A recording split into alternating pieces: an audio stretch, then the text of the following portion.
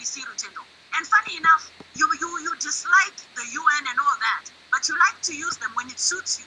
And you like to use those bodies when it suits your narrative. But you come here and say, hey, my sanctions, hey, I'm a sovereignty, whatever advocate of Zimbabwe, let's sovereignty. But you like to use those same people as examples here. It makes absolutely no sense whatsoever. So let's get down to the cracks of the matter. And we don't need lecturing here. Atina kuya for lecture. Waona tichitamba panapa zvakanaka. Waona tichitaura vanhu vachipama submissions. Do not deter us at kutaura zvesanction pano Rutendo. And I'll tell you that point blank. But why is it my submission to block?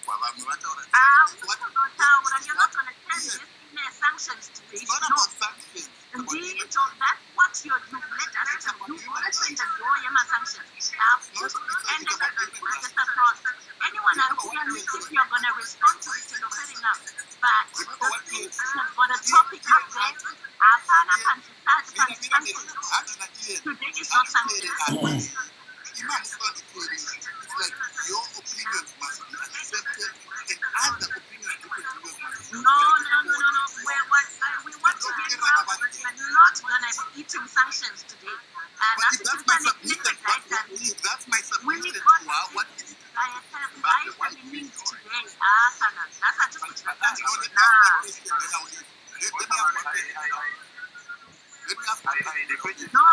Sister Salani. Yes. The problem is, Rutendo, one second. The problem with you won't land. Instead of maybe discuss or maybe deliberate on the topic, you spend a lot of time talking about the sanction. You were supposed to talk about the topic. Then but to me, I made the connection between the topic and what we talk about. There is no connection. Hold on. Let me tell you, you know why I'm not landing? I'm not landing. You keep interrupting me. I would have landed a long time ago. But the problem is, you want to stop my argument. You want not my argument not to be heard. If I tell you to stick to the topic, I'm the host of the space. So I got the prerogative to put you back to what you put out. So don't try to act like we're stopping you from talking. What was the topic? We are not, is it not written up there?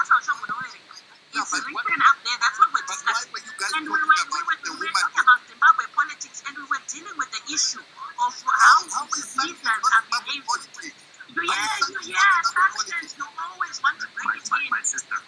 My sister, you see, Rutendo, if we rewind time, we can all objectively remember where the wheels fell off. The wheels fell off when you said, and I quote, when you said that Salani is mischaracterizing what you are saying. And in context of, and I'll remind you, what she had said, we are sanctions. Dopa wataura sanctions acho, dopa what were mischaracterized, which was not correct. That's where the wheels went off. Everything else after that. Explain to me, how are sanctions not a part of the political discussion in Zimbabwe, number one? Number two, they are. Rutendo, Hold on. How is the issue of human rights not the most important issue in Zimbabwe before we go to anything else? And if the biggest human rights violation in Zimbabwe is sanctions, how do we divorce our discussion of politics and human rights from sanctions? If the human rights abuse to who? Human rights abuse to never But what does the UN say? What does the UN Human Rights Council say? That's why I said let's not use our opinions. Let's look at what the body that is responsible for human rights says. Yeah, okay, we agree. What is depriving people watching? Rutendo, I will come.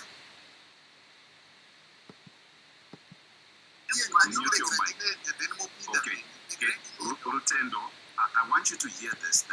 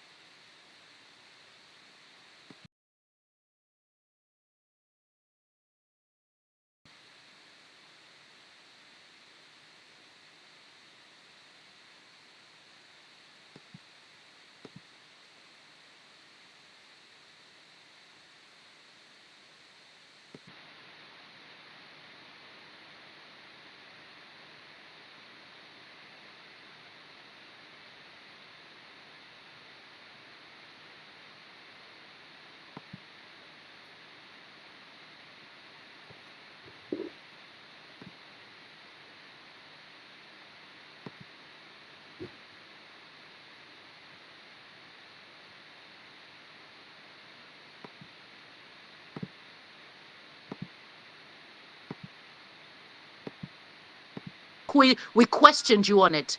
You know, unlike other people who listen to you on and on, we actually said, Iowa, come back to the topic. That doesn't mean we didn't want to hear you. If anything, I look forward to you coming on Spaces, but what I do not like is when you try to belittle the efforts, the little time that I can put towards something that I'm passionate about, which is about Zimbabwean issues, and then make me feel as if like Ndirukuto create a problem for people. So choose your words very carefully. If you feel you want to criticize the space, see yourself out. Simple and straightforward. I will not be entertaining that. Salani, you're the one who called me to come here. Now you are saying Called all you these to things. come Does here. that What even make sense? DM Iripo. I never called you. I sent you a link ages ago for my 12.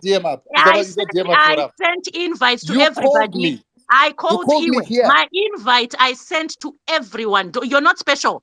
So don't try to make it seem like there's something here. I sent if I open a space, when I open a space, inondipa a thing you can't invite. Your name happened to be there. And that invite was maskati tichitaura now dzangwai maneru.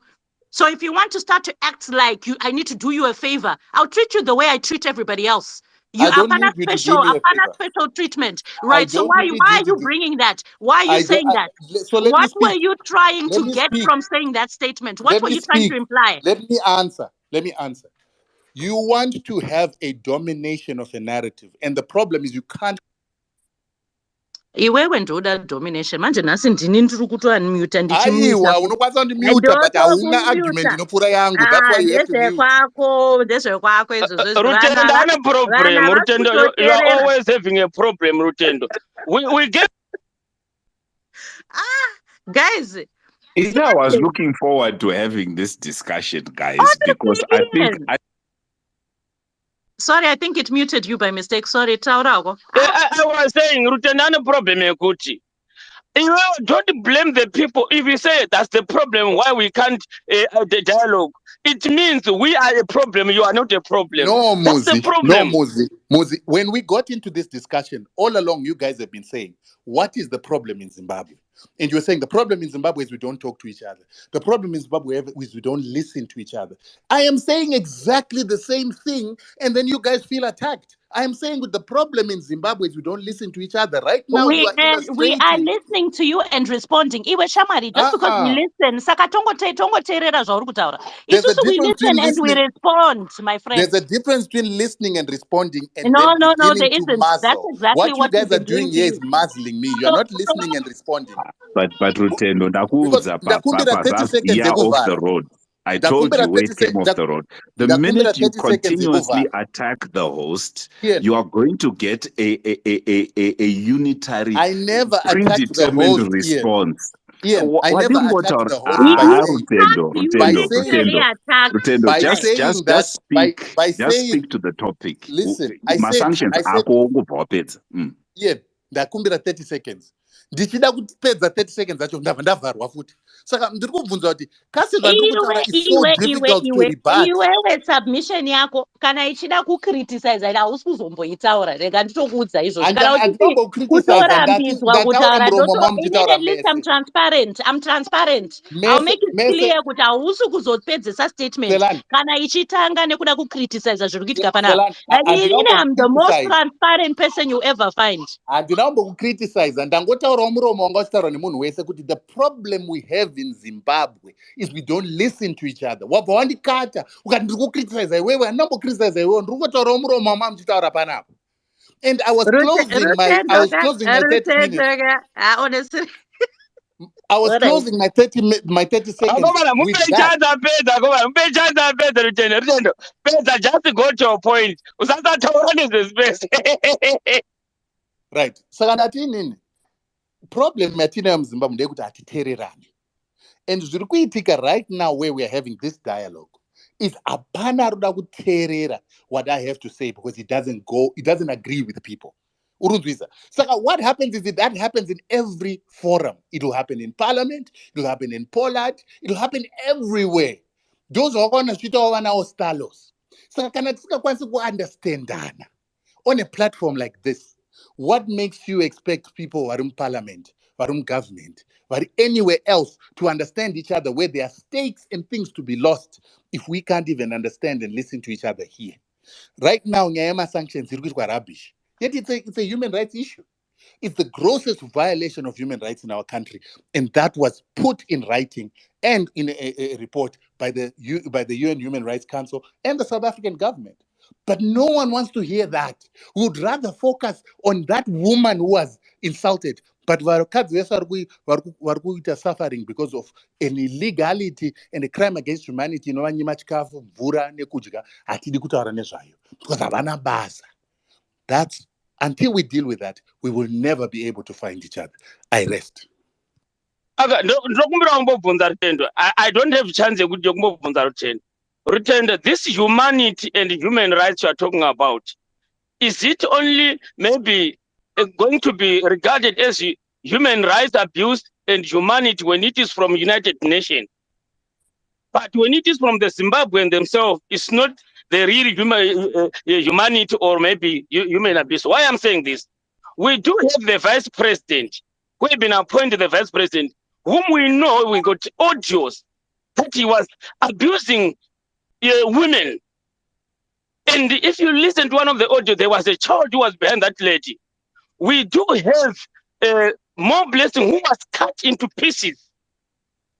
And the president of the nation, not the president of ZANU-PF, of the nation, he didn't even utter a word since today about that. Where is the humanity coming? Is it going to be humanity when it is from United Nations? Or maybe if it's from the Zimbabwean? We do have people who are being removed from their land because the Chinese need to, maybe they've got an agreement to get those land. And those people, some of them, they don't even give them the place where to live before they remove them. Is that the humanity? So we don't want to say it's only humanity or human abuse when it is from United Nations. If our own black people, our own leaders are doing something that is wrong, we must say this is the human rights abuse. We must say this is not what we regard as good humanity. I want you to explain that. How do you take this topic? Because I don't want to go to sanction, because you mix the sanction and humanity. Is the only humanity that you consider is from the United Nations report, or human abuse is from the United Nations report after there are some sanctions, or the killing? We do have a person who was brutal murdered daylight during the campaign. You know that even the brain was coming out, gushing out of the skull. But it's not human rights abuse. It's only human rights abuse when it is coming from the United Nations. Can you answer that? Am I allowed to answer or? Rutendo, 1 minute respond. Mira Castro, let me just answer so that at least it doesn't seem like the good teaser question here. Reason why we say that human rights violations should not be determined by individual sense of judgment. It must be tried by due process. It's so that we don't reach to conclusions that it's a human rights violation when in reality it was a crime done by an individual upon an individual and not a system or a government upon its people. So more blessing. Manzwiro edu ndekuti akaurayiwa nemunhu anga ari really mu relationship naye. And until that has been disputed, to show us that there was a government or a system or a political party that sanctioned a killing, it cannot be called a human rights violation. It is a crime perpetuated by an individual on another individual. That can be a violation of human rights, but it's not a systemic violation of human rights by a government. Number two, mkomana kudona apa ma elections apa. Anonzi akadona akatsikwa nerori. Vari kutemana nevanhu nematombo vanhu veZANU-PF vanga vari kuinsultwa nemunhu anga ari murori. Until that has been proved kuti ZANU-PF sanctioned its people to go and take that guy achiswa pasi perori and then kuti atsikwe nerori, therefore it was a human rights violation. It's very difficult to say mob or a gang of people vakatanga vakarwisana because of a systematic human rights violation sanctioned by the government of Zimbabwe or ZANU-PF. Saka zvatinoita muZimbabwe is we tend to conflate the two. Vanhu vakarwisana vakaurayana tinoti ZANU-PF. But yet in South Africa, guys, every single day. Politicians are killed, 3 every month. But you never hear it since the South African government that is causing those systematic deaths and assassinations of politicians. Isusuma Zimbabweans, why can't we separate the two? Why can't we separate where a government is abusing human rights, like a system of America abusing Zimbabwean human rights, and individuals who are urayana nekuitirana crimes? So, You want me to answer? Where a government, though, systematically does something to abuse human rights, pamamisha avo. Government yedu kana iri kuita basa rekubvisa vanhu pamamisha pavo, vasingaite follow the processes and systems of compensation, of consultation with those people, of giving them an alternative place where they're going to stay and compensating them and following the law. Yes, that is a human rights violation. But kana maitona human rights violation is endai munomangara mumakoti kana zvaramba mumakoti titorai makoti judgment akaitwa against you angasiri fair. Take it to the African Court of Human Rights. Kwakaenda mukadzi akarambidzwa kucontesta my-elections mu Rwanda. A woman was barred from participating in elections in Rwanda. Do you know what she did? She went to the UN Human Rights Council, to the African Court of Human Rights and People's Rights. She won. That court instructed that she must be removed from prison. The same thing can be done for job seekers. The same thing can be done for anything that you feel is not being done fairly in Zimbabwe. You can approach the African Court of Human Rights, and if need be, you can actually take it to the UN Human Rights Council, and it will make a determination. But don't use your opinion to try and determine legal positions. Yeah, can I just come in there since we have now gone the legal route? The reality, Rutendo, is that when you try to associate events and disengage them from a systemic process, it becomes not only distant from factual and lived reality, it also becomes a little bit of a stretch of belief. So let's park on the job seeker issue from a legal perspective. Now, you claim that the abuse of human rights is not something that is perpetuated by the government in question. However, one, the government in question is custodian of the 2013 constitution that we put in place, yet they jail Job on a subservient codification of crime that is inconsistent with the same constitution that the government is supposed to be the ultimate custodian thereof. So here's the principle when we say that government is behind it and it's systemic, is when the government itself has written down on black and white and signed that these are the enshrined human rights that we as a country, as a society, protect. And they themselves, who are purported to be the ultimate guardians and vanguard of these very sacrosanct, values and rights, are the ones themselves that use it to bully and persecute political opponents. So why has Job, not from a government perspective, been guaranteed his constitutional rights? Why have Zimbabweans not been given, from government's perspective, their constitutional right to gather, to have freedom of speech, to protest peacefully? All of these things that every lived Zimbabwean's experience is inconsistent with your categorization that the problem is solely and only sanctions that are the heart and the center of human rights abuses in Zimbabwe. And my contention is simply this: our rights are guaranteed within the constitution, for which the government is the primary and ultimate custodian of which. Instead, what we see in the lived reality of Zimbabwe is quite to the contrary of that. So it's a very disingenuous deflection to say that our biggest problem yatinayo ndeyekuti Job Sikala does not have his human rights because of sanctions, that Jacob Mgarivume does not have his right to bail and to a hearing because it is sanctions. This is how do I call it? Now I'll characterize it so you can say I've mischaracterized you. This is what we call spin doctoring. And perhaps this is why sometimes we fail to see eye to eye, because we don't want to get to the crux kusimbi epanjanji, because sometimes that simbi is not comfortable to discuss. Saka pane I'm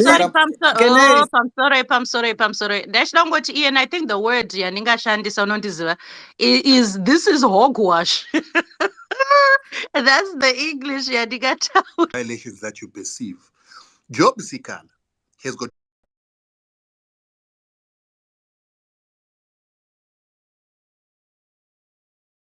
public violence.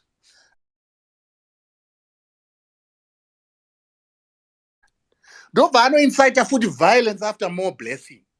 Van Wakapis understands the limitations of his rights, that they cannot go and infringe on other people's rights. He cannot incite violence to cause people to kill people or to damage property. So, ears names are a danger to the public, because Arkutakapuwa bail. Arkwenda chinoparamosha kunzoko. Arkwenda chinoincite violence kunzoko. Arkwenda chinointimidate my witnesses panzapo. That in any country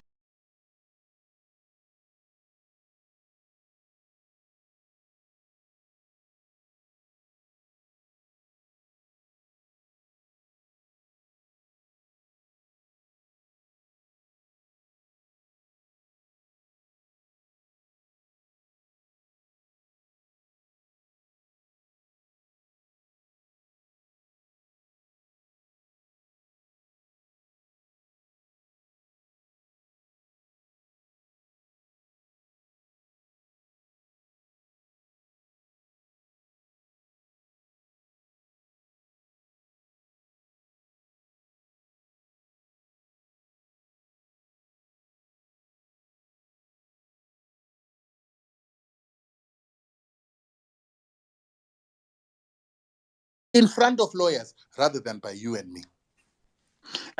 So good, you've mentioned that. So here's where again your argument then perhaps becomes, how do I call it, one-sided and quite factually disingenuous. You started off by saying there is no one who should lawfully impose sanctions on anyone without giving them the very fundamental principle at law, which is the right to justice. In other words, the right to stand in front of your accusers, to defend yourself, to cross-examine and to interrogate evidence.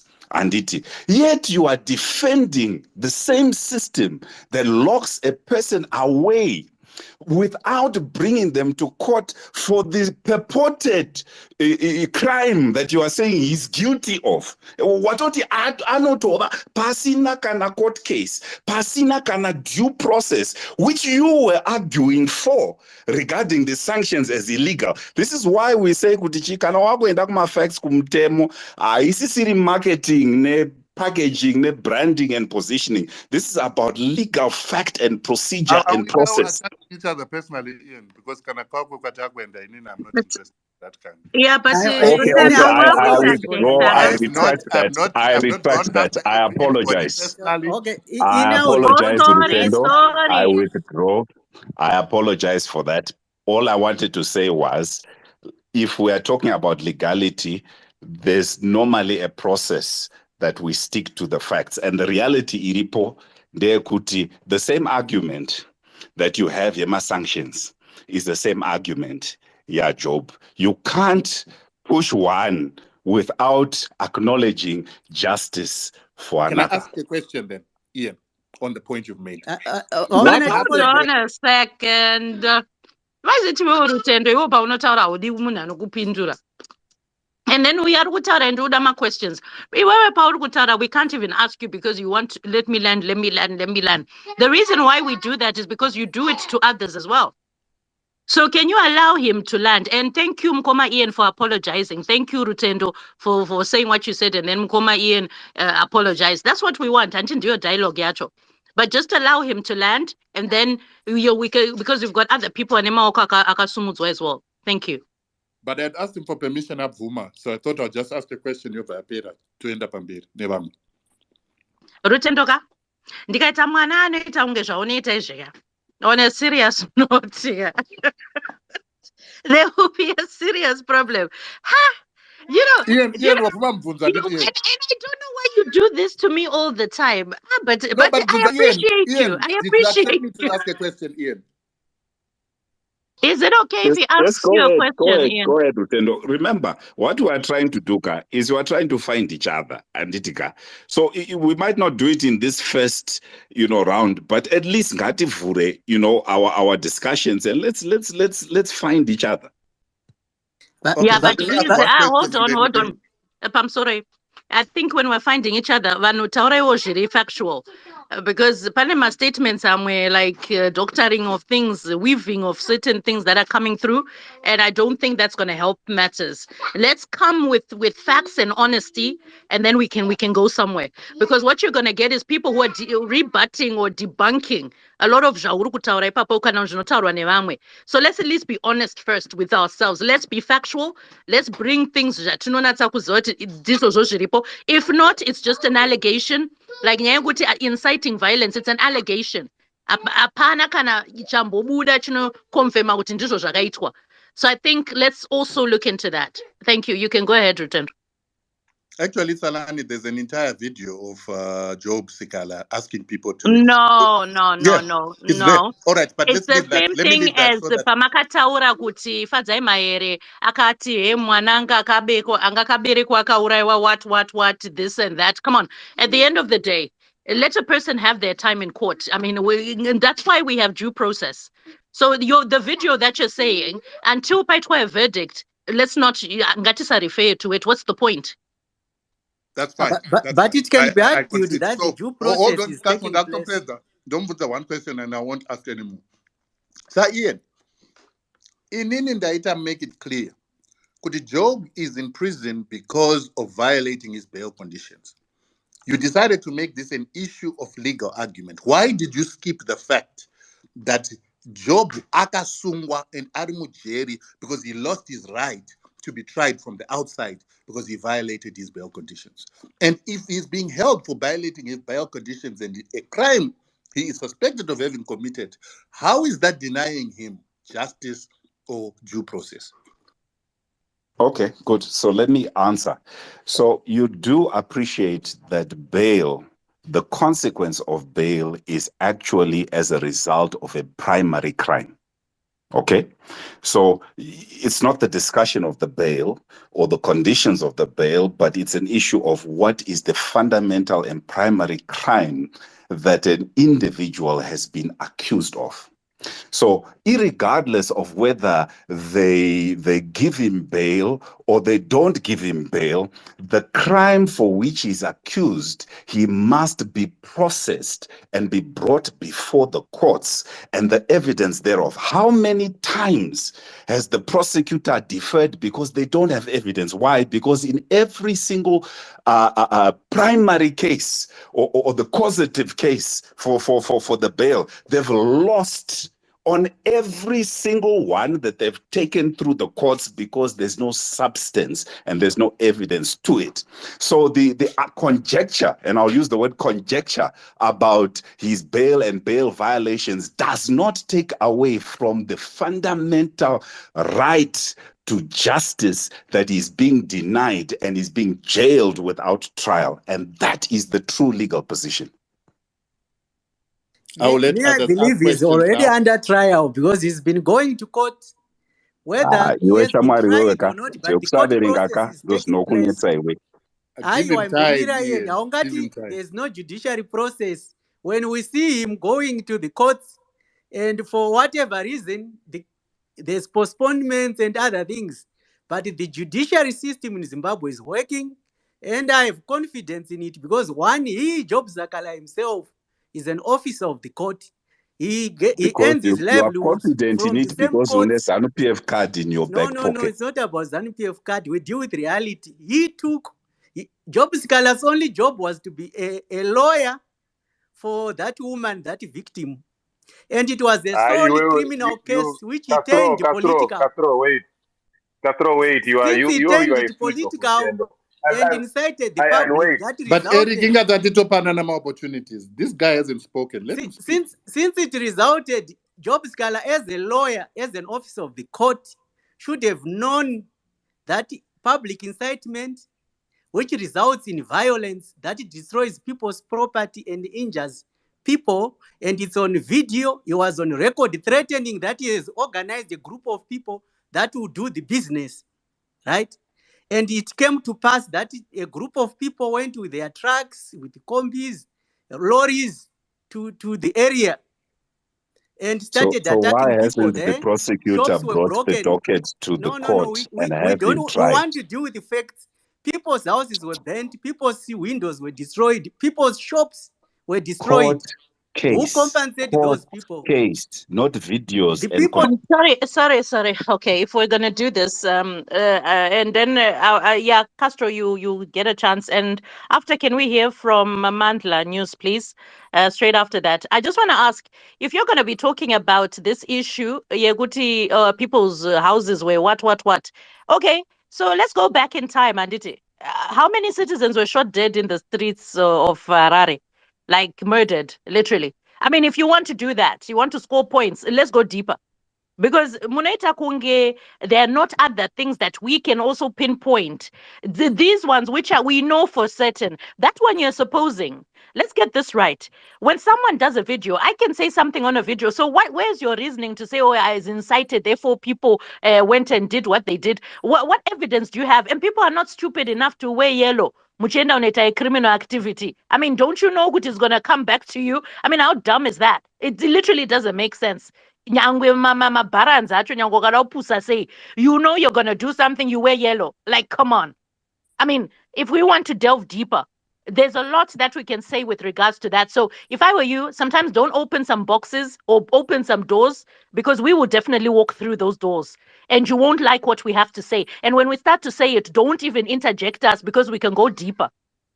But call them what they are, violent protesters. The truth is, it's okay if we to go to any incidents. It's okay for anyone to say let's go deep, because Castro.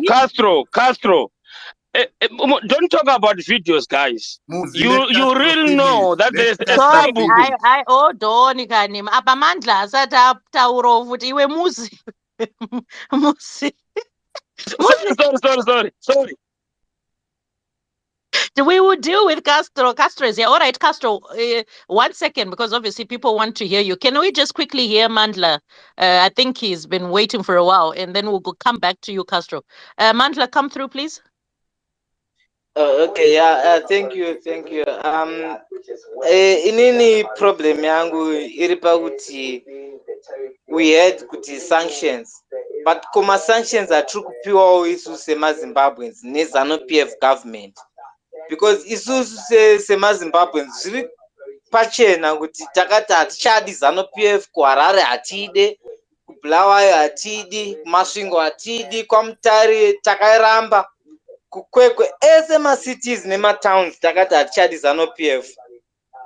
Right now we have more refugees coming out of Zimbabwe in foreign lands, more than we are more than during the time of the liberation struggle during Smith's regime. It's sanctions. We are getting sanctions from ZANU-PF. Munarugisa ma sanctions is ZANU-PF. Takaramba ZANU-PF. We don't want ZANU-PF. Ivava varikutaura veZANU-PF vakawina kupi kumamisha. Kune vanhu vakadzidza here vanhu vari kumamisha. Do they know what they are doing? Vari kutya kana kuti they are being forced kuti zvavasingadeni. all those things zvingori pachena kune munhu ane pfungwa dzakakwana kuti zviri kuitika muzimbabwe hazvina kumira musha.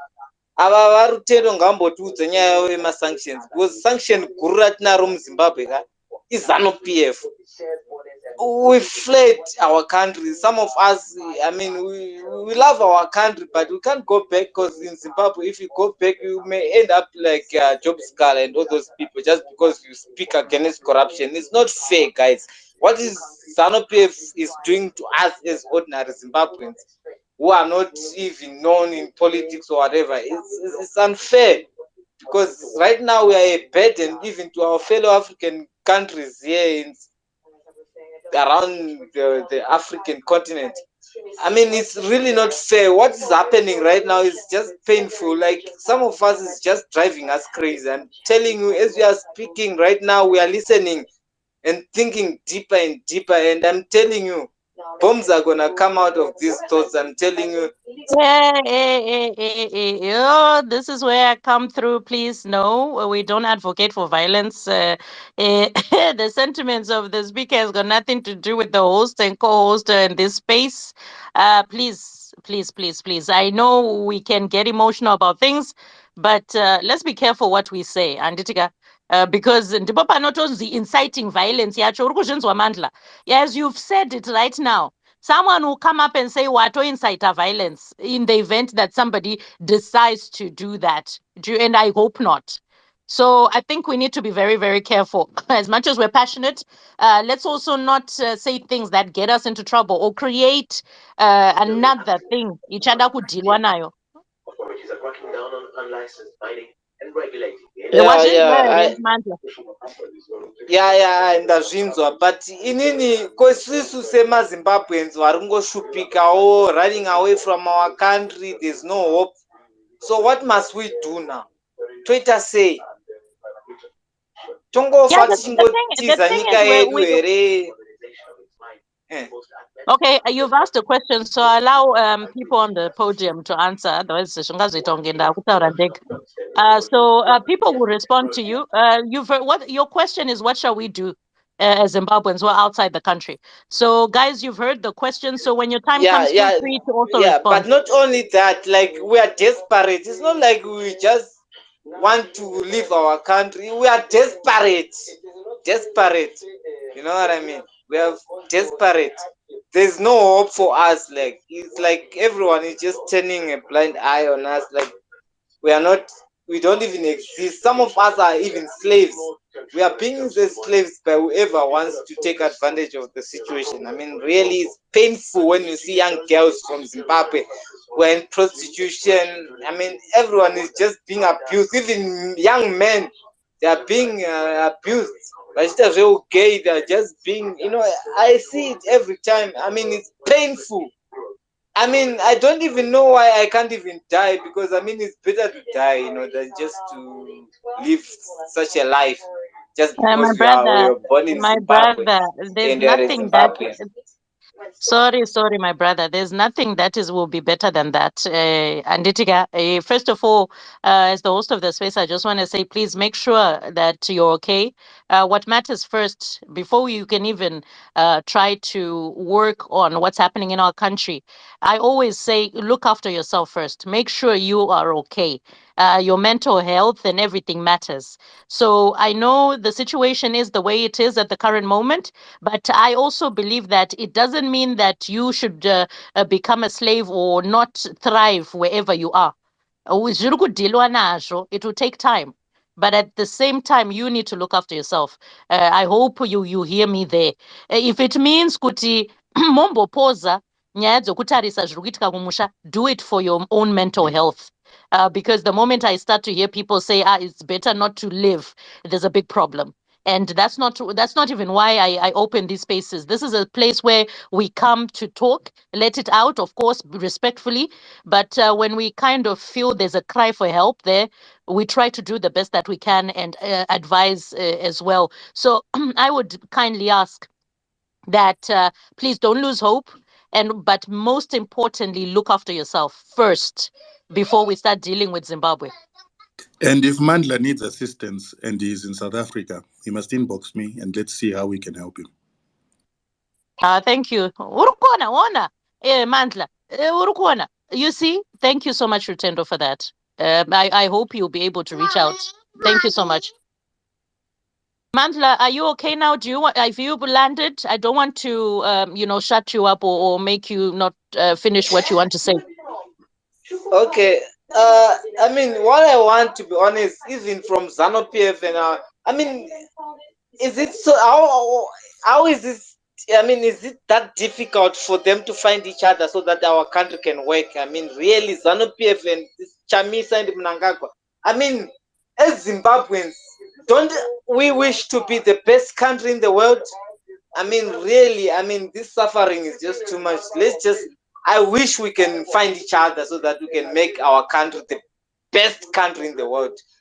What's so difficult about that? I mean, that's what I can just say for now, because I don't understand what's going on, really. Also, I don't understand what's going on. But I'm tired of the suffering that we are going through as Zimbabweans, you know. Where are you? Thank you. Where are Are you, you Mandla? working are you Where are in you? Joburg? Are you working? You know what? I don't really want to talk about myself, because you know what? I don't trust anyone out there, because you know there are vouchers and all those people No, that no, are no. always up to no You know, good. as people, we should, you know, go beyond that. You know, diaspora. I understand it's not easy. I even worked for $5 when I went to diaspora. You know, so I understand it's not easy. But if you have some construction experience and you are in Joburg, you might give me a little shout. You know, inbox or something. Yeah, Um, and can we talk a bit about that, please? Because I think Professor Feresu and my co-host there will remember Nana Anotida and Eric, that we've spoken about this before, where we like some people, we miss out on opportunities or something that can help you because of these political jackets. You end up saying, okay, I can't trust. Saka uja trust ani na iya mayangu. Like who's gonna help it? But because you're like, I know if voucher, I was that what should I use for my skin? We are having discussions my background, but it's like people you want to be no.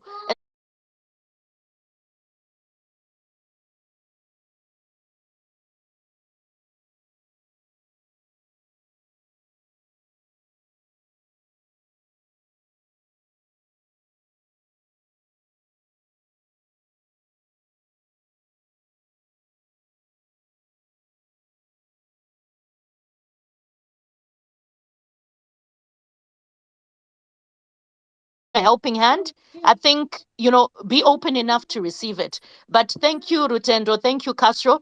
It's up to the gentleman. There's nothing more we can do after that. Boss Alan, you can also contact me. I'm a pastor, so you must not be scared. You must also contact me as well. I'm also in South Africa, so you can inbox me. Then we can talk, and I can see what I can do as well tomorrow morning. Thank you so much. Thank you so much, gentlemen. Honestly, this is what I've always wanted this space to be about. But yeah, it's up to him now. Thank you so much for that. Yeah, you know what? I really appreciate the help and all that. But to be honest, my biggest wish is to be able to go back to Zimbabwe, because I've said a lot of things about ZANU-PF, and you know I was, you know, threatening them and saying all these things that are bad, but my biggest fear is not being able to go back home to Zimbabwe. You know, that's my country. I love my country. Now I can see we cannot trust politicians. I mean, we don't even know what's going on with these politicians, some of them. But the my biggest worry is not being able to go back home, because I believe that there's something that I can do for my own country. I really don't believe in handouts and things like that, because I think I've got brains and ideas that can help even the country, so that we can stand on our feet as black people, as Zimbabweans. We shouldn't be looking for handouts. I think we are educated enough to even extract Yeah, our sorry. minerals and My develop them brother. to where we Sorry, want sorry. us to be. My brother. I don't think there were handouts. I think it's support. There's a difference. Handout. I think. Okay, we hear you, Tajinzwa, because I think yeah, we might lose sight of what people the gentlemen were trying to do there. I don't think they were in any way trying to make you feel like you don't know what you're doing or you're silly. But I think once in a while, some people need a lift. That helping hand. Jesus does not come as he is. He uses people in different. Oh, sorry, baby.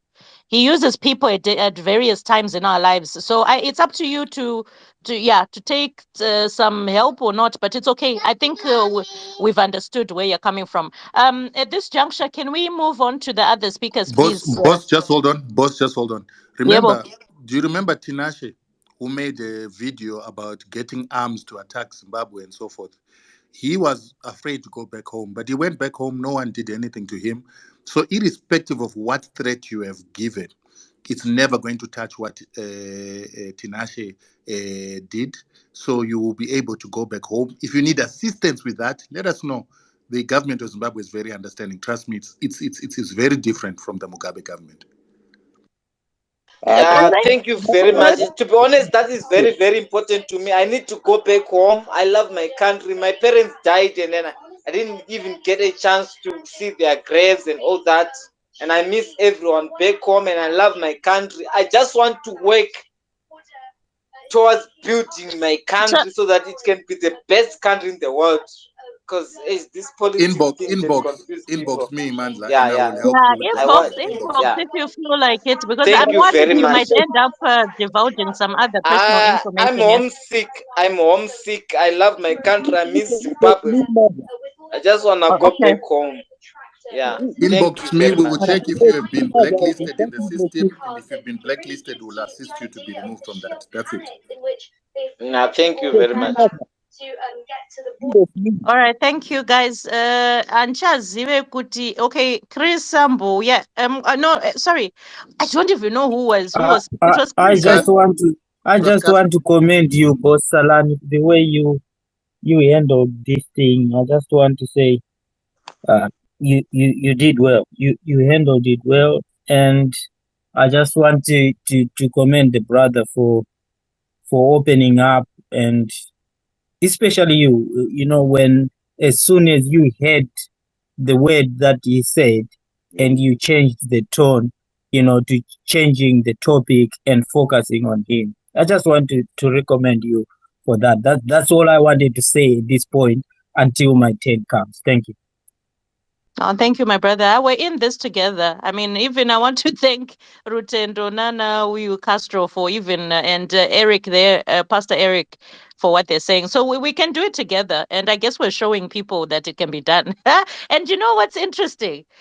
At one point, right, when I was having a go at Rutendo, I think some people would be like, but look at us now, you know? Look at us now, talking nicely, hearing each other out. I mean, it's not going to be easy, but we'll get there. And apana grudge.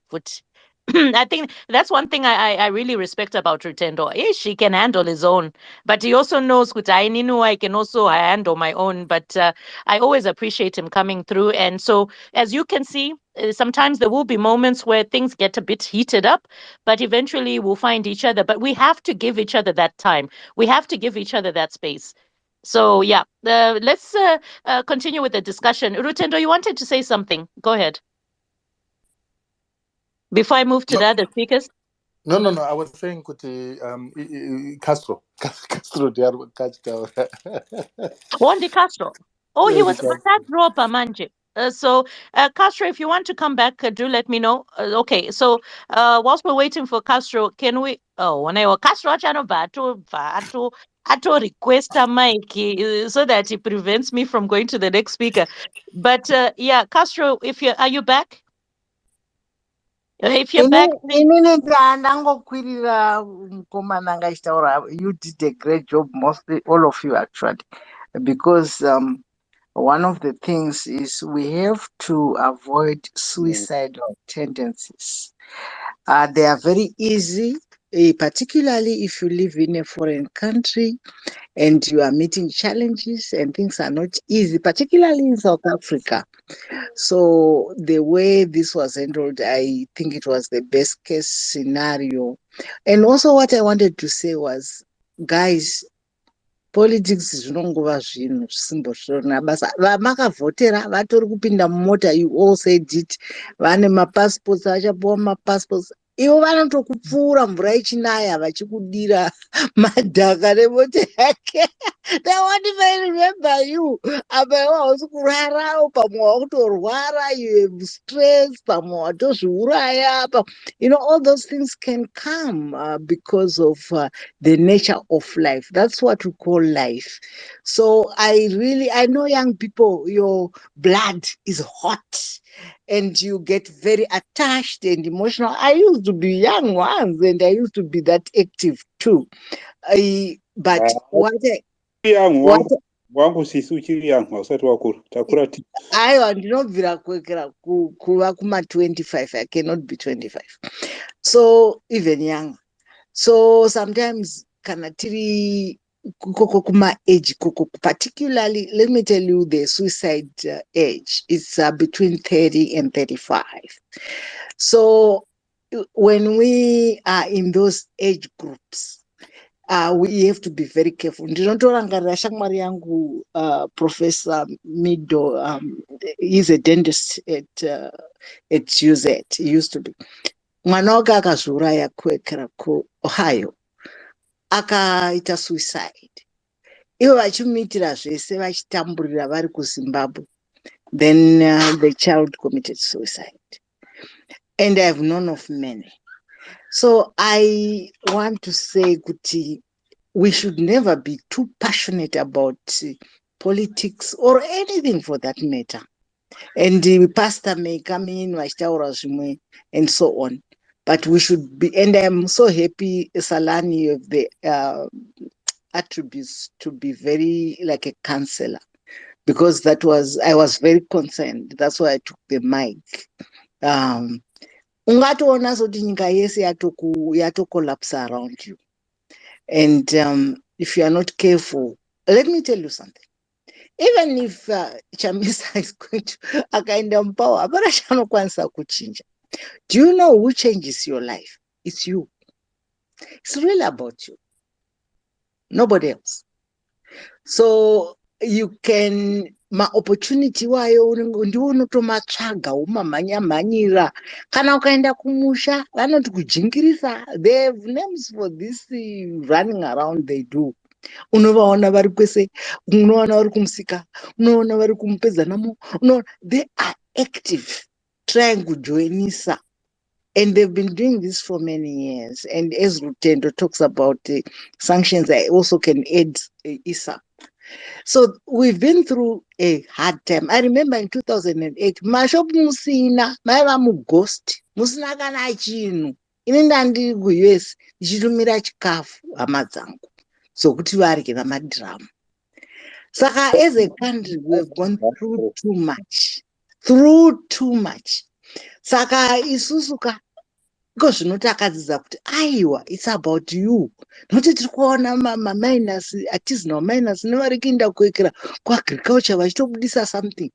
Saka rather, let's think about what can we do, and think about opportunities. How can the zvachitaura Salani kuti tinogona kuonawo here president, how can things be fair so we can access things? What can we do? Those kinds of things. It's okay to talk about what's going on and what that's how we can also heal and move forward.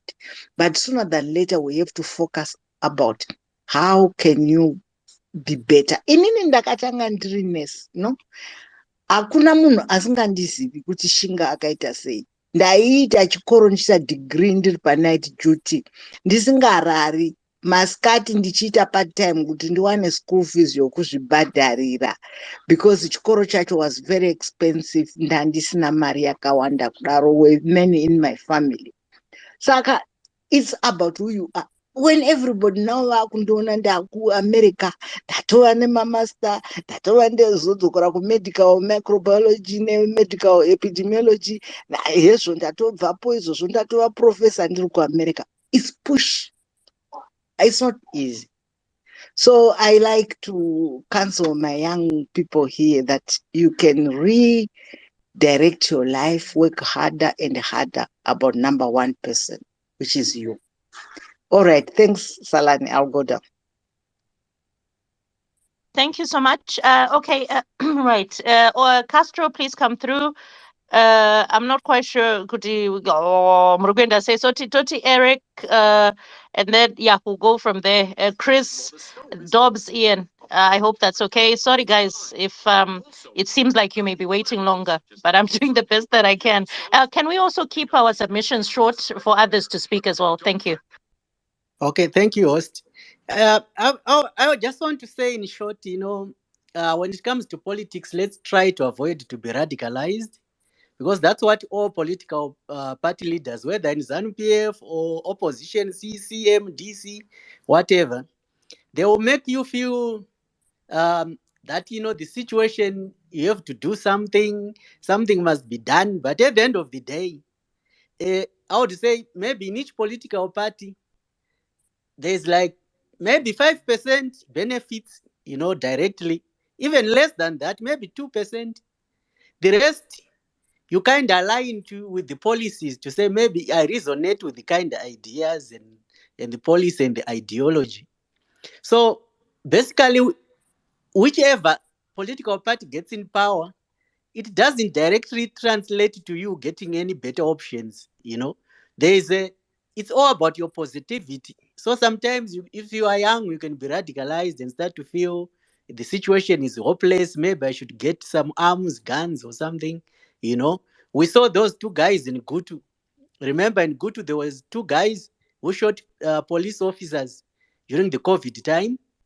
And then the soldiers followed them and shot them, right? And it was a waste of life, right? It has never happened before in Zimbabwe that two individuals go into a police station for whatever reason and shoot at police officers, a soldier and a police guy. A soldier was killed, a police officer was injured, and they took the weapons and they started walking in a good area. And then the commando tracking team followed them and finally caught up with them and shoot them in a firefight. And no one really knows, like, if it was politically or not politically motivated or not. So, but their cell phones were, they didn't have contacts in there, so it leaves a lot to think about it. There was not much information in their phones. So young people must be careful of radicalization and being used. The politicians will enjoy life. Right now, if you are a Chamisa supporter, is going to receive political parties finance, and in his organization, he doesn't have a lot of people to share with, because I don't know if he's got the structures or not. If he doesn't have, he gets 100% money into his bank account, then he decides who to give a little bit. Iwewe hauna chaunowana. Same kana uri wokuzani koko vane political funds havachawana, vanogara kuhead office ndo vanowanawo. Iwo hako uri pasi, you are supporting. So don't be too radical to do stupid things in life or to feel helpless. Tinonorima hedu chibage, tinorima matomati, macabbage, toita mari yedu. That's what is important in life. It's not big things. The small things are important. So when anyone starts to lose hope, just know the small things matter. You can still go home. Don't stay away. When you miss home, go home. Whatever it is. If you have not done anything wrong, you might sometimes you get frustrated. You must space muno post things really sensitive. But if you have not actually committed any crime, you miss your parents, go home. We all make mistakes. We all get sometimes a little radicalized, but it's all good. That's what I just want to say. When you're abroad, life is not easy. But if you are in South Africa and you see life not working, Please, there's no place like go home, go home. You know, it's not so bad. I know people were traumatized 2008. Even my own relatives were traumatized, but I had to convince them. Zvakasotambotaura kuti vanhu keep it short so that you can make Okay, room, but okay, yo, thank you. So I'm going down. I'm just saying, if you're in South Africa and things are iwe not working, wamboenda go home here. Are you home yourself before you land? Uri kumba here iwe? aindoenda ndichidzoka hangu ka. Yeah, no, But thank you for that. And I think something that I heard when you were talking there is I think people should also take responsibility for their actions. That's another thing. Kana uchizoti pane zvawakamboita, I mean, own it. Do you know what I mean? And then, we move forward. So I kind of feel it's very important for people to get to a point of doing that. But guys, please, I hope you remember the order. Please, next speaker, go ahead. Okay, yeah, thanks, Doc Bosalan, and also Doc Perez. So thank you so much. I think what she said was quite profound in terms of mental health issues. It's actually a very huge issue and a sensitive area these days, and we really need to be very sensitive. And we pray also that this young man, Mandla, you reach out to Rutendo, you reach out to Castro, and you also reach out to me. It's very important. We don't want to lose a life. We are all Zimbabweans. I always say that we are all Zimbabweans before we are CCC or we are ZANU-PF. The most important thing is to understand that all of us, we are Zimbabweans and we love our country. The reason why we are on this platform is simply because we love our country. But my concern, my colleagues, is I've got a very huge concern. The concern that I have is about Zimbabwe because we are more kind of coming or becoming or a full-fledged we are becoming a full-fledged neoliberal neoliberal country where you can see that even our politicians, they promote neoliberalism. When I'm saying neoliberalism, what am I saying? I think the recent these are facts. Even when the husband of Bona, when he was claiming whatever that he was claiming, you could see the possessions that these politicians have.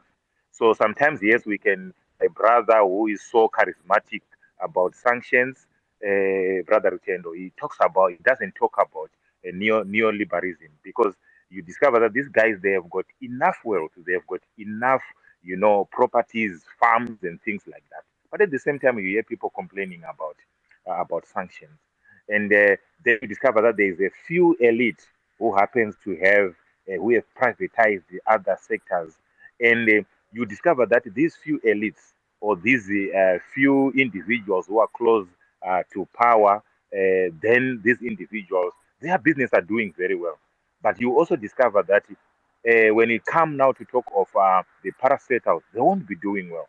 So then we discover that now we have got a huge problem because if the parastatals are not doing well, then they won't be able to subsidize other commodities. It's just, for example, if you can say that, okay, we need a subsidy for electricity, we need a subsidy for fuel, but because everything has been privatized, then it becomes a huge problem. So we have got this issue of these Chinese who are doing whatever that they want. You can even see some on videos which have been spoken about. But anyway, because it's a video, we cannot actually put all our facts on it and say, okay, it really happened. But I think there have been quite a number of complaints about the Chinese abusing our own Zimbabweans. And I think it has been tolerated by our own politicians. We have never heard a single voice from our politicians, or even for that matter from the government. And to that, it leaves a very huge question to say, what is it that Zimbabweans need to do in order for them to have full sovereignty? Because my brother is supposed to have sovereignty. That okay, Zimbabwe has to be is a sovereign country. But how are Zimbabweans going to enjoy their country? One of the things that I want to tell you, Bosalan, which I hate the most, and I'm glad because I'm leaving South Africa now. But one thing that I hate is when I'm going to Zimbabwe. Tomorrow I'll be driving to Zimbabwe. I will be stopped. I will be asked the silly questions. So I remember the last time when I was driving, and I was told that the papers that I got them under the tree. But I got them through the very same end to the same border. When I'm in South Africa, I drive. Today I drove. I was in Swaziland. I went to Mbabane. I came back, and I was never stopped. But the moment that I cross the border, then I have a problem. I'll be stopped and I'll be asked the questions, sometimes unnecessary questions. Someone will check will even open the first page of my passport. Then you begin to wonder what's really happening. What kind of a world are we in? So these are the issues that really concerns me, because I'll be asking myself, and like here in South Africa, you can do business very well, and you won't have a real problem. We actually run a business that I run with my wife. We don't have a problem with anyone. But whenever you try to do something, I was on another platform with Finance when you're talking about investing, back home and things like that. The most frustration that you have is there's so many things that you is required of you in order for you to establish something. Or sometimes when you want to establish something, then someone, or maybe 15 people, they need a bribe for you in order for them to just give you a sort of a certificate or something like that. So you struggle to operate, you struggle to function, and at the same time, I understand that when you are not, more especially when you're not on the ground, because some of us, we are not 100% in Zimbabwe on the ground. I have a brother who's doing very well in his farm. His farm is doing very well, but he has to do a lot of shenanigans in order for him to reach that level. And I'm not designed that way. I'm not wired in that way.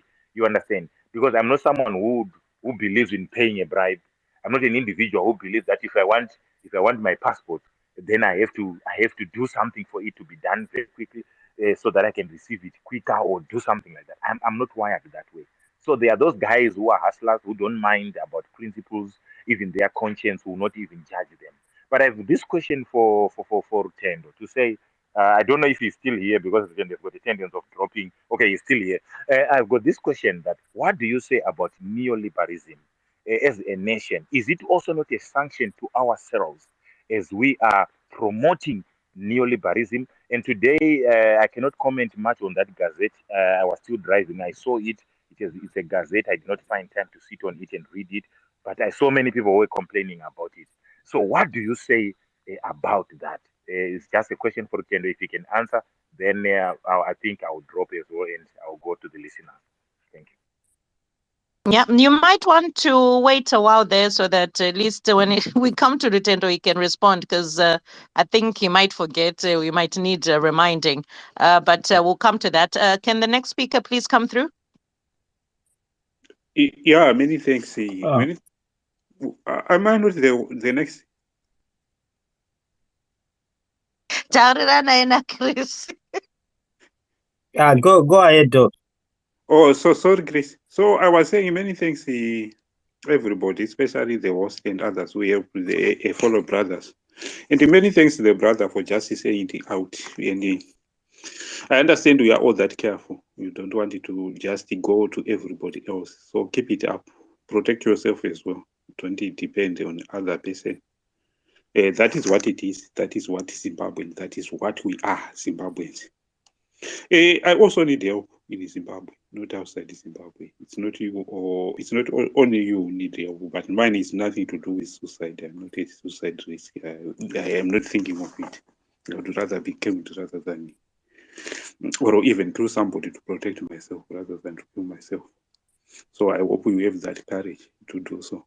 The issue of what have been said by Reverend, I think was very important, because that is what I was trying to think about. Because I always think about the future of parastatals the way they were before. And I've engaged with a lot of people who have benefited from the parastatal. Say, what is the future of the parastatal? And I try to understand it from the executive point of view. I'm failing to understand with that Mutapa investment fund, which is not under scrutiny to anybody, which is a bit secret. So I don't know whether we say it is neoliberalism, is that word correct? Or pamwe pane zvevene, and we have to accept kuti pane zvevene, we are not equal in Zimbabwe. So if people see kuti vamwe vakaita sana Jonas, they went and made it and they were forgiven, don't take them as an example, because pane vamwe vakatoenda vakasati were forgiven. And they were trapped by some of us in spaces, and they were never forgiven. One of them who have trapped other people to go in that way is the well-known Zimbabwe person, that Twitter account. I don't want to go into it. It's a story for another day. So I just want people to be a bit careful. So that issue of the type of investment which is happening to Zimbabwe, it's just open for few individuals and closed for the rest of us. That is where we have a cry about it, to say why, before we even talk about sanctions. And the issue of how the government reacted to sanctions, to say, there are just a few individuals, the country is not a sanction, and a few entities. At times, we become hopeless to know what is actually happening when they say when the government itself is saying that there are just a few individuals and a few entities, and even say even the Reserve Bank is not on sanction, something which at times we end up not knowing to say what Rutendo is saying and what the government is saying, to understand it, to link the two. We understand it to say it's an activist, it's not a government employee or whatever. We respect him as that, and we are not saying he must stop, because we want everybody to exercise his or her own rights without hindrance. But where we don't understand, we have to pose some question. We have all those issues to say we can help each other abroad, but inside Zimbabwe, we can't see ourselves helping each other. We are always attacking each other inside Zimbabwe. Zimbabwe is not attractive for us to live at the moment. That is why you see the number of people who are living is a bit more than the number of people who are coming to live in Zimbabwe or returning to live in Zimbabwe. So we need to correct that, to make sure that Zimbabwe itself be attractive to live, be attractive to invest. And we talk of a lot about engaging and re-engagement. What is, we are not engaging ourselves in a positive manner. We are just protective to say whatever one says, we find somebody to blame among us instead of just correct the system and move on. I understand a lot if people saying, kuna munhu asingatadzi, there's nobody who doesn't make mistake. We wanted them to pinpoint to say this is actually the mistake which must be corrected. And at the times we struggle to say so, because those people are really protected. The moment we said so, we are now rubbing feathers with one of our brothers, even if it is at space or whatever. Then we, even some organization, I've tried to understand the work of Gender Commission, to say those, but I understand their package, to say they are paid like High Court judges, but they are doing nothing. Peace and Reconciliation Commission, I did not understand their work and what they've done, but I understand their package. And those people are the people who are benefiting from the so-called housing loan, getting about $500,000. So we need to correct all these things, to say we don't have money. While these people like that are just given those loans as much as $500,000, to say it's your housing loan. It's too much, because even for business loans, we are struggling to get that amount as a business loan itself, where you are going to repay. Those ones we don't understand, to say if somebody is 70 and is getting something like $500,000, and then we analyze the salary to say yes, we're left with 4 years to work, and the salary is not even worth that, to say how are they saying that he's going to pay back? Is it really a loan or whatever? But those ones are from the Reserve Bank, from taxpayers' money. We need it to be analyzed correctly so that we can understand where money is going, where the leakage itself is, because we might end up just blaming sanctions, because I understand nobody wanted to step to take any step to correct the sanction issue, to say those who have sanctioned, they were saying it's not affecting everybody, that few individuals, few entities. Then when you go to those ones who those ones who can, if we even encourage the government to act to so that sanction can be removed, they said no, we don't want it, we just want it to be removed unconditional. So we have a problem here, to say some of us have just say, let's leave the issue of sanction and see whatever we have to say is used correctly, so that all of us can benefit, rather than what is on the ground, to say somebody mentioned this, or somebody having a lot of farms with title deeds, and the rest, they are always facing threat to say if we vote otherwise, the land is you will be removed from your farm. And some of us, we are even being forced to move away from our villages. So we need all these issues to be corrected before people say, I will just say, it's safe to return to Zimbabwe. And how can it be safe when, while I don't have anywhere to stay when I'm being removed from my village, which is my ancestral land, the land which we have fought for? Then I'm saying, you move away because an investor is coming, and I'm not benefiting from that investment. It's something which we need to analyze so that all these things can be corrected. Thanks a lot, everybody. Let me just give others a chance.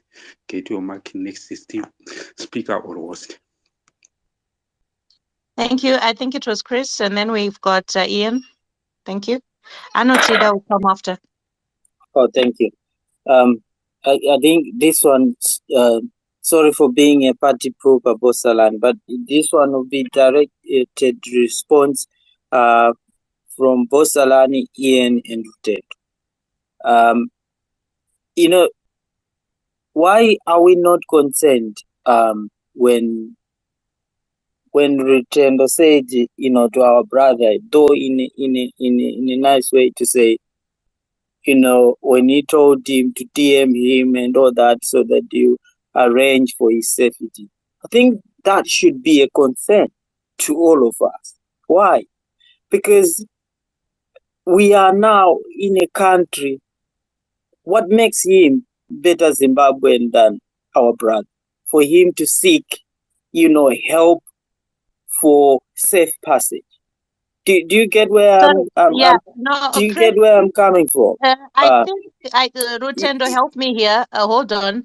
I think the reason why Rutendo ended up saying that is because the brother mentioned that he's done some things, like as if to say, pane ma attacks, what. So I believe in I'll let you respond. This is directed to you to later on respond. But hold on. Rutendo uripo here. Rutendo. Then they will respond later on so that I don't lose where I'm going. In that way, I understand. But that should be, like what you said perfectly, to say there are consequences for breaking the law.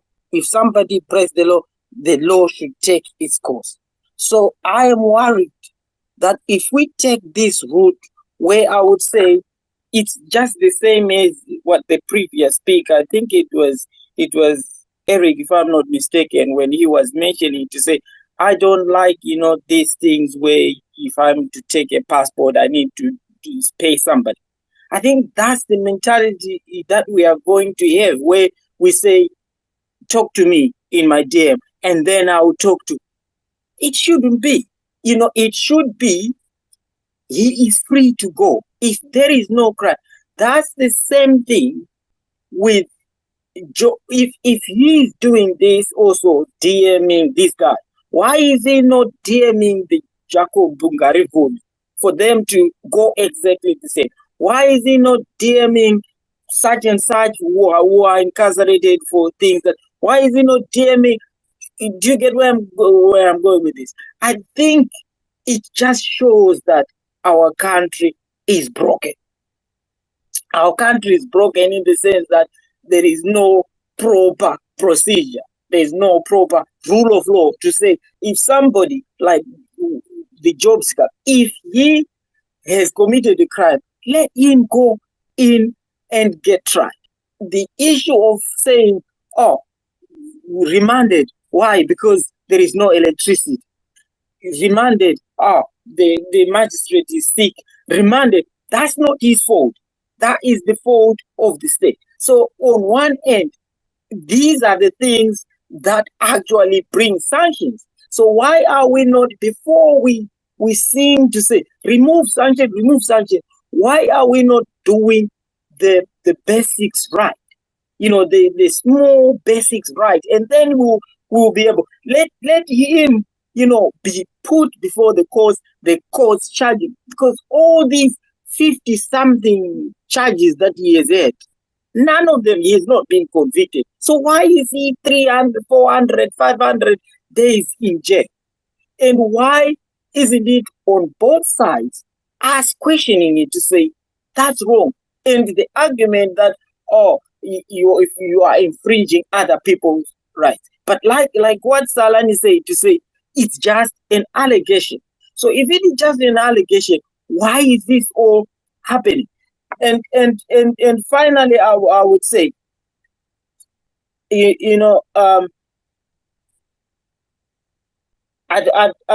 would ask you, Governor, to say, is there a list of banned citizens? Is there a list of banned citizens? Because also,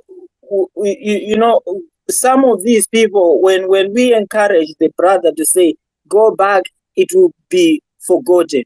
Let's remember, there are people that are now supporting ZANU-PF. Why? Because we heard that there are some youths, were caught in a compromising position, they've got information, they've got skeletons that are there. So I think if I was the brother, I would say, be careful of where you get advice from.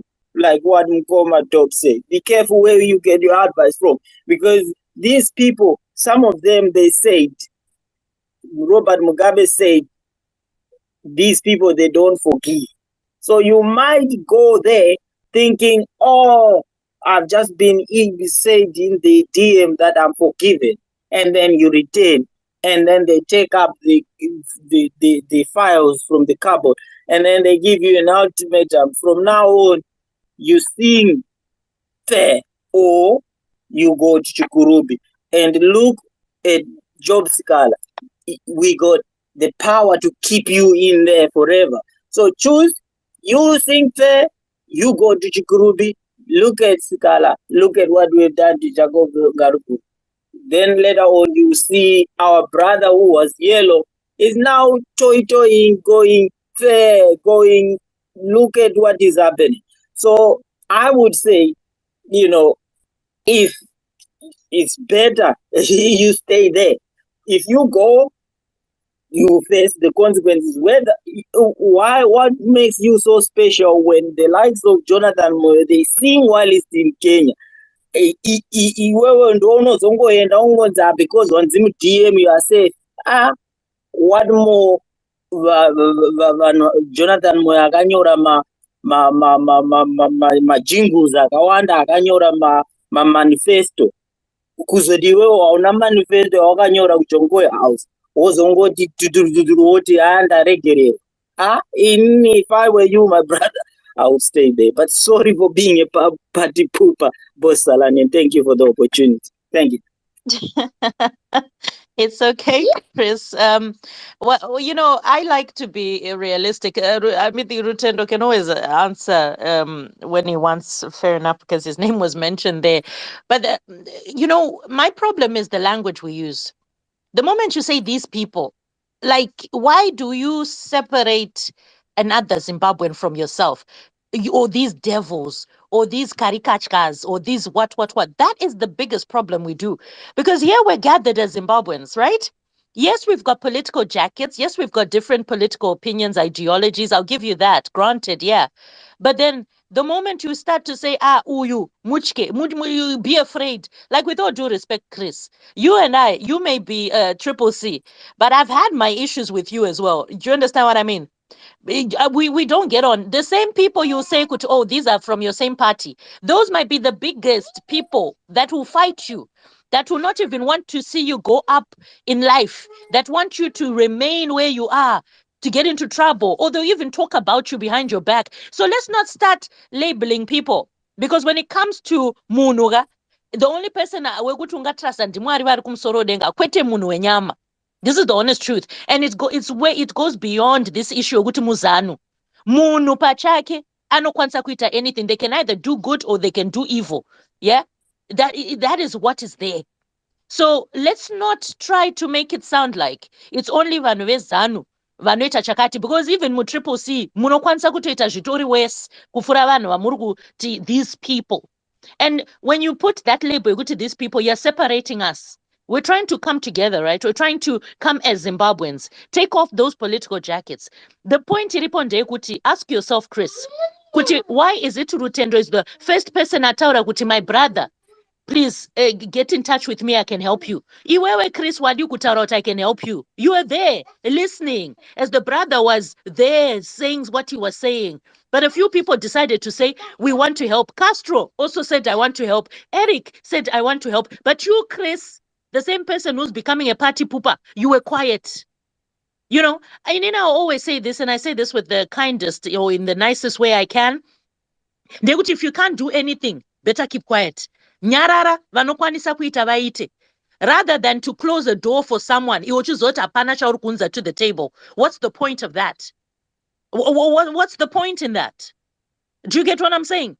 I would have appreciated you being a party pooper, but you also coming and saying, I'll help you. But none of your contributions had anything to say, ndichakubatsira inini. Nothing, but you're trying to paint black. Vatosumuka vakati ndokwanisa kubatsira. Oh, because you're now labeling them kuti muzanu or mu whatever, and therefore be careful. But you are not coming with an alternative. Apana alternative. Saka uda utaite say, ogara achitambura. Is that the best alternative? Leave people to wallow in their poverty or in their depression. Is that your solution? I say this in the kindest way I can. You know, pamwe pachoka zvinani kutongonyarara than kutaura uchida kudzikisira a sort of help iri kuya kumwe iwo usina alternative. Better to just leave it as it is, because right now I'm even wondering, but for the why was that necessary? Like, and you're talking about Anna Jacob Garivume and so and so. It all boils down to the issue of dialogue. Vana vaskutaura with each other. Dialogue. A simple communication with somebody might actually help. But everyone is like, no. Ndikaonekwa ndichitaura nemunhu wezanu, I'm a sellout. How do you know that's not the reason why we see them still being where they are? Because of the thing in which people close that door of communication. Anyway, that's all I can say for now. I don't know if Rutendo wants to say anything, but I hope I've said it all and we can move on. Let me just say something for the record. So I think many of us, irrespective of which country we live, we have at one point broken a law, we've done something wrong, and a policeman comes and we ask the policeman to forgive and to give us a warning and not to charge us. And many times policemen all across the world will make a judgment call whether to deal with you legally, even though you did something wrong, or to forgive you and let you go. So it so happens that I am a very influential person in Zimbabwe with very important people. Whether you like it or not, it's just what it is. And I have earned the position to be in that position without being a member of SANU-PF. This young man, I heard a man crying because he's probably said things, he's probably done things that he understands could have gotten onto the radar of very, very serious and problematic people like the intelligence people.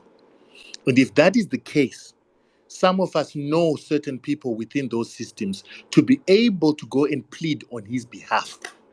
Kuti mukomana uyu ari kuti akataura zvisina kunaka pakati nepakati nepakati. And he is sorry, he is young, he is gullible, ari kukumbirawo kuregererwa. Those people have a right to determine whether they're going to charge him or to act like these police officers we've spoken about who can decide with tomuregerera mfana, and we will give him a warning, it won't happen again.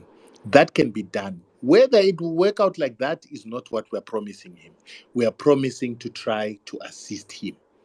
Whatever he's done wrong, he can talk to us. We will talk to relevant people. Those relevant people can decide to open a docket or not to open a docket. You need to remember that everything where there's a human being who makes a decision, that human being can decide whether to charge you or to let you go. So that's what we're trying to help him with, because he sounds like he's desperate to go home, but he's not going home because he's afraid of something. So we want to see if we can help him. Kana uine crime yako yakaita kuZimbabwe enda unogadzirisa mhosva. You understand what I'm saying? Kana zvichikwanisa kuregereka nevanhu vacho vachokuvhurira madockets ndizvozvo. But we must help each other. Hatifaniri kuvengana, kana tichikwanisa kubatsirana, kana tichikwanisa to appeal to the hearts of the human beings who can make a decision. Why not? Plus pamwe pachona munhu anenge asitori namhosva hombe, umwe anenge angomachawo kuembassy kana ka little thing otongofunga kuti zvandaonekwa ndichimacha ndiri muSouth Africa nemaposta ndatova target yeZANU iwe Castro kana uchida kutaura nyaya yekumacha nemaprotest saka uri kuti inini handitombode kuonekwa here kumusha manje ndinokuenda muchiita nyaya mukanya yemakanga manje Castro kai iyi nyaya because iyi kai sometimes people think kuti ndamakwa kumusha, but he was not. Aiwa. I don't think that those type of things would come on, guys. Kana zvatodaro tinotoita breaking news jayo because I think as long as pane the issue of the safeguarding issue, like wakaita something, did you harm anyone, did you whatever? I mean, let's tutaura nyaya crime panapa. This is crime. Yauri kutaura iwewe ma peaceful protests and stuff. Saka uri kunditi shwa picture yangu yotorwa zvino zvandakazara painternet. Saka wautorewa kuti ndakatoita mhosva yekuti ndokwanisa kusungwa. If we get to that point, then we'll have to deal with that. No, but Maonero Salani, wangu, I don't think he did any crime. I don't think so. Just being activism, unozongotyawo chete. From my assessment, Yeah, no, because I'm gonna I ask the think I question. think it was clear what he said. He said I've said things zvekutyisidzira and Yeah, he things said threats that to he the did. government. Those are He our said words. that. Saka Yeah. he could have. And not even And that. remember, Handanga Kakuti, kutaura nyaya yemabhomu futi panapa ndikazomunyaradza. but remember manje kuti those threats can be seen as terrorism. Saka anenge ari munhu manje anokwanisa kunge akutariswa from the anti-terrorism anti-insurgency people. Saka ipapo ndo zvaari kutaura kuti wamanaka ndo zvandakaita and it might cause me problems. And from an intelligence perspective, it can cause him problems. Saka zvinhu zvakadaro sometimes you need to say mufana anga asiri kuziva zvaari kuita. Motaura nevanhu vanoita Plus my decision whether to emotions. act or not. Yeah. And remember, Plus, it's not only Zimbabwe that will deal with you. Ku UK, we've got a Zimbabwean who was arrested for doing exactly the same thing. Ngatisaende ikoko, please, guys. Yes, but is he not in jail, Mkomana? Yeah, ngatisaende ikoko. That's He all did I'm that. asking. But what we're saying is that you can be forgiven if the right people vakakutaurira on your behalf, and if you show yourself kutune remorse and you don't intend harm on the country, people can overlook it and life can go on. Thank you so much. Mkoma Ian, you were coming through. Sorry about that. Go ahead, it's your turn. Yeah, you know, it's this idea of Batsirana. And I think perhaps if we can extend that discussion in a much broader, context. And one of the things that, Yatinotadza Kuita is to work across our political jackets. Anditi. And we find that inini ndendiri emotionally, ndendiri whether I call it by principle, whether I call it by ideology, tied CCC anditi. And then I tend to take the emotions, I tend to take the ambitions, I tend to take the aspirations of my leaders. Kuti kana zunhu zvewangu zvisina kumira mushe, there's going to be no peace. And I think sometimes we need to recalibrate. And this is neither whether you are CCC or whether you are ZANU-PF, because the phenomenon is on both sides. You find people who will stick to their guns right until death, as if and I hate to say this, as if mwana wa mevako, as if Chamisa mwana wa mevako. Do you understand what I'm saying? All I'm saying is that I'm not saying you shouldn't be vested in the success of your country. You shouldn't be vested in your ideology. You shouldn't be vested in the things that you hold core to yourself. I'm saying that there is a higher plane where self-existence and self-survival take precedence over these other issues that are there. And given that, then the question then is, kuti kana inini as a qualified, productive individual, kana ndaona kuti across the table, pane umwe munhu, and I'm using that figuratively, across the table, but tese tiri maZimbabweans, pane umwe munhu anokwanisa kundibatsira in my project, in my idea, in my business, thing chandinoda kuita ichi. am I really going to allow the straitjacket of my party, the straitjacket of my ideology, to really hold me back? I think if I were to take, for example, from Pastor Eric's view, there are certain things that are value-based, certain things that are moral-based. Of course, those lines, we're not asking you to cut across those lines. We're simply saying to you, Kuti, pane here the capability yekuti inini ndiri kwangu kwandiri ukuku ndinosapota ndopfeka yelo yangu ndakaisa chamisa wangu pachifuva changu apa, uyo anopfeka idhi wake achiita izvozvo. But when we are done, can we find common ground that says to us, kuti isusu, we want the progress of our country, we want to see the renaissance of our nation from a sectorial perspective, whether we are, artisans in one area, builders in another. I heard Castro talking about construction, or whether, I'm a technologist. Tinokwanisa here kuita find each other, panyaya yekuita one, build sustainable businesses. Two, panyaya kuti we are preserving self first. So let me be very selfish in that sense, kuti panapa truda kuita mari. Iwewe believe what you believe. You vote for who you want to vote for. Toy for who you want to toy. But at the end of the day, what we want to do is we want to build organizations and institutions that add value, that provide value, that bring about productivity, that create employment, that can even compete from a global perspective. And why I'm saying this is, over the past couple of days, some very interesting events have kind of happened that have made me almost open my eyes a little bit. One of them is I think zvakatangira pa space ya finance yakaita what will it take to go back home, and it's interesting, some of the genre is also coming up here, that one of the speakers there, who is a very, very well educated individual, I won't mention his name, but akaona kuti ane a certain thing that required a certain technical expertise. Now he knows kuti indri support wa Chamisa. He's on the other side. But today he actually phoned me per WhatsApp and listen, I've got this issue and I need you to assist.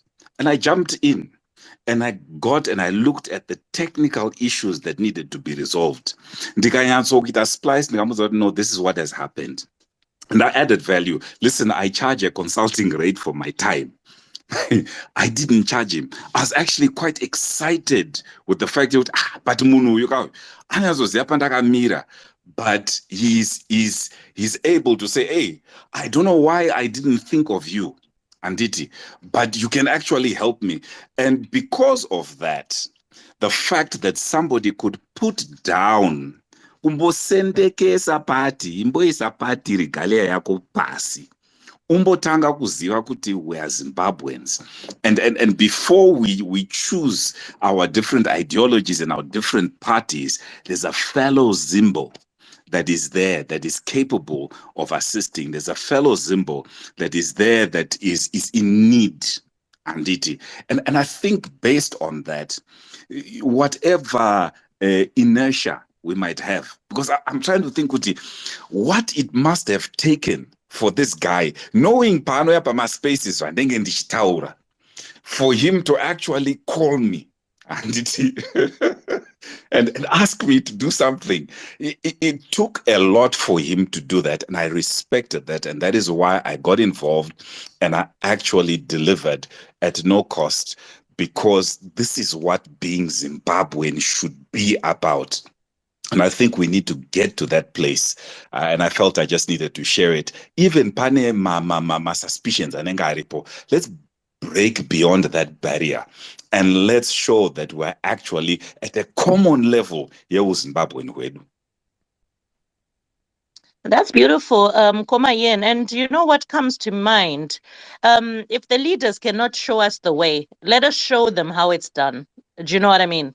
We don't have to wait for them to do it, but we can show them good Iowa. We can get on. You know, we can transcend beyond the politics of it all. And you know what?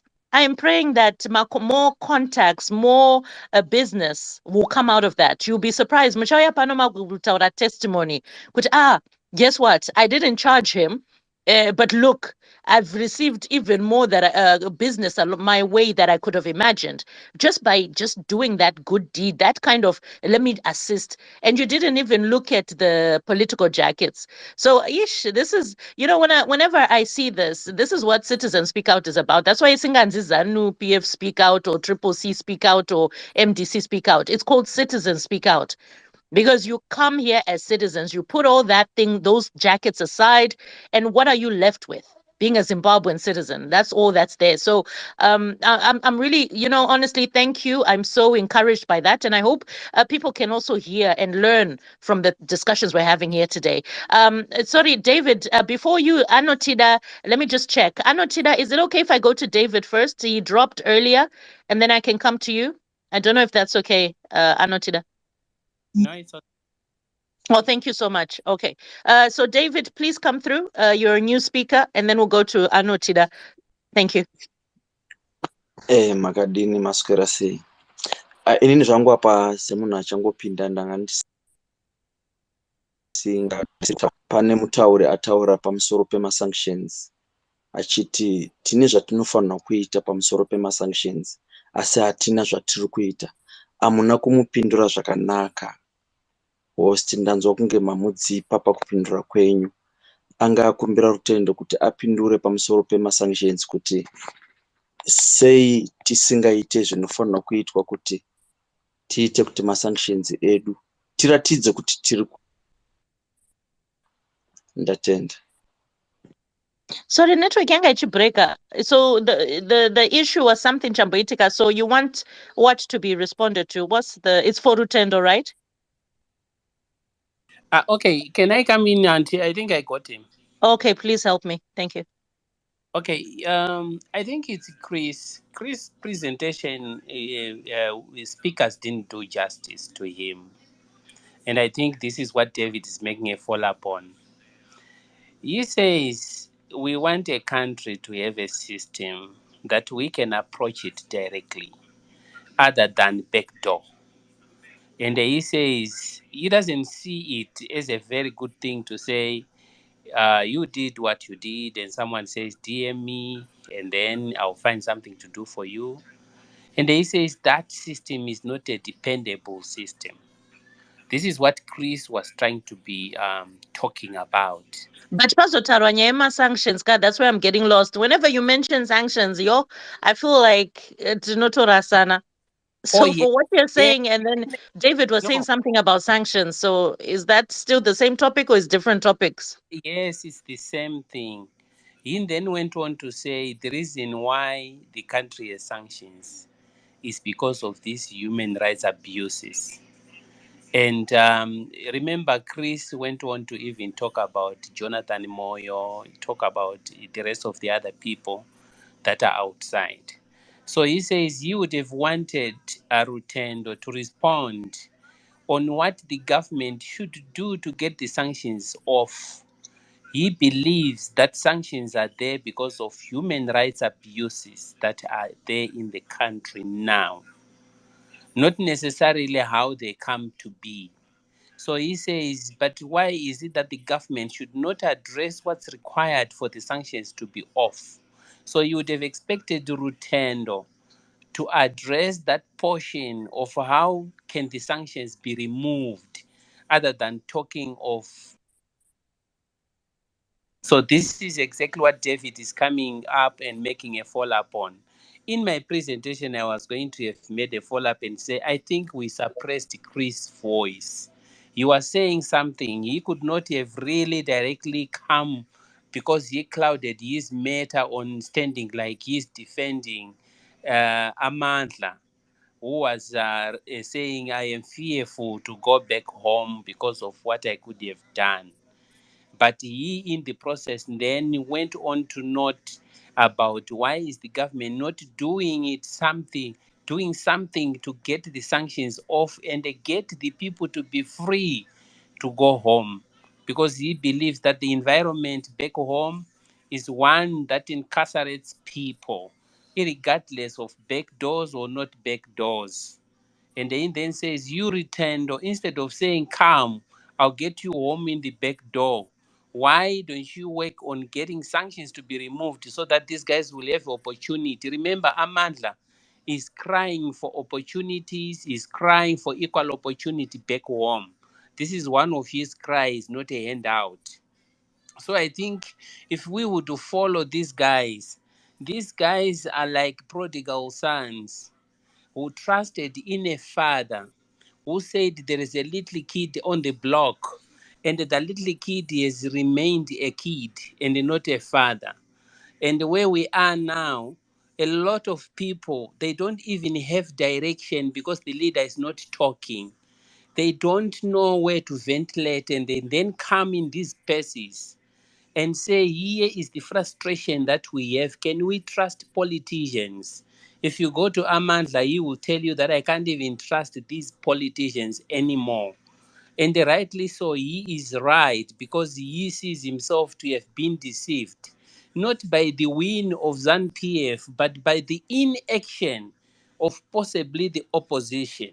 I'm trying to really highlight something for him because I was following his direction of speech. However, can I make my presentation now? Manje kana wadaroga. Hold on. I think you're forgetting something, Anotida. Remember, I came in when the whole issue was Chris came first akati sorry ndinodira jecha or what, or he said, oh, I'm gonna do whatever to the thing yamboitika. And his statement also had to do with the fact that when the brother came forward and was saying what he said, that a helping hand came from Rutendo. And his point was, can he trust Rutendo? So that was what I was responding to. And we came back to the issue of Kuti. Let's not look at people on the basis of, their political jacket. Yeah, of course, yes. I am saying he clouded his issues by looking at credentials that people hold. But he had a genuine case that he was trying to present. That's what I'm just saying. Okay, and I think he even mentioned Mkoma Ian to also respond with regards to the presentation done by Rutendo, and at the end extended to these ones. But what he was trying to provoke is to say, Mkoma Ian, I understand your jacket. Do you trust the end which is being offered here, or it's a trap? I'm just trying to interpret what these guys were trying to put across. And that's why I shared what I shared. Now, my experience was real, and the idea nas. And like I said to you, the issue was I put myself in this person's shoes. Hold on, Mkoma Chi. Ian. Hold on, Mkoma Ian. I thought we would have an order of attending to some of these issues, because you seem to have spoken a lot more than everybody else. Rutendo zvangiri. No, my name is Apana being network mentioned again and difficulty. again and again. Guys, But sorry. my name is being Yes, mentioned again and it again. has. I'm And not to be getting a honest, chance to yes, address I it. apologize. I couldn't. Something was going on with the network. You know, when you've been on a space for a while, yautanga kuita mafanis. So, yeah, I'm back now, thankfully. But I wanted to actually allow Rutendo to respond to that issue first, and then we can move on to Koma Ian and others, if that's okay. And Zimbabwe hasn't even spoken. No. My mic is still open. I'm presenting. But when you present, vana vazokanganwa here zvawataura nhai Anotida. I have waited for a long time. This is the reason. Wangachimbotaurireyi zvimwe zvisinei nesubmission yako. Uchafira No. I want to give a second chance. Anotida, No, like all of us. we want to build a house, How and are we we gonna cannot build just... it kana uri ngoriwe uri kutaura? Zvafana kungoshandisa mabricks pasina cement kuita here iwewe. Chimova pamawindo zvamwari. Okay, all right. Let me move quickly. No, look, guys. I think the reality that the government is robbing a lot of its citizens by failing to provide a dependable currency. And this is the reason why people are trying to say we need an alternative. And right now, as I am talking, there are many disgruntled people here, whether ZANU-PF supporters or not necessarily the Triple C. They are not ardent followers of Triple C, except that they want an alternative. But talking truthfully here, who can take their capital home, which after a week, the foreign currency they will take and put into their pockets, and then they give you the bond note, which loses value next week while you are holding it. Even Rutendo, as I am presenting right away, he was eager to talk. I would like him to make a presentation on that front, because it is a reality that capital has no security in our country at the moment on account of non-availability of dependable currency. And look, we can talk of sanctions. In this instance, we are talking of a people. This is 14 to 18 million people in a very small country that are supposed to put a dependable instrument for themselves, who are already saying 70 to 80% of goods on the shelf are manufactured in Zimbabwe. People that are exporting should be getting a lot of foreign currency because workers are not being paid fair rates in the markets. All right, that's unjust enrichment when you go to the law. I'm comma and can come in there. All right. Besides that, the system is crookish. We are saying this point. I really want to hammer it home. We are saying a lot of people that are stranded outside, they are losing it because they are believing that a government will give them opportunity. Democracy doesn't work like that. Democracy releases opportunities to its citizens. So citizens should be crying for equal opportunity, not necessarily loyalty to a specific government. And this is the problem that we are having, and why we are even talking of negotiations or dialogue.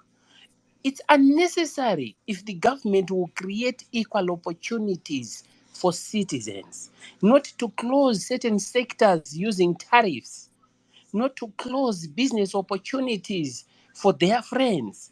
And this is what we are saying, guys, we are not happy about it. Can we create a program? Can we create a movement that is going to provide those opportunities and define democracy correctly? Because we don't have the correct form of a democracy at the moment. People think democracy is casting a vote on a specific date. No, no, no, that's not it. Rutendo, you can come in. Anothina alto host hanzi Rutendo, you can come in. Yeah, go ahead, Rutendo. After that, is it because Zimbabwe hasn't spoken? So Ian, do you want to come through for the same response because your name was mentioned, and then we can go to Zimbabwe, please. Go ahead, Rutendo. Yeah, so the first question that I heard was that how does Zimbabwe remove sanctions? And the funny thing is that people want to tackle this issue, but at the same time, they don't want to tackle it. So it's difficult for me to answer it. I don't know how to start. Because the UN Special Rapporteur was clear that the sanctions on Zimbabwe are illegal.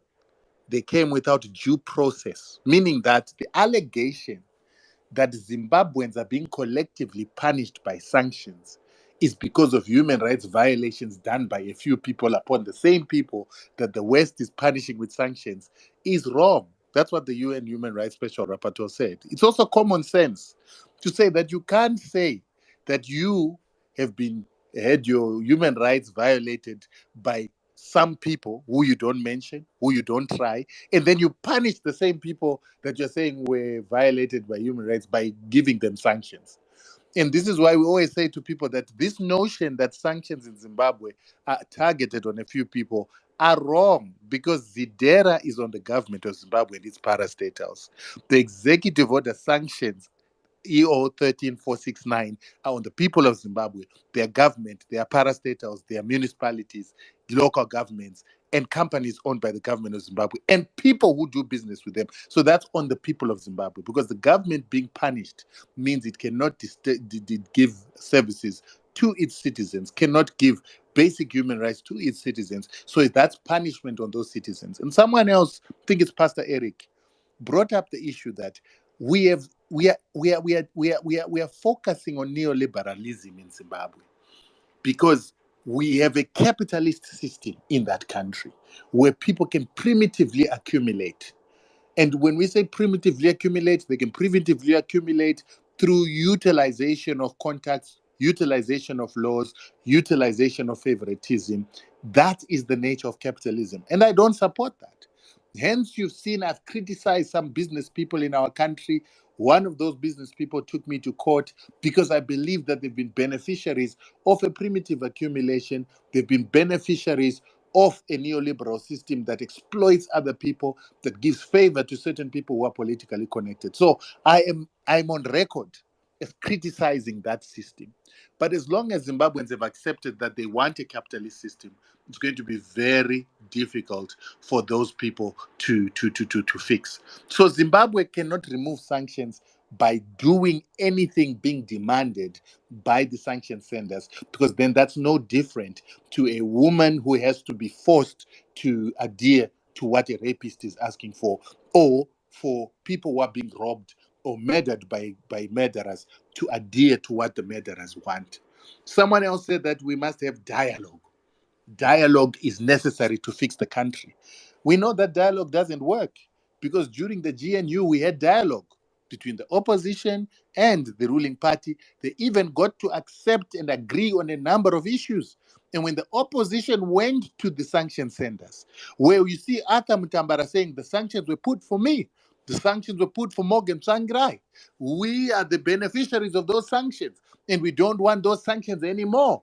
The US government, the Western government, did not agree because their sanctions intend to get certain outcomes.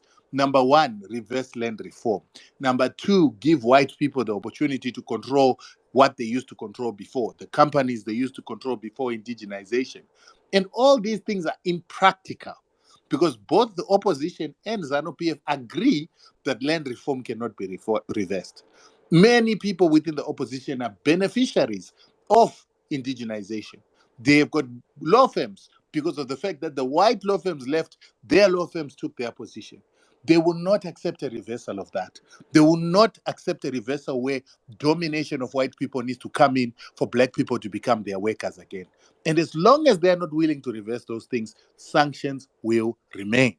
Now, once we understand that, we will understand that the solution for Zimbabwe, all the things you're crying about, the currency, you're crying about an economy that is not firing properly, it has everything to do with the sanctions. Hence, Tendai Biti, together with Atam Tambara and Tsvangirai, went around the world asking for sanctions to be removed because when they were now in government, they began to see that sanctions are not rhetoric, they are real.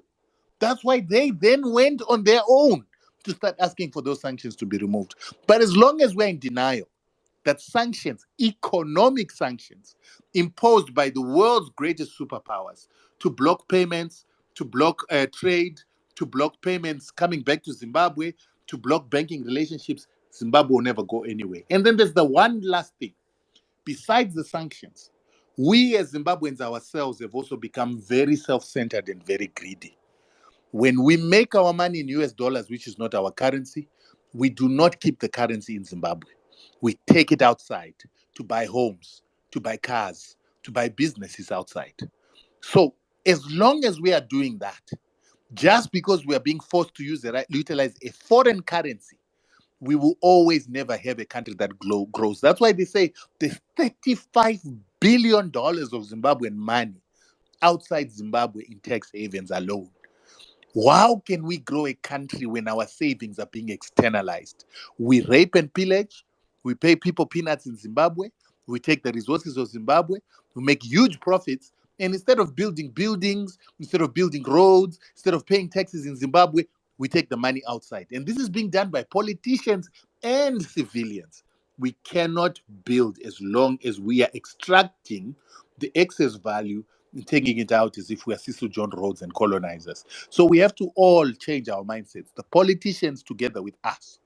And we, the civilians, must stop looking for excuses to be corrupt on the basis that, but this person is doing it. Because politicians are just our representatives. But otherwise, they are us, or one and the same people. We have to take responsibility at some point. If we want to build our country, we have to fight sanctions collectively. And if we keep denying that there are sanctions, then it's going to take its toll until we begin to accept what all our problems are: corruption, together with greed, together with sanctions, and we deal with them collectively. Thank you. Yeah, I think that submission will need Koma Ian to do a follow up because, ha, when I'm actually, you know what? Don't take this the wrong way, but I kind of feel like David Awiyaga. Atoyane strategy yekuti Rutendo atoita zvaita ibaba. I feel like this is a planned thing. I mean, I want to check your DMs, Rutendo, because I kind of feel like someone created an environment where you would then speak about these issues. But anyway, that's just me. And Pamwe, I'm just talking, a lot of nonsense, but it is well. Right. But Rutendo, I will never understand. You talk about we do collectively fight against sanctions, but you want to choose when we should be collectively involved. What about the other issues that are plaguing our country? There's no collective involvement. It's one-sided. And I don't know, it just doesn't make sense to me how you can literally say there kuti ngatite collectively ngatimire pamwe chete ngatite say it has to start from somewhere. You guys What also issue is you were greater than Rutendo. sanctions? Sorry? What issue is greater than sanctions in Zimbabwe? What issue? Human rights, Shamar, is greater than sanctions. What's the greatest human rights violation in Zimbabwe? Iowa, no, it's not sanctions. That's You not. don't I'll, know. I'll argue you with you until the cows No, it's come not home. about what you think. It's about No, what the UN says the greatest and human what the rights law, what law violation says. is not sanctions, Shamar. What does It's international law not. say is the greatest crime in the world? My lord, my lord. You don't Honestly, know. You no, don't know, it's not Salani. that I don't know, but I'm not going to Okay. respond to you because I can Okay, already foresee can I where can you I A want to crime, a take crime, me. a crime against humanity is the highest form of crime, and that's sanctions. Everything else falls after that. Aiwawo, I The can West argue would not have against that. put Inangu economic David sanctions. Wadzoka, ndingangosummariza wait, solution. hold your horses. Thank you, David. David Wadzoka, ndowatanga, ndowavhura dhoiri. Hi, David, you okay? You can unmute your mic. Yeah, ndadzoka. Ndiwe wavhura dhoiri, unoziva kuti dhoiri rakaoma here rawavhura here? Aiwa, apo ndichida kutotiwo zvangu sezvo Rutendo anga ari kuti vanhu vari kutora mari munyika vachiita ma-investments avo kunze kwenyika. Inini ndinofunga kuti ipapo inhau yetrust. Hurumende yedu haigoni kuzvivimba, haivimbike nhayo, saka vanhu vaakutotora dzimari dzavo vachinoinvesta kunze. Ndozvandadzokera. But vanenge vaigadzira sei muZimbabwe kana isingavimbike Zimbabwe? Unonge uchigadzira nenzira dzaunogadzira nadzo, wapedza mutarise zvenyu. Aiwa, but hausi kupindura mubvunzo. Unenge wagadzira sei mari munyika isingavimbike? How do you make so much But money to pamusoro take 35 mari iri billion out? kushandiswa munyika imomo hanti US dollar here, usaite kunge tushandisa Zim dollar. RTGS is monopoly money.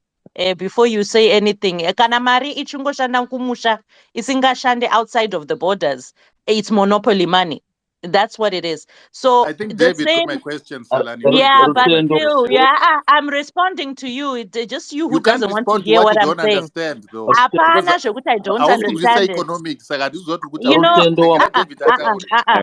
watanga nyaya yekuda kundiinsulta whenever you're trying to make a point, and I've told you this before, Rutendo, kuti it won't end well. Okay, I can play the same game, but I choose not to. You respond to me the way I'm coming through to you. Zvokuda kuti handisi kuziva kana kuti kuda kuzviita kunge unoziva. Let's stop that. Okay, let's stop that. Your whatever is not bigger than mine. Get that right. Let's stop that. This is the last time I'm going to tell you this. So if I'm going to respond to something, there's no point. No, there's no. Stop Rotendo, let me belittling respond people's for you on contribution. sanctions for a Why while. do you belittle people's contribution and make it Because sound you as don't know if what you you're were talking Utara about. sense? No, you know nothing about you're talking about except for what you read online. Just because unoverenga online does not make you someone are intelligent Aiwa, but iwewe a Rutendoka, profession. Let's get that right. tambokuudza from a He always profession does that. waunokwana. Hapana, ndinotokuudza, and Mkoma Ian, you are right. He likes to insult me, and it will never end well. So if we want to go back to Kwatabva, don't know what. Iwewe ndosingatombozive. The greatest whatever is sanctions. My sanctions are targeted. Are you for real? Coming here with your sanctions nonsense, panap. Uchitonge tisingazive zvimwe zvinhu zviripo. And you think you know it all. Just because we don't answer you when you're talking doesn't mean we don't know anything. Tinenge chitokuseka if you didn't know. Let me tell you right now. So if you need to get your whatever out of your backside and start to listen to people the same way we listen to you, you don't have to believe what I'm saying. You don't have to agree. But what I will not tolerate is abuse of any kind from you. You're going to dzikisira my points out just because you think you're greater than anyone else. That does not work here. Hapana chaunoziva ndosaka kukumutsa vanhu. Regai timupindure munhu uyu because ari kuda kutinyepera kuti akaenda You know what, kuchikoro. guys? Let's I talk think about Nyama economics. sanctions by now everyone knows Imbomira about them. ndimbomubvunza nyaya yeeconomics. Everyone knows about them. Iwe Castro. Targeted sanctions zidhera retargeted panani. Imi Aiwa, mabharanzi. ngatidzokere kueconomy yaunga uchitaura kai. Handi wakaverenga kaeconomics kaiwewe. Handi wakaverenga kaeconomics kaiwewe nangikire Rutendo. So you understand the very basic principle from an economics perspective that economic actors act to their best profit. They're driven by individual optimal decisions that maximize return. That's the fundamental economic principle. Yaunodzidza. But Ian, why didn't you answer the question? Mira, waenda kueconomics iwewe, mira, imbomira. You opened a chapter handitika. Ndobva wati iwewe kuna host. Hazvisive. Ndakuda kukuratidza kuti mira, muta mic yako iyo. Muta mic yako iyo, titaure economics. So when you ask simple questions, don't jump the question. Don't jump the question. Mira. I asked the question. Mira, imbomira. I asked the question. Mike yako imbomuta iyo. Timbotaura economics. Pindura mubvunzo wandabvunza first. Pindura mubvunzo wandabvunza first. Kwete dzepa Google ka? Chaidzo. Pindura mubvunzo wandabvunza first. Aiwa, rega timbogadzirisa submission yako, which is flawed, completely flawed. Imbonyarara. Mute your mic. Iwe Salani ndite co-host mani nditaure nemunhu. Aiwa, pindura mubvunzo first. Mubvunzo wekuti kudiwo uchitaura ramba mani. Murikutaura nini kuti the Zimbabwean economy can be trusted. Tora you co-host, I've sent it to you. Zvingatinetsa izvi.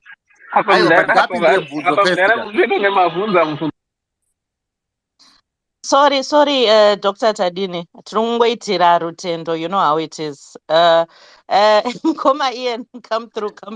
So when somebody tries to create a picture that the entire country is not economically sound because of illegal sanctions that are imposed on it, and uses that to justify a systemic economic mismanagement of Zimbabwe.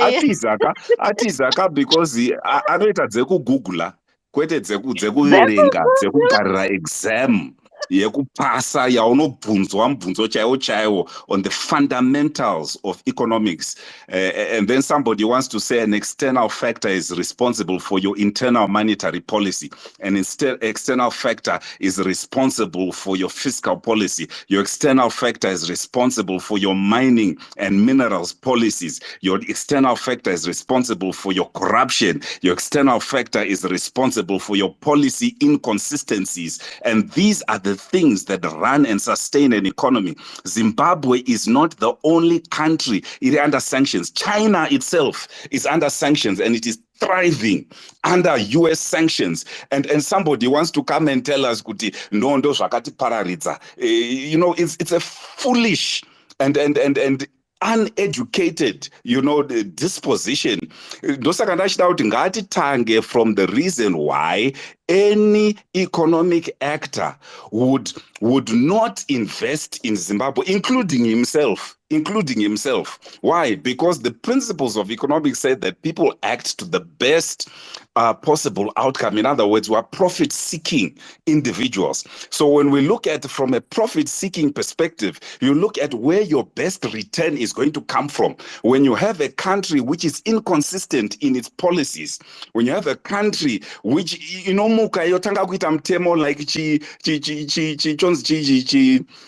statutory instrument chatongobva charovererwa kamwe kacompany kanongoita circumvent other things. You can't plan a solid business when every single day mtemo iri kuchinja, and then secondly mtemo wacho unoapplywa selectively. So kune vanhu vanopiwa preferential treatment. We had Dobbs talking about people being displaced for mining concessions, for deals that are done on a one-to-one basis. Then you have this whole idea of our diamonds being pillaged, our gold being pillaged, and then moda kufarwa mchiudzwa kunzi nyika yakaondoka nekuti ma-sanctions eku-US. What kind of nonsense is that?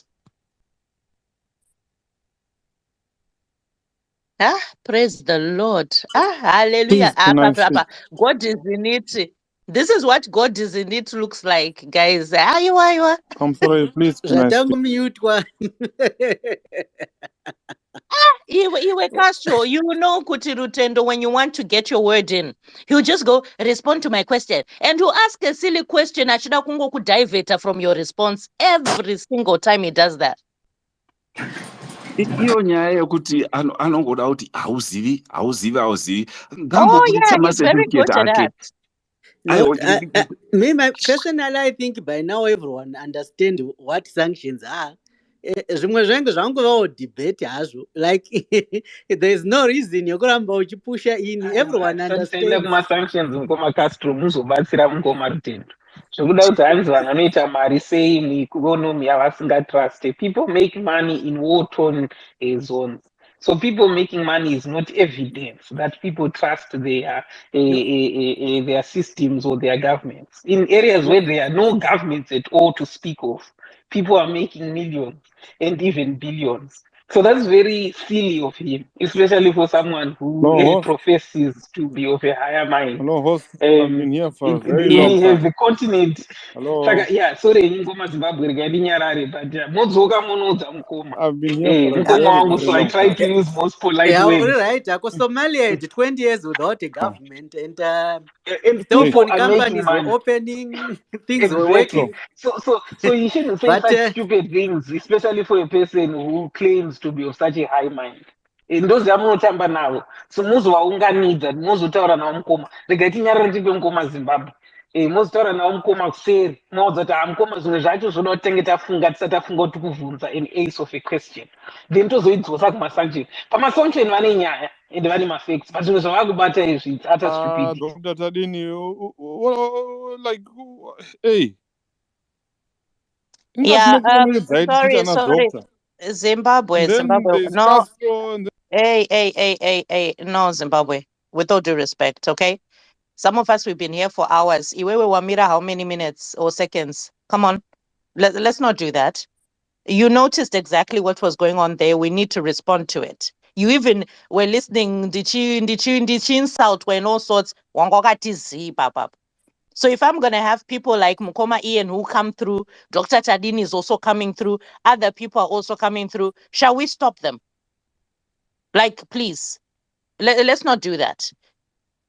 But you didn't know what I was going to... Yeah, feel free to contribute. He also, Tadini, noticed that you wanted to speak and he was about to keep quiet so that you can speak. There's no need for you to go on, Mchiti, so-and-so was talking, so-and-so was talking. We've been here for a long time. So I hardly believe that the time you've spent there is longer than the time I've been hosting the space. So let's not go there. I would like to hear what you have to contribute. Please do so. Let's just go to the contribution. Apologies for the wait, but please, let's stay focused. But you didn't know what I was going to say. Nobody knew what I was going to say. Nobody. Hapana muna is out in the recently, so the thing is, when I get older, I want to be an astronaut. Iwe balance iwe. Uruchage pam. Sorry about that, Zimbabwe.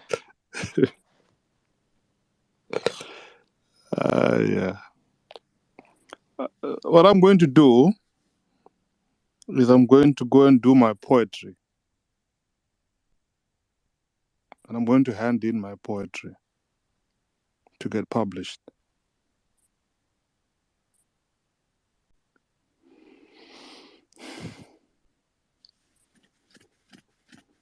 I was going to make a submission, but maybe I should just let others do it. Thanks. No problem. Guys, honestly, like for real, like on a serious note, it's okay. Let's move on. Who wants to speak? I'm not here to pamper people. Like, with all due respect, it's me. I know Tina Wambotaure. By Dr. Tadini. Dr. Tadini wasati wataura. Dr. Tadini has just said something. Dr. Tadini, iwe Castro, iwe Castro ufanoterana na Rutendo. You guys need to follow each other. You know the way Castro will come with his voice. Ndinoba ndaimagine Castro chaiye guys ichiti arikusapota zvirikutaura ndofane kuseka. But guys, let's carry on. I'm not gonna allow for a situation where we are being diverted. Come on, feel free. Indeed, No, Dr. guys, you Tadini. must understand he's passionate about the subject, so you have to tolerate him also. But argument gaite oka logical naye vakomana. No, that's his passion. Unotaura oka zviri logical wo zvinoita make sense, not kuti wobva ungoti everything. Yeah, and of course, then because ndambomutaurira ka earlier on kuti my wheels came off when you now started to say nakunaka kuna host. Why can't you just, be nice? Be nice. Say what you want to say, but be nice. Imagine being told kuti auzive kune munhu asiri kuzivawo. Like, point yaataura anenge asingaziviwo kuzoti wewe ndosiri kuziva. Guys. No. The best part of Rutendo, Tadini, Rutendo anobva agoogla otsvaga question yokuvhunza. Apa haasi kupindura, uri kupindura zvaabva kukuvhunza. When he realizes you want to answer him, he'll come with a question. And Jonzi, you haven't answered my question. You haven't answered my question. Apa, you're responding to something he said prior. But he's not focusing on your response. He wants to divert you from your response and then comes up with the thing, answer my question first. We don't work like that. We'll answer your question after I've responded to your statements. And then we can move on. Do you know the dialogue? Kwete, when you say what I want, when I want you to. Hell no. Ndinoda kutongodzidza zvangu chandinoti ndisimuke ndezvekuti anobvunza maquestions ari so silly and then make them seem as if he's asking questions from heaven or something like that. Oh, that is beyond our comprehension. Nations without governments, people are making money. Kune disorder. Yeah, but guys, Prof, no, hold your horses. Prof, no, hold your horses, hold your horses. There's something I need to do. Now, guys, I realized it's like I don't want it to seem like I realize we want to respond to what he was saying. So I wouldn't want a situation yakadaro as well. So I think Tataura, and now we can sort of move on to other things. I hope everybody's okay with that. Yeah. So let's go Ndangokumbira to kuti iwe Salani Rutende shamwari yako chaiyo unotoprufera kuti darika pano musi waitodirapurira Rutendo ndikangokuzwa uchimureva futi is your friend Salani unobva kuti Rutendo you're in there come is your friend so anyone knows no, but he is, but everybody is. No, yes, and don't be surprised. Don't be surprised tomorrow. I'll be chatting with him. oh it's Tito right. Taura. Yeah. We are, but we don't have to agree, Exactly. Professor. What I want people to understand. Zvafana nemi Prof. Mangwana tinogona onetsana, but I'm sure we can still find each other. We may not agree. We may even tell each other off, but when it's all said and done, we should still come back. Shamwari yako Rutendo ka ane character yake inini wacha anomalise kuti accept munhu Yeah, but ezi Prof. Taura tandiskuda kuitaura, please. I don't. Yeah, I know there are people. Please, ndozvaari can we? aiwa All right. Thank you. ndiri Thank you. Oh, Lord. Right. I'll say this again. otendandidzaka seri All right. Thank unotondiziva you. unondiziva Maita. Yeah, no problem. Salani, Hold on, please. Let me make this clear. I know there might be others who feel the need yokuti sisipo. Let's grab the mic tinotaura about him. This is not the space for that. The only reason I'm responding is because as soon as he came out, fire. So we were dealing with that. But now is not the platform yokuti Rutendo asisipo. Therefore, people will grab the mic and start to talk about him. I will not allow for that. Just like I wouldn't allow it if someone else paitika a situation like that, you left, I would also do the same for you. So can we not also use it kuti ningakadaya as a platform? Can we move on? I've asked, this is the second time I'm asking. So let's come back to the topic, or if you want to discuss sanctions, talk about it, but without mentioning him or referencing him. I think that would be okay. If anything, ngatimbosiyana ne-sanction yacho, please, because it's already a headache, Kwandiri. sanction iwe wawidi ndiandakakwira Inangu ndine economic question. Hatitovoid. I just have an economic question. watirambira pachena hatogoni kuizwa saka ndikanoda kumusamusa ingoti Chingotara sanction. alright ndaneta baba All right, thank you. Boss Salani, ndine one economic question. I think we can have a good debate on it. In Zimbabwe, statistics says there's a 7% unemployment rate. So I'm wondering, how do we define a rural farmer? Do we consider the rural farmer unemployed or employed? You know, a rural family, they have 10 cattle or 5 cattle, maybe 10 goats, and they have 5 to 10 acres of land. They have some other projects, maybe some have a garden at home, they sell vegetables in the local village or tomatoes. I'm just wondering, how do we define rural setting, a rural family setting? Then there are others who don't have cattle or goats or something. We know there's poor people also in rural areas. But then there's majority of them have got cattle and goats and gardens and so forth. So I want to understand, do we consider those families to be employed or not employed? Thank you. Yeah, go ahead, co-host.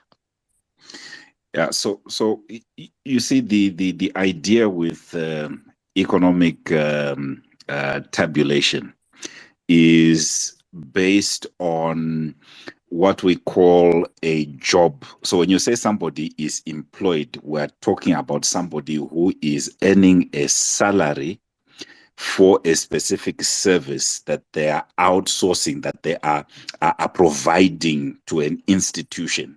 That is the formal definition of employment. Now, when you talk about self-employment, it is another categorization.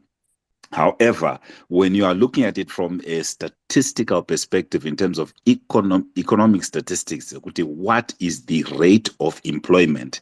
We are looking at the rate or the number of people who are being paid a salary or a wage. And why do we do this? Is because when we measure what we normally call gross domestic product, there are various dimensions or routes which you can measure it from. You can measure GDP from a productivity perspective. You can measure GDP from an income perspective. So we look at it in terms of what are the incomes that are earned, and predominantly we're looking at those that are getting a wage or are getting a salary for providing their services. So I know that pane vakambo promisa kamabasa ndobva vati hatina kuti maformal takangoti iroro riri informal iroto basa iroro. Saka we shouldn't redefine what is generally accepted as definitions in economics. I have sent Salani to inbox a statistic graph which is there, which reflects unemployment rate. I'm wondering how they... Okay, to me, Kanaka open a box rack. But it's something I noticed on ILO, International Labour Organization. At one point, they were rating Zimbabwe unemployment rate at 5%, right? So that tells me we have about 65% population in the rural area. And the rest, 35%, is considered to be urban. And our unemployment rate is considered at around 7% point something. That tells me that these organizations who are doing statistics, including International Labour Organizations, they are considering our rural farmers to be self-employed or to be employed, or because they have assets like cattle, which reflect wealth. That they've, if you have 10 cattle, Mombe at average, don't go to 500 US times 10, that's 5,000 in Yaunayo in terms of assets. Then you add maybe the value of your crops, annual value of your crops and other things.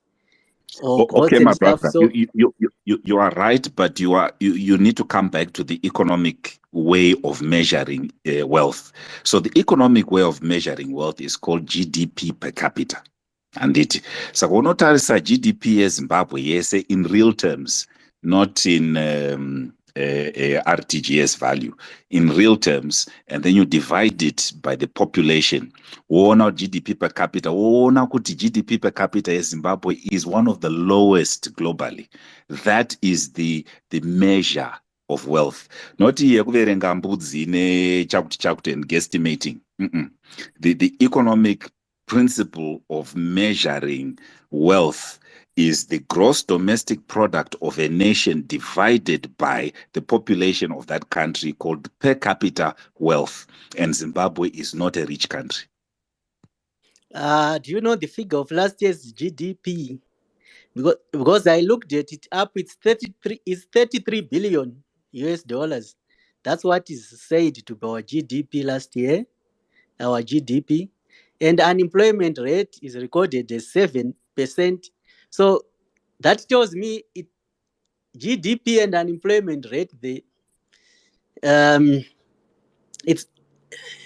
related though, but they're actually not defining the Zimbabwean situation, why we have 7% being recognized by ILO, by other statistical organizations. There are several of them, but they all come to low numbers. Then you look at South Africa, you'll get a higher number in the 20s, right? So you wonder why Zimbabwean one is lower compared to the South African one. Is it that the Zimbabwean unemployed families are rural-based farmers? They are considered as part of the economy, that they are farmers. So a farmer is considered employed because, it's a commercial activity. You sell your cattle end of the year, so you actually done some economic activity on the ground, right?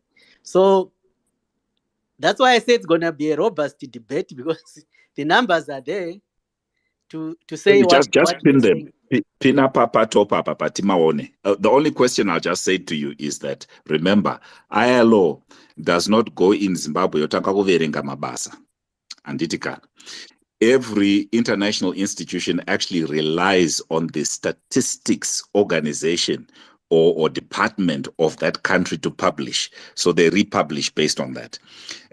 Where there's no trust, they might use some statistical methods to more or less find where the mean or the median type of growth is going to be, and then they'll sanitize the numbers.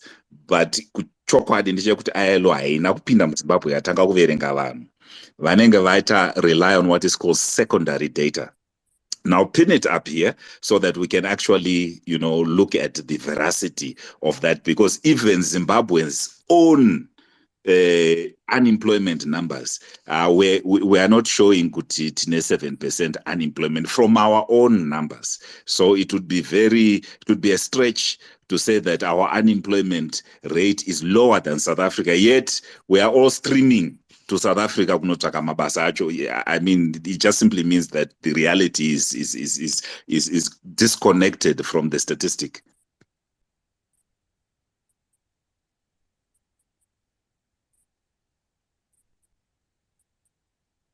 Sorry, takuboa vanhu nema numbers. No. Yeah, I can see my hands are up, but I think Castro, you've been answered. If we could just allow like everybody else to speak. Oh, good baby. Oh my Lord. Answer anyone. Daira iwosh. Nai. Kuitonge muri ignore mwana. Hello. Anonzani. Hello. Jakudza DM zakari before yataka kuita issue but oh my God, kataura zita racho hameno kana mazvinzwa. But I just wanted to say, Ian, if you can, Zulu, if you could help me so that everybody speaks and then we can wrap up and close for the day. I think we've done enough. Okay, so Dobbs, take it away, Ian. You can go ahead. Dobbs, you can go ahead. Oh, I was having a question actually to say, when we go to issues of unemployment and employment, there are those people who are not employed but not looking for employment. Do they fall in any of the category which we were describing?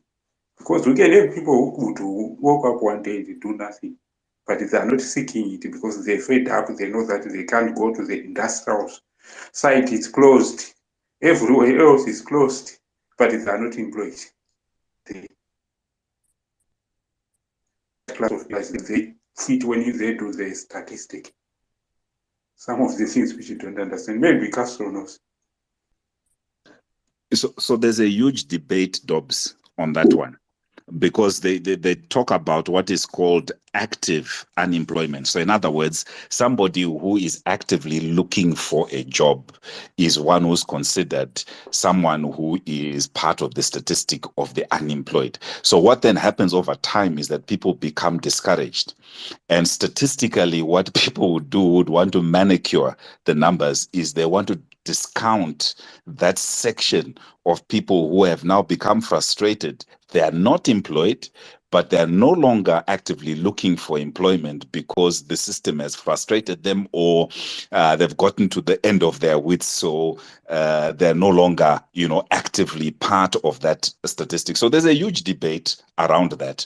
Even here in South Africa, the number that is published, and I think it's the EFF that have pushed that also with the DA to then say, Kuti, that number Irukuitwa publish is not a true number because it's only looking at the active job seekers, and it needs to be added to those who have given up looking. So what they normally talk about here is they talk about the youth unemployment. So, and that one is simple because then you look at the population of the youth minus those that are gainfully employed, and that gives you a more scarier number that is there. So yes, it's a very valid question. Panto anenya pane that statistic. I'm answered is somebody else. Ndoona kuti vamwe vacho vari kuita ugentleman hwakapfurikidza. Rega ndingopindira. No, chekutanga zvakafanira ma-institutions anenge vana ILO.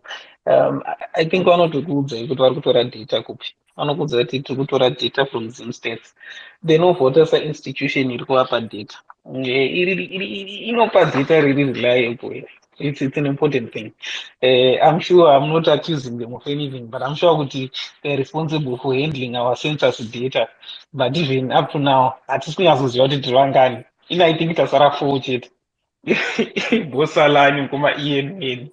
So that's one thing that we have to consider. The next thing, you also have to look at the institutions. My definitions are not changing Zimbabwe.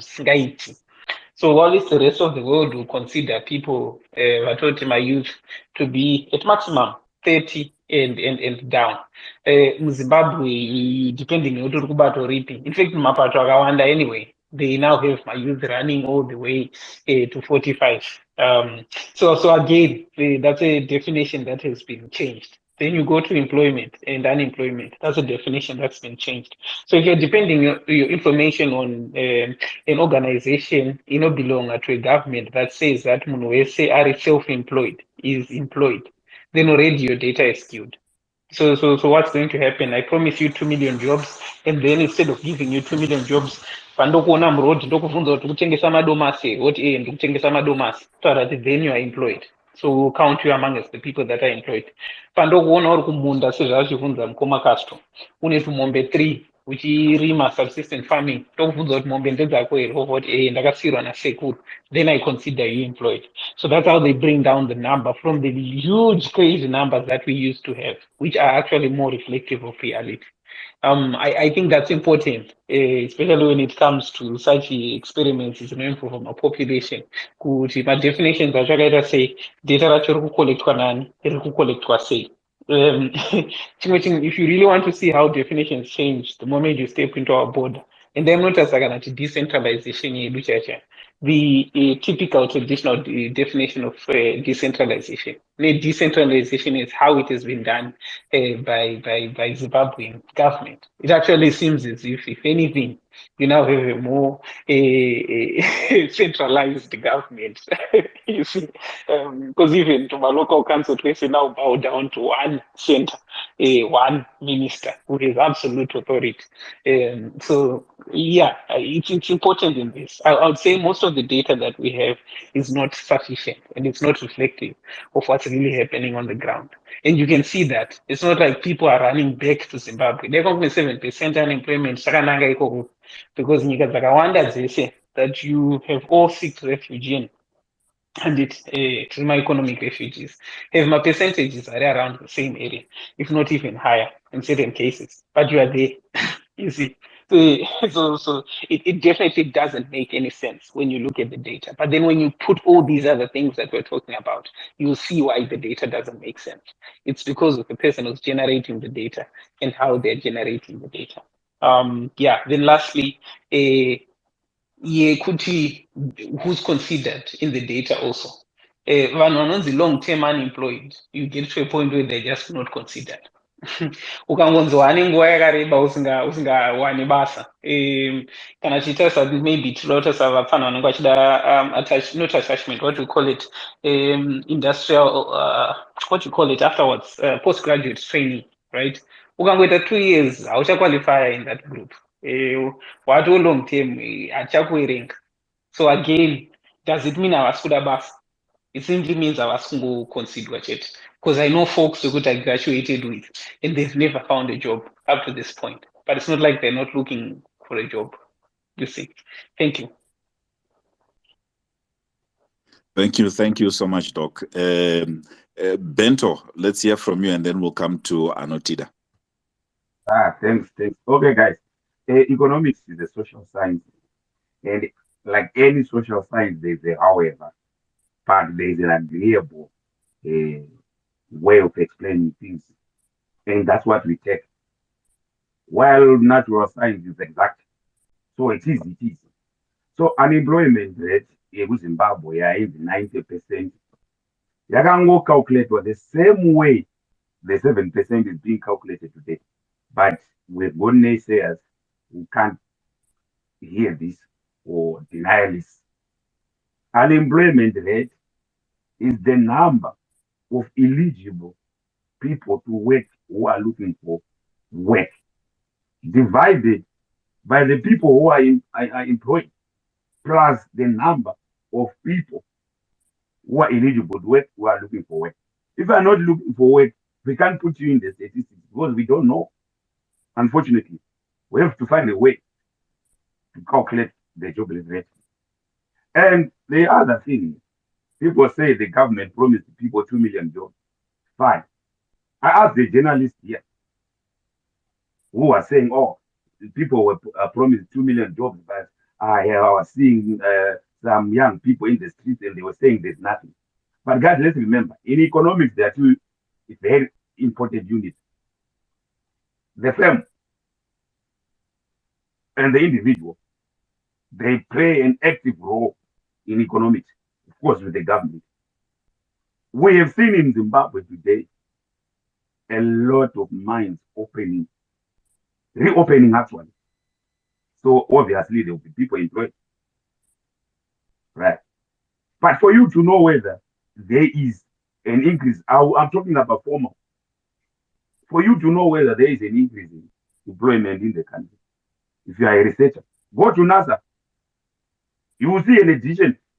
You will see an addition to the payroll, and you will see a reduction. Then net the two. Then you can see is the number of people being employed more than the number of people leaving the job. Now none has done that, but they come here and throw statistics here, especially journalists who are supposed to inform us. And we had to challenge one journalist, and we say, can you go to Manize and check what's happening there and bring us information? Someone wangai popa space $300 when anything we have. People have got a tendency now to throw things around. Yes, one of South Africa. Do you know in economics as well, the mind is very important. It's important. Some people don't believe the employment is not quality. Some people don't believe there will be ever creation of employment in the country. But some people are working right now. I've got relatives who finished university. A few years ago, last year, some of their colleagues are not working. But they are working. Good jobs. But some are not. I have to agree. But when people come here on spaces, they talk as if no one is employed in Zimbabwe. And there's no ability of employment. But there are a lot of activity. Yes, it's not what we would want. And the biggest problem we have in Zimbabwe is inflation. There I agree. It's an evil which needs to be taken. Then I'm concluding with it. I know boss doesn't want to hear about this, but I have to conclude with this. Whenever we discuss the problems of Zimbabwean economy, in describing a problem, we must have a what. What is the economy of Zimbabwe? Why it's not performing well? And what? So in that what and the why and the how and the why, the why and the how, you can never get sanctions.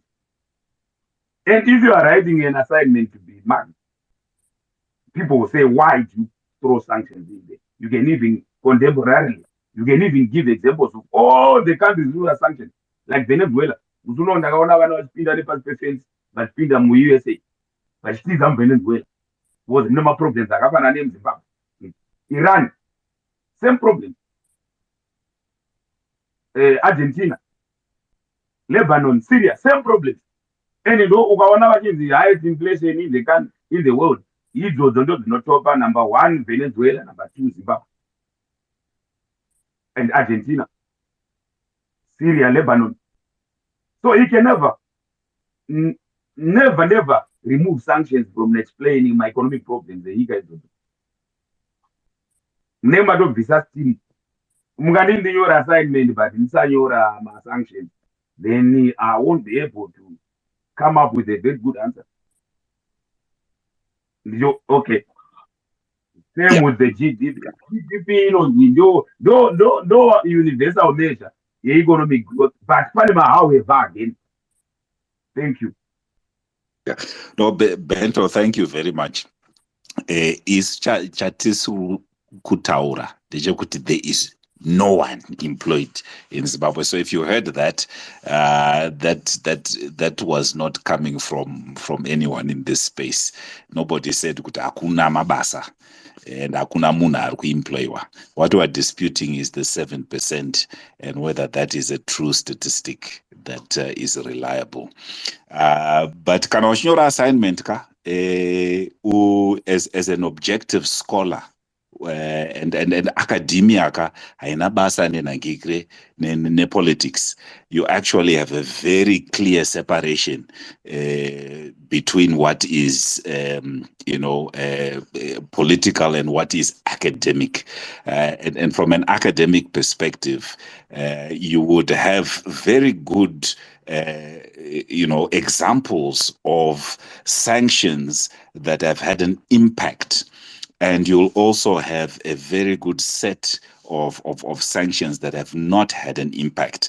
I think that's quite a big debate. You might even find proper published journal articles on the efficacy of sanctions and whether they've actually achieved anything that they purport to achieve. And it's good that there are very bad cases of it. But I think we always tend to forget Redu. Kuti, in our own history, the Rhodesians were sanctioned. The South African apartheid government was sanctioned. China is still under sanctions. And what that tells us is that even in that context, yama sanctions, pane zvinokwanisa kuitiwa. Zvinofanira kuitiwa kuti zviratidzire kuti vanhu varipo vane pfungwa mbijana dzekuda kudini, dzekuda kugadzirisa the situation in view of negative circumstances. I'm not saying sanctions are positive. It's a negative. It's not an accelerator. It's actually something that is pulling things back. However, to call that Zimbabwean straitjacket, that because of that, that's the bone of contention. It's not an objective case. It really isn't an objective case if we want to really think like scholars. But you can always come back on that one. Let me allow Anotida Ambotipa some insight, and then Chris Castro, and we'll go like that. Anotida, you can take the mic. Okay, thank you. Quite controversial. If you're having a non-performing government, they'll always find a scapegoat. But the truth of the matter is, domestically in Zimbabwe, we can have our own solutions. And when we talk of our solutions, is a willingness to employ people can generate employment. A willingness to formalize gold mining can bring commercial gold mining. The truth of the matter is, we are having individuals that are just filling their pockets, and they will, for some reasons, will never want things to be okay, but they will hide behind what is called sanctions as the rhetoric of the problems bedeviling Zimbabwe. Nonetheless, I'm happy with your presentation, Sir Ian, where you indicated that China is on sanctions, and I affirm that I have good knowledge, first-hand information. And Russia recently has outperformed Europe, despite the fact that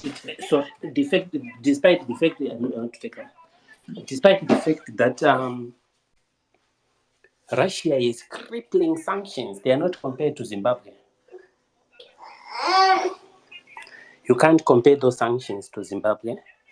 And I think the conclusion of the matter is, we are able, men and ladies, not only in the spaces, but in the land between Limpopo and Zambezi. We need to come up with a challenging structure that helps people to be out of an unending failure. I thank you. Thank you, Anotida. Thank you, Anotida. Anzi kune zvinokwanisa kuitika. Inga one, during Gold Mafia, I heard the term sanctions busting. So we can actually bust my sanctions. Anditi, Chris, you can come in.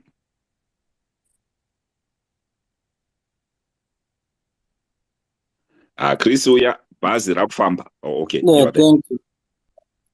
Yeah, but wrong yeah, thank you. For me, I just want to say, you know,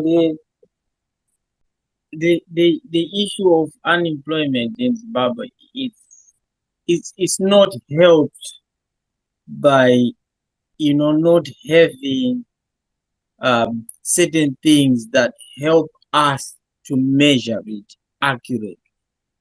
What do I mean by that? In comparison to, for example, countries like the United Kingdom, it is easier to calculate sort of accurately, because we have got tools like, if somebody is not employed, then they can claim job seekers allowance. So that helps, you know, the government to go like, okay, such and such people are unemployed. Why? Because they are claiming, I think in America they call it social whatever thing. So it gives them that, you know, to say, okay, our population that is not working is this much. Why? Because they are claiming unemployment. That means they are not employed. And then, you know, that's sort of labor force samples. And that could be used as an official, you know, database, an official survey, an official, you know, to say where it is. And also, you know, our government does not, you know, independently keep, you know, statistics, official statistics, even if the statistics show them to be wanting. To say, if, for example, last year the unemployment rate was, let's say, 4.5, and then this year has risen up to 7.5. They don't come up and say this is where we are at, because for political reasons they will then say, you know, create your own jobs or make all those statements. So it becomes difficult to actually say where are we at, you know, in terms of unemployment. But finally, before I give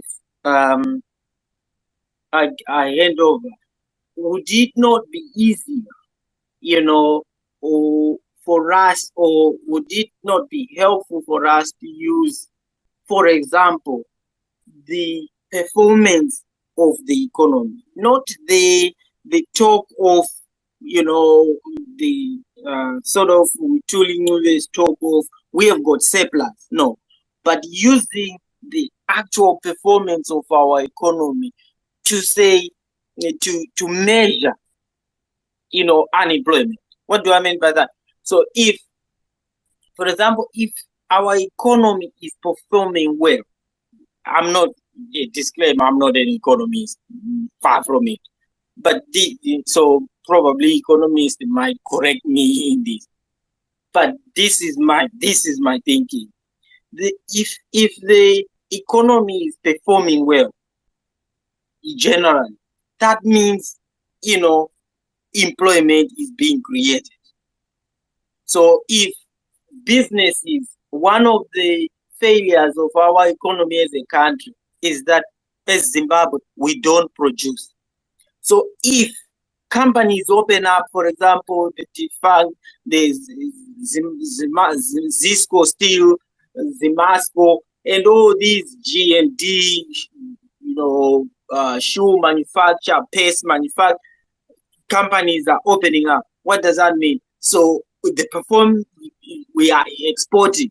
That means business is booming. So that means employment is going up. So if we then come up with 5.5 unemployment, it's easier to justify, and it's harder for those you call us, dooms people, to question it. Why? Because the economy is doing well. So that means people have to look for work.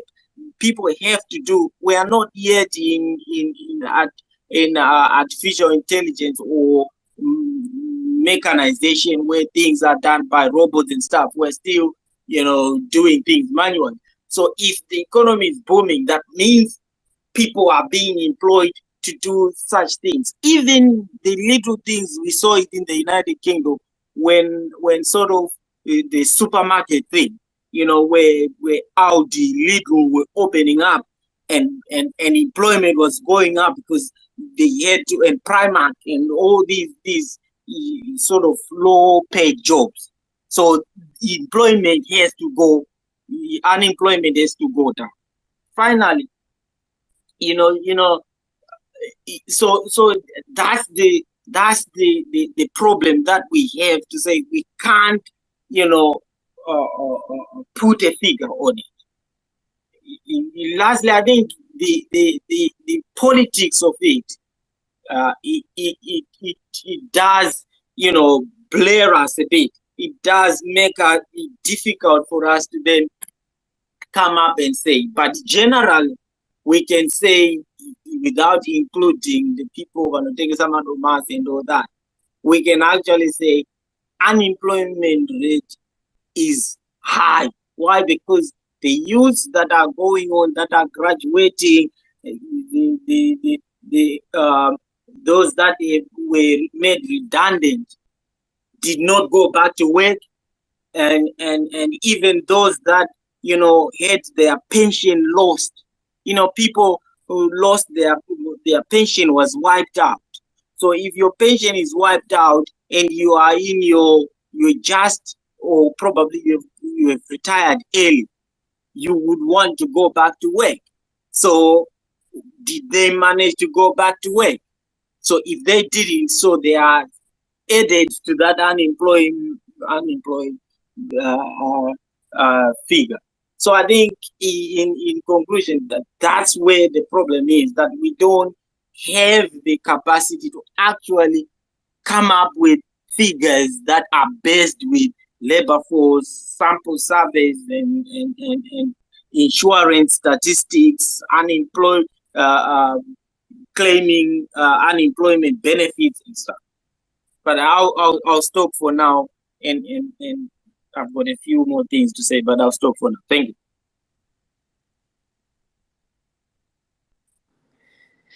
Okay, thank you. I guess I was the one coming after, if I'm not mistaken. Sorry, Castro. You'll take the mic just now.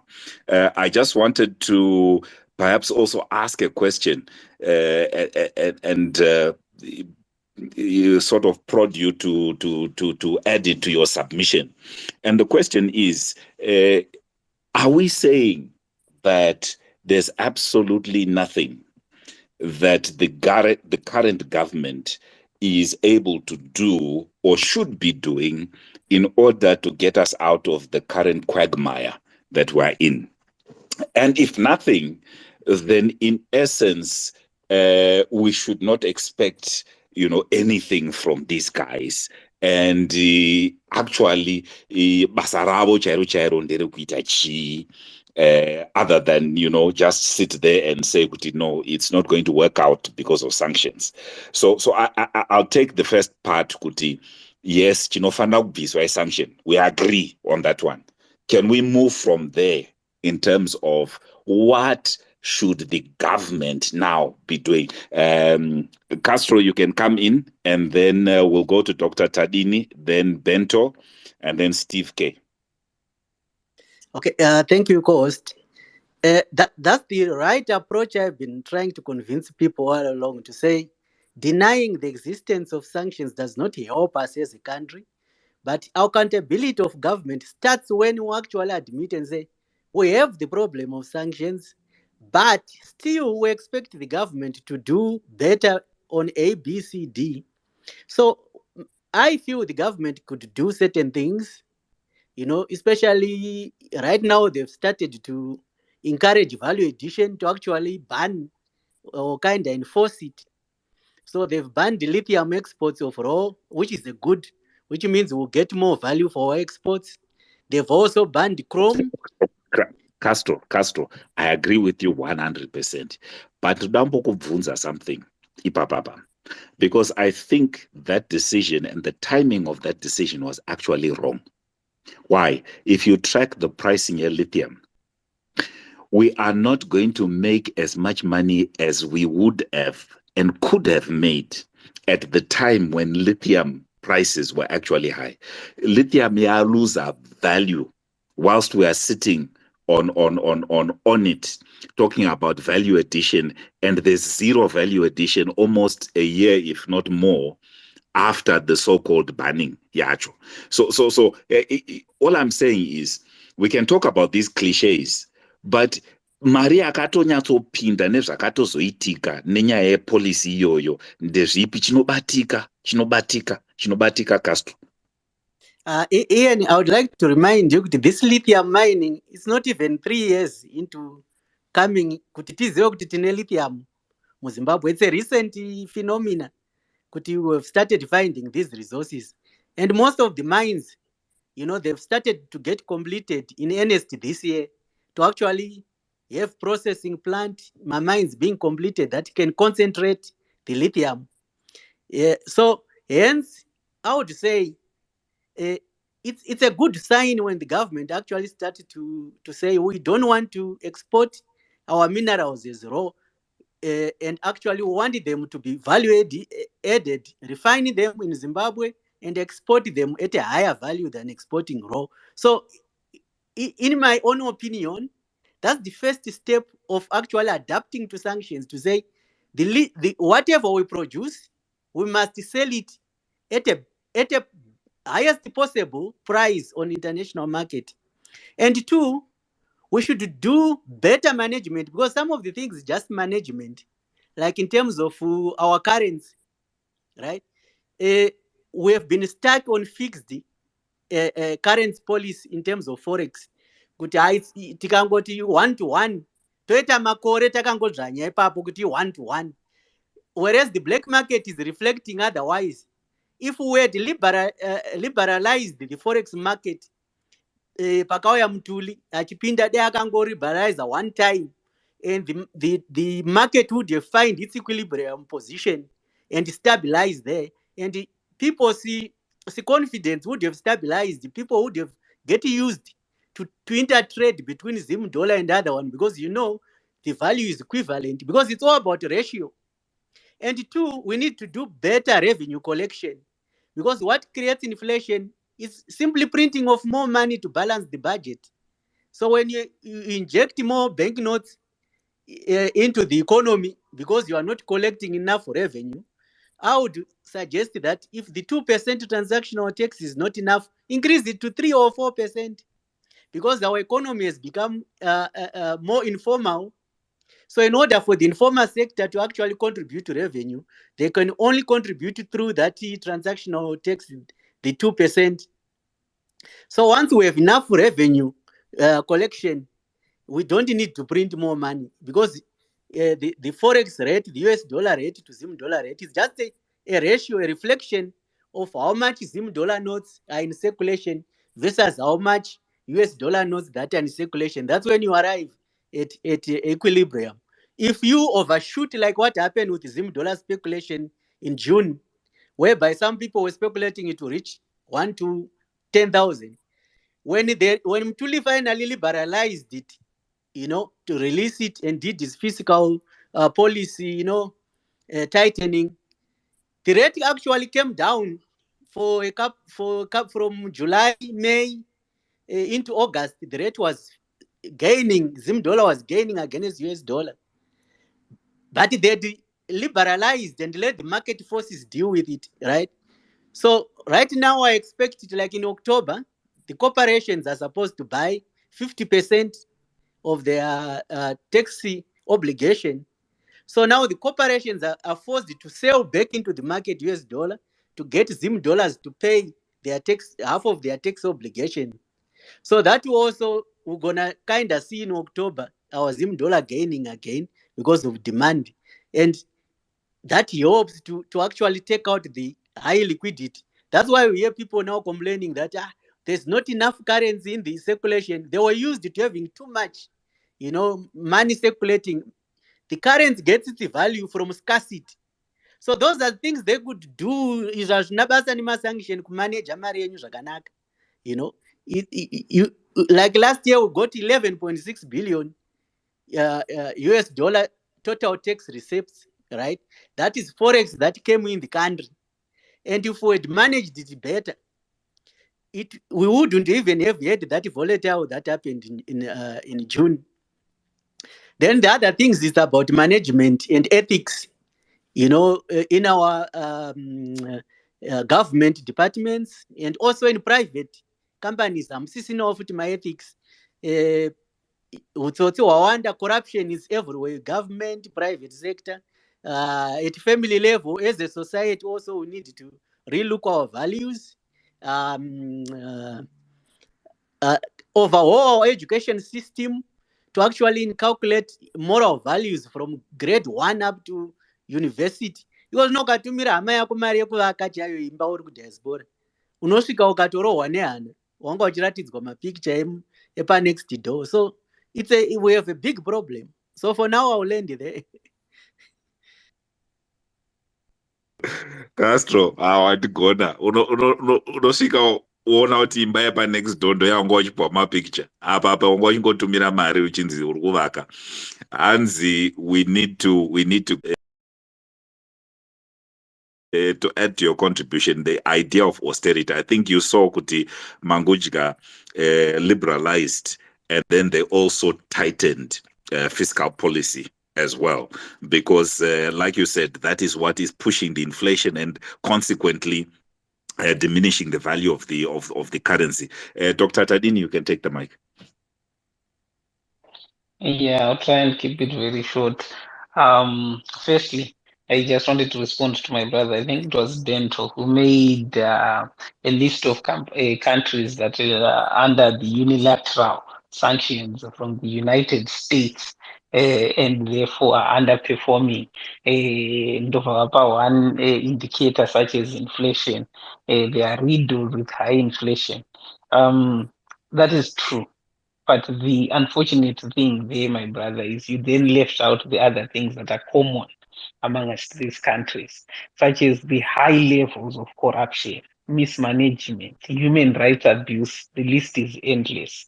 Exclusive economic systems, and exclusive political systems, you see. So you cannot therefore come and make a conclusion that you see in all these countries, there are sanctions, and therefore that is why these countries are underperforming. And I think that has already been debunked by making an example of other countries that have sanctions, but maybe do not have the same attitude towards corruption internally. An example being China, that are managing to thrive and to actually expand. So you have to go back to your data and then look at all the facts that affect it. You cannot come up and say, no, it has to be the sanctions from the United States that are causing these countries to underperform. And I deliberately use unilateral. These are sanctions that are coming from the United States. It's like there's nothing you can really do about it unless so again, we cannot have a government that asks for people to give them a mandate for them to repeat over and over 10, 15, 20 years that we are under sanctions. That's why we're not performing. We're under sanctions. That's why we're not performing. Every time they are requesting to be voted in, when His Excellency, the current president, if things do not change, Emerson Mnangagwa, put in his name into the head, he knew that the country is under sanctions. And he was saying, I will be able to deliver in those conditions. In all his 2 terms, he knew exactly the situation that we are in. We are under sanctions. We have sour relationships with other nations. We have great relationships with other nations. So haukati nina I can work under pressure, then pressure yapo wakutanga kuti aiwa I'm failing to deliver because of pressure. Yet your CV in bold letters said, one of my major skills is working under pressure. Working under pressure. So I think we have to be honest to that. This also brings me to the issue things, policies that sometimes on the surface look brilliant, but yet they really barely deliver, or they are not even intended for what the public is being told. We'll talk about mabans akafana nakaiswa pa lithium, white gold, don't nickname ga.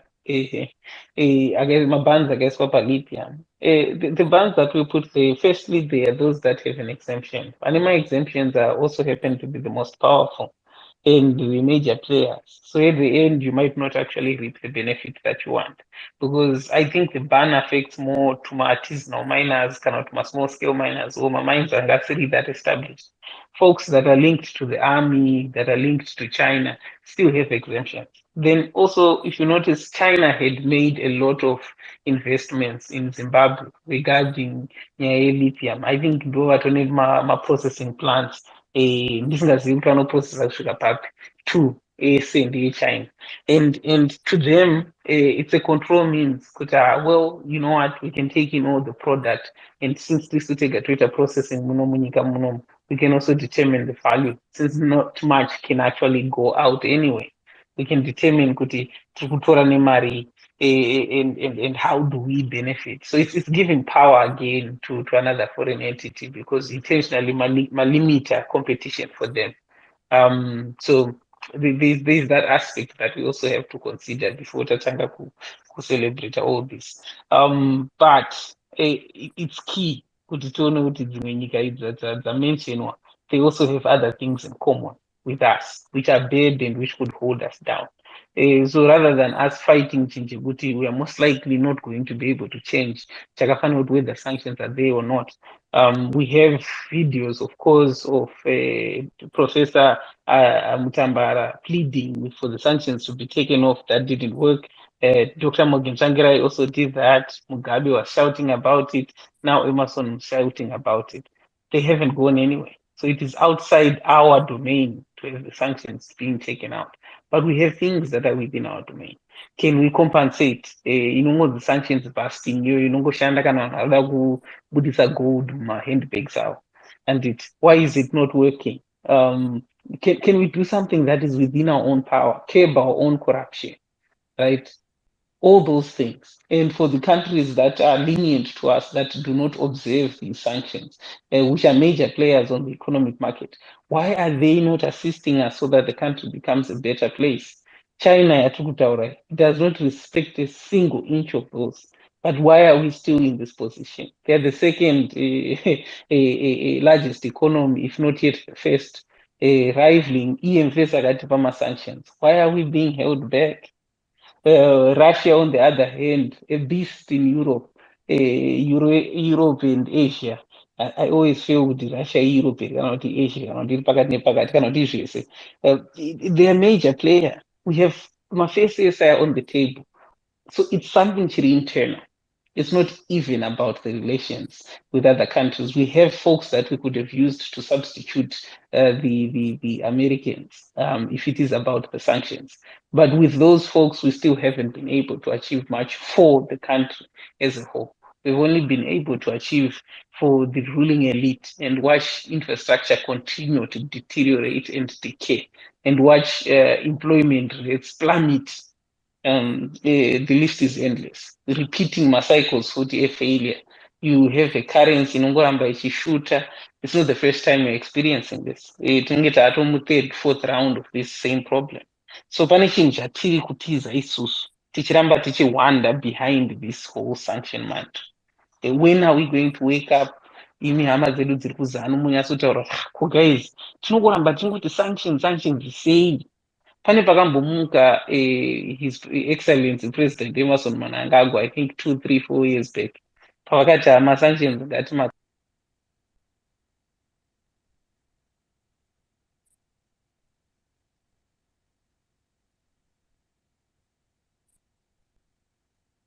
ndisiri kumunzwa ndega. Maybe something went wrong with the space. Doc, we've lost you. You are making a very good contribution. I think Hansi kana tichiramba tichita repeat the cycle with the same outcome. Maybe we need to change. And chiripo chacho is not necessarily the sanctions, which frankly we can't do anything about because these are unilateral. It's like we might as well get on with life. And getting on with life means we need to put an action plan together. And that action plan has to go beyond talking about the sanctions. The action plan actually has to be tangible things. Which we all know. And I think Castro, you gave a very good broad, picture of that. Quite Dr. Tadini, because China has a no tolerance to corruption. Maybe we should learn that from them, and maybe that could lead actually to a better outcome for us. Bento, you can come in, then Anotida, and then we'll go to Chris and then Castro. Thanks, Ian. Look, Ian, I got you. We are not saying things are okay but we take the other side because a lot of people never take the center side. I argued that the way 90% unemployment rate was measured in the 90s, especially early 90s, that's when our unemployment rate shot up because of ASAP when companies were closing shops, some of them relocating to South Africa because, people being retrenched. There were a lot of people who lost jobs looking for jobs. That's why that rate was very, very high. And they used the same formula. And the same formula we are using today. So we cannot come around and say, no, it's wrong now. When we always celebrated, those who obviously who are anti-celebrated that high figure. So let's embrace that figure. When it comes to sanctions, let's all agree. Once we agree, we won't be bogged down. Like Ian, you agreed. We won't be bogged down trying to argue. We waste a lot of time to argue about sanctions instead of saying, okay, then what's the way forward? Then Ian, you also said some people were sanctioned before, but they were able to successfully wriggle their way out. But we must also look at the circumstances. For the Rhodesians, for instance, remember the Rhodesians were particularly catering for an odd 277,000 people. And they didn't need a lot of forex to import rice. Most of our people didn't eat rice. Rice, wakamwechete for Christmas. They didn't need a lot of forex to import wheat because chingwa jajo aguna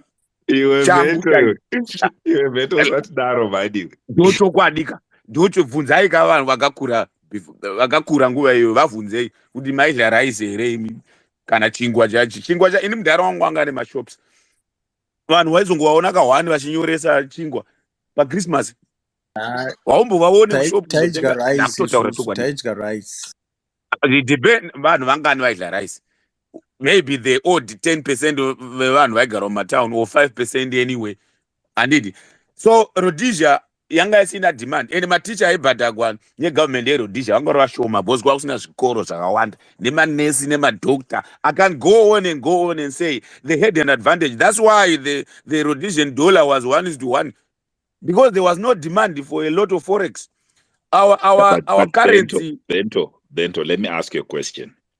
Yeah. Is it true in our history that as a result of those sanctions that this is the basis for Zimbabwe's industrialization? Because we had to look inwardly and then start manufacturing. So what I'm saying is that it's true. There's a silver lining on that cloud. Yes, of course. Yeah, I agree with you 100%. Anyway, then in those why we see a lot of our people trekking south. Like I said, it is the mind. My economic activities in Nyika and people are forced to do certain things by circumstances. For instance, this type of activity is no longer going to give us a good life. It's happening in Brazil. Should be happening in Zimbabwe. if we change our mind. The center of gravity is shifting. Industry is no longer providing people with prosperity in Zimbabwe and in many other countries. So what is providing people with a better life now is something close to the soil itself, and the whole value chain is soil. That is farming, that is mining, and the value chain. In Brazil, people started moving away from Sao Paulo and Rio de Janeiro in the interior. At first, roads, gates. But now they are successful farmers who took advantage of the Chinese economic miracle. One farmer is paying a worker $1,600 now in Brazil, taking advantage of Chinese food or the Chinese food chain. So our people are still stuck with their age of life. See where the life is. Actually, our government should also bring in as a policy. Industry will take a long time to come back and give people a life, because industry is linked with the whole globe. Now investment in industry goes to those countries which offer cheap labor, to those countries which offer other things which make industrial production better. As a bento, okay, yeah. Mira, no, I'll give you back time. Yeah. There's a bit of a contradiction. Let me show you where your contradiction is. Yeah. Wambotanga uchitaura, or it was Castro. You'll correct me if I got you wrong. Uchiti wewe kuti the beneficiation drive from government indo it's a good policy. Indo it's a driver, value, and it will also drive employment and so forth. Now you are saying to the contrary. Kuti aiwa, isu ngatidzokere ku primary industry. Munhu wese kumunda. And I'm saying, kuti, surely when you are looking at economic development, there is no way that you can jump from primary without and totally ignoring industrialization and expect to get to wealth. I would really like to see an example of a country like that. Isina industrialization. When you talk about Brazil, Brazil is one of the most industrialized countries. In fact, this BRICS thing and its expansion, I don't think South Africa is going to benefit as much as Brazil is actually going to benefit from that. So imboti balance epapo kuti todzokera kumusha kunorima. At the same time, we need to develop an economy. Are we not going backwards? Okay, Ian, we need to reboot our economy. Our industrial base has been decimated. So what I'm saying is, let's go back where our people will get the most value, that value chain, that beneficiation. I said, let's go to the soil. When I said to the soil, I told you, I talked about farming, I talked about mining, right? It's the whole value chain is the same as the soil. It's a value chain which is rooted in the soil. And this beneficiation which Castro talked about is an important thing, because if you sell your lithium as an ore, maybe you fetch 3,000 per ton. But if you sell it as a processed product, you fetch, of course, it fell from 85,000 to now it's about 38,000 per ton. And I can tell you the projections about the growth of lithium industries is phenomenal. For instance, Zimbabwe has got the capacity to supply 20% of the world's needs of lithium. Because we cannot recover. No. Look, when you are, okay, fine.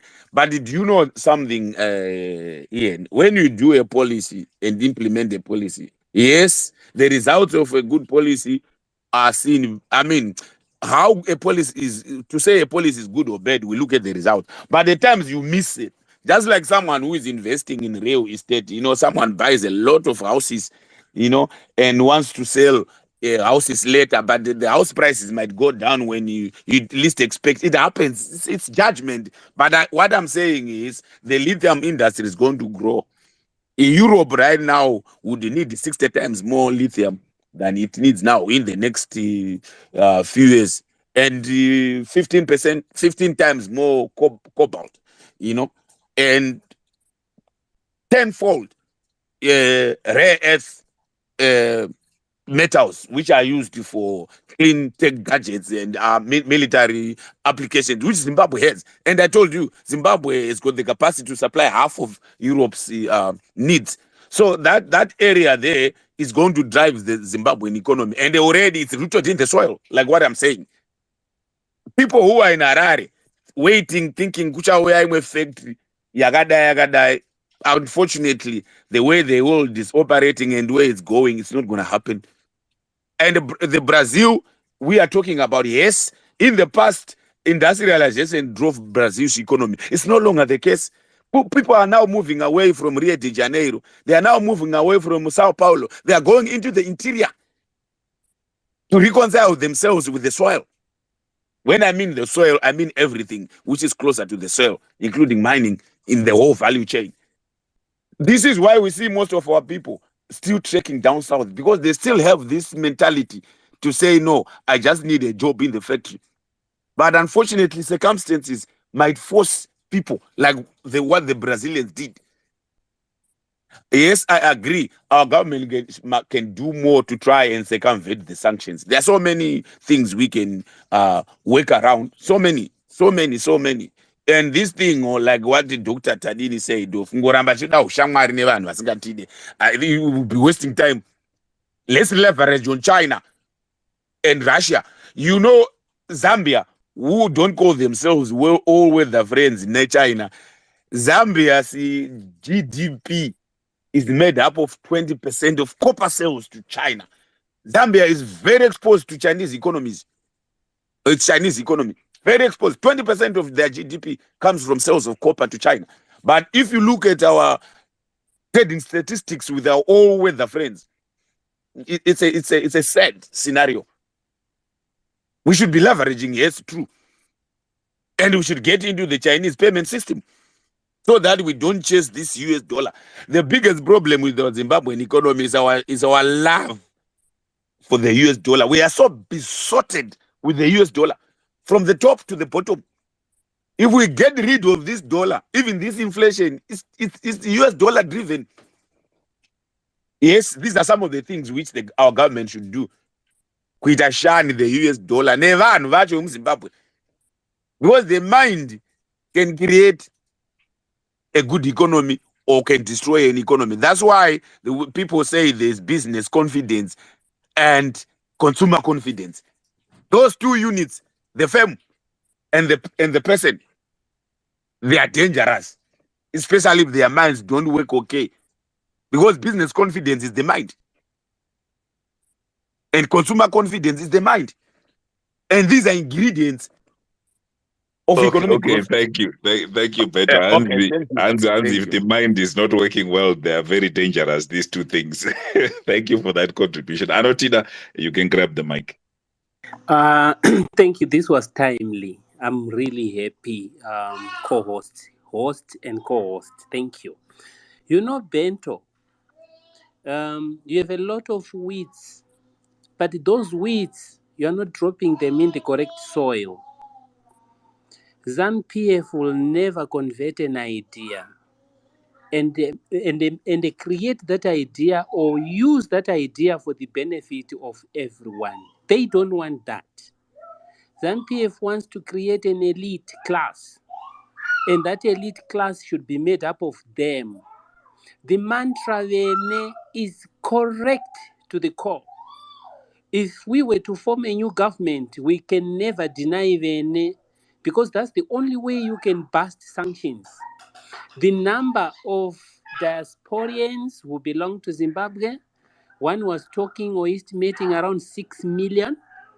If that number is correct, let's allow every Zimbabwean in diaspora to hold a share or to open a new company. It means to say there will be 6 million companies in Zimbabwe providing services locally and abroad. We can best sanctions. ZANU-PF will never want that. all they would want is a person that has $1 million to invest in Zimbabwe should take off 100,000 or 200,000, give it to a minister. And that minister is ZANU-PF. So when you're dealing with ZANU-PF, you are undoing your future. Whilst land, empowerment are correct philosophies, I will assure you they are in the wrong hands. And the challenge we have is the opposition will deny the correct mantra for the reasons of being different, when yet that is what will benefit the general of everyone. So yes, let's talk about sanctions. Sanctions should not only be done away with. That would be wrong. Sanctions in a way are giving us civilization as a community to respect one another in our own right, in our own community. If someone comes from afar and say, for the reason that you are killing each other, I'm going to sanction you, that person is a good neighbor. And we must celebrate the sanction that is directing us towards respecting one another. I am honest about that and I'm not flinching my hands. However, if we start by respecting one another, we should not cross the interest of our neighboring countries. That is, for example, if South Africa has interest in Zambia, we should not be seen to be disturbing South Africa in Zambia. That's diplomacy. And any formidable government should understand how to interact with another government, let alone a superpower. And those are the reasons why we have sanctions. We cannot appear to stand toe to toe with a superpower when we hardly have a voice even in the Security Council. That alone, guys, Zimbabweans who are so much learned and in these spaces, we would have grown out of our size. Then come on to beneficiation and value creation. That is perfect and that is correct. Unfortunately, value is not translated correctly in Zimbabwe. We should not end at processing lithium, but we should probably end at creating the batteries, the solar batteries. Not even to sell lithium, sell the battery. Not even sell the battery, sell the car with a battery, a lithium battery. Why are we not bringing in the cars in Zimbabwe, car manufacturing? We had a line in Tare, we had a line in Willowville. Why are we not bringing it back and start off with our lithium in the country? And they use that as a carrot to bring in the investor in car manufacturing. Which line has gone to South Africa, and South Africa will be taking lithium from us? Look, guys, the list is so long, but you are dealing with a wrong custodian of your assets. Remember, the soil, the land in Zimbabwe belongs to Zimbabweans. And we have no choice to be born anywhere. We belong to Zimbabwe and we must be in Zimbabwe. If someone can register a claim for lithium, I have a right to register one as well. If someone can process lithium, I have a right to process lithium as well. Why is it reserved for the special ones? Why would it be ZANU-PF only? Why would it be ZANU-PF government officials only? Lastly, Mtuli will never remove the Zim dollar because his salary is coming in US dollar. He will never remove the US dollar. The government of Zimbabwe will not do away with the US dollar because they want to create an elite class of themselves using US dollars. And as a result, it gives them competitive advantage over others in that they have a US dollar. So when they go to a rally, they can buy all the restaurant around. Look, guys, the truth of the matter is you need to have a government custodian who loves people, who will be able to go back to people and develop people. We cannot leave our rural communities rural in the 21st century. They shouldn't be walking 3 kilometers to a hospital in the 21st century. The willingness to do that is high. Why? Because minerals are taken from the villages, from where they are living, where they are staying. Minerals are now having more priority over the people. When you see a government operating like that, get to know the money is not going outside only, but they are pocketing such money. You know the Marange debacle, you know the Marange Diamond debacle, that we had a government institution that owned a claim. We had a first family owning a claim, and we had few individuals owning claims. Why would such happen when the Marange people are not getting anything? Guys, get it right. I respect how learned you guys are. The correct thing, while we are debating about these things, these ideas, ZANU-PF will never implement them because it will make them equal with everyone in the society. That's their mentality. But once we open up the market, kids that are coming from school who don't have experience, they will find industry. Let me put a comment on how we can re-industrialize quickly.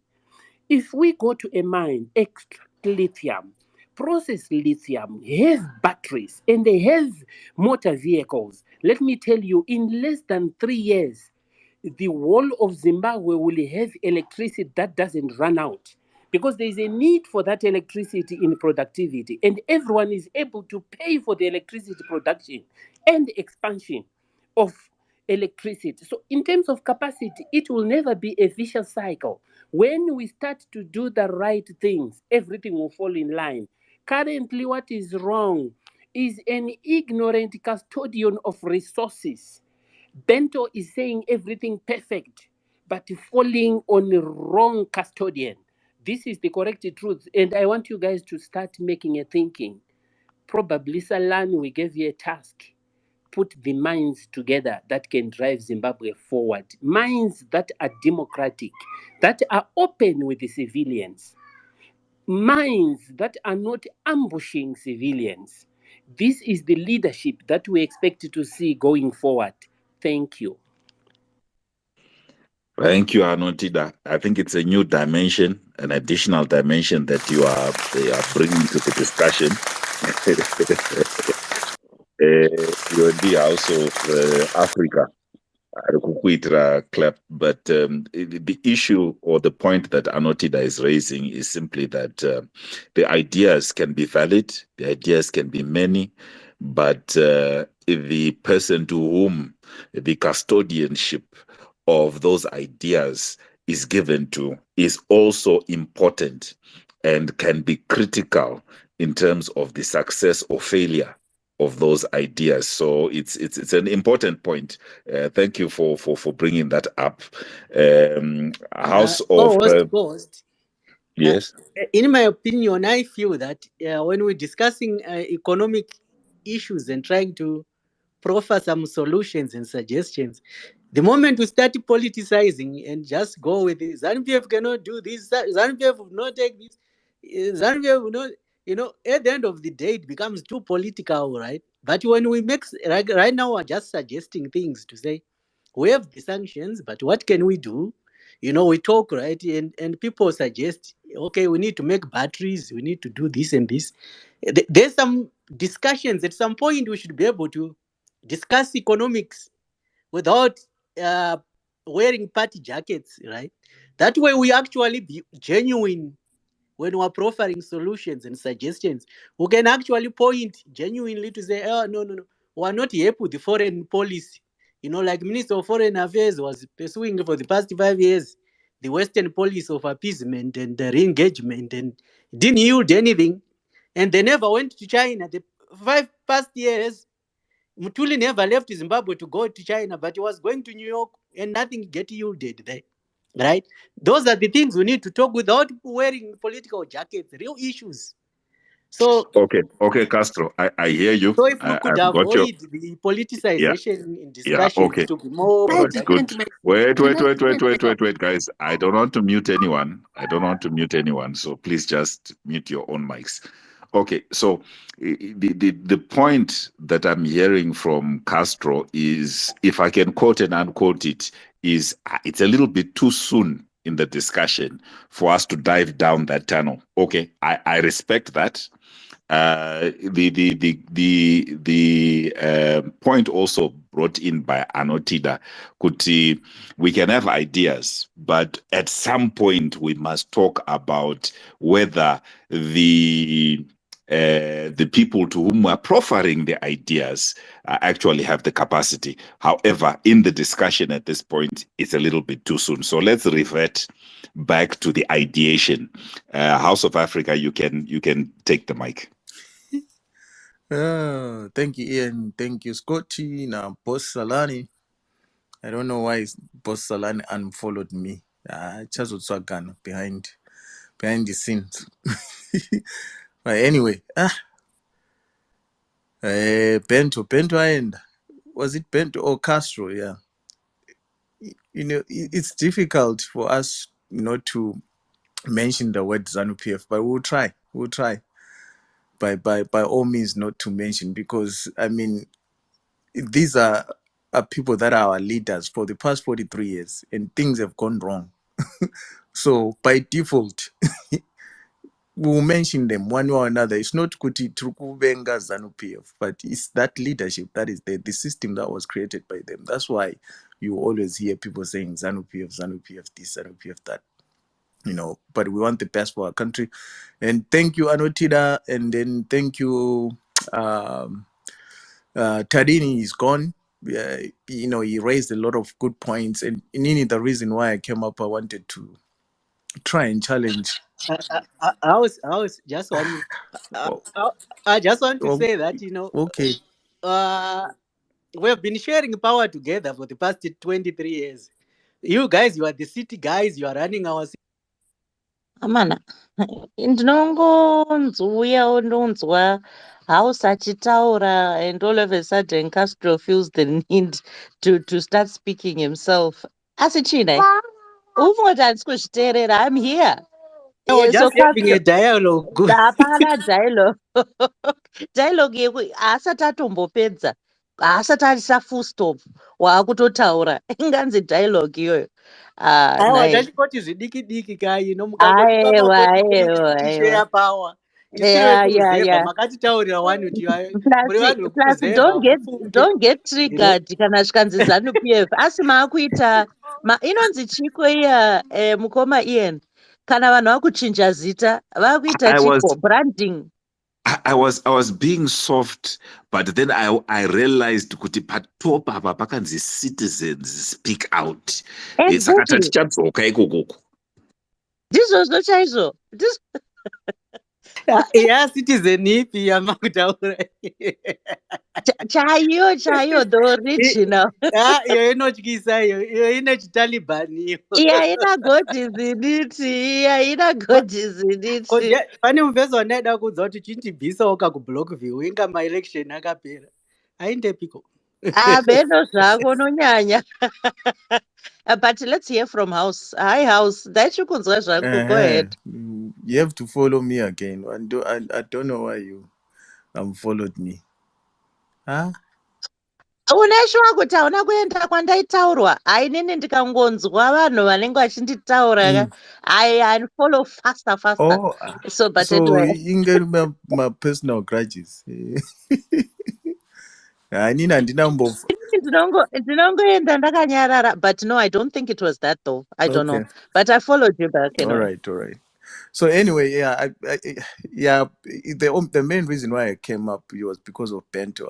I you know, trying to hide behind sanctions a million times and all that, to me, it doesn't hold water. And I thank Tadini, I thank Anotida for pushing back, you know, knocking sense into our heads. It's not yes, sanctions are there, but I don't believe it's about sanctions. Nino Duda Kungo Zuma in per leadership. Per leadership, ndipo pane nyaya ipapo. There are so many other things that we can talk about, but I would like to just zoom in per leadership. Isusu Zimbabwe, you know, apana leadership, apana ethical leadership, and that is what we want for starters, you know. And Salana no garachiti accountability, you know, all those words, you know, integrity and whatever. So those are the things that we want. Pakutangisa, you know, don't mind my Shona. I'm trying. So, you know, integrity and trust, that is what we want. And that's why we're crying for ethical leadership. Because, you know, foster trust and confidence among the population. And when the leaders consistently display that integrity, honesty, and ethical behavior, even my citizens actually, they'll be more likely to trust and have faith in the government and its institutions. But atina faith, especially in my institutions. Ashande, mushe. Tirwana job scholar. He's been there for more than 400 and chakuti days for nothing, you know.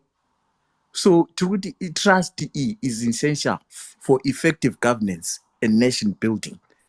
On yo integrity, trust, transparency, rutaura na Salani. So we know kune corruption. We saw, you know, the Al Jazeera documentary. They were stealing billions and billions and billions of dollars, but they were telling us about we were fighting corruption, but it was catch and release. But this is we want my leaders, ethical leaders that will honestly fight against corruption. Because country Louis is like many other countries that faces the challenge of corruption. So EO ethical leadership that we're crying for, it will play a crucial role in combating corruption by setting a strong example and holding individuals accountable for my actions. You know, those leaders that prioritize, you know, ethics and transparency, Salani, you know, they can create a culture that discourage, you know, corrupt practices. But kuzimbabwe zakawandisa zakanyanya too much kufura South Africa, kufura most of the African countries, as we saw per Al Jazeera documentary. Isusura socio-economic development and kana tinema ethical leadership. Izozo tiri kuzitaura manje, it's closely linked to sustainable socio-economic development. So when leaders prioritize such things, the common good, and they act in the best interest of a nation yedu Zimbabwe, they are more likely to make decisions that will promote economic growth, social justice, you know, and the well-being of citizens. You know, our hospitals, you know, working well, and you know, all these other things, and we'll be more prosperous. And we have an equitable society. That's what we're missing. That's why people are people. It's not a fluke that our people in South Africa at the moment. Millions of them. And some of us are in UK, whatever, America, all that, because of Tiruku Shayama ethical leaders. You know? And international reputation here too. It's gone down the drain, guys. It's gone down the drain. That's why we're saying we want ethical leadership that will enhance countries' international reputation, you know, to that respect. Because when you demonstrate that ethical behavior, it will enhance the credibility of the country and will foster positive relationships, never or other nations, you know. And then that's how we are going to attract foreign investment. That's how we are going to promote international cooperation and even strengthen my diplomatic ties. You know, when you look at a country like Zambia, now HH came in, you always point fingers at him, but that country is doing better than us. They are respecting that guy because he's got those characteristics of an ethical leader. That's why it's kufamba ikoko, but he's always making noise. You know. Sorry, my brother. Can you help me there? Just something came to mind. I hear you saying ethical leader, yeah? I mean, you know, one thing I've learned about my leaders, but can you give me an example of something that you'd call a leader you'd call ethical? And perhaps someone here might then give you points ethical. Do you get what I mean? Because I think it's easy for us to say we want ethical leaders, but to what point can a leader truly be ethical? Pane vanotoita zvimwe zvinhu zvekuti later on we find out, and you would have thought that this person was ethical, but later on you find out kuti a lot of the scandals that then come out, especially like that you don't expect. I've got lists of people that I thought I would have said you are ethical, only because you just didn't know what it is that they were doing until it came out. So I think some of the points we talk about. I mean, we talk of integrity, absolutely, but my ethics apa. You know, somebody else can think what they're doing is ethical. I mean, how do you measure ethics? Because you'll be surprised, Kuti, the leaders we have right now, they think they're ethical, but we don't think that's ethics. That's the right type of ethics that we're talking about. So I don't know if I'm making sense. I hope you I are am. making sense. That's why I've been trying to sort of like break it down and explain what an ethical leader is. Ndakataura nenyaya corruption. You know, when you're fighting against corruption, because Zimbabwe, you know, we were told by, okay, I'm trying not to say ZANU-PF. We're told, Kuti, they are going to, we're told, Kuti, they are going to fight against corruption, and they were going to go after these people, hold those individuals accountable for their actions. Kuti vari kubamari. But we saw catch and release. So that means there are no ethical leaders there.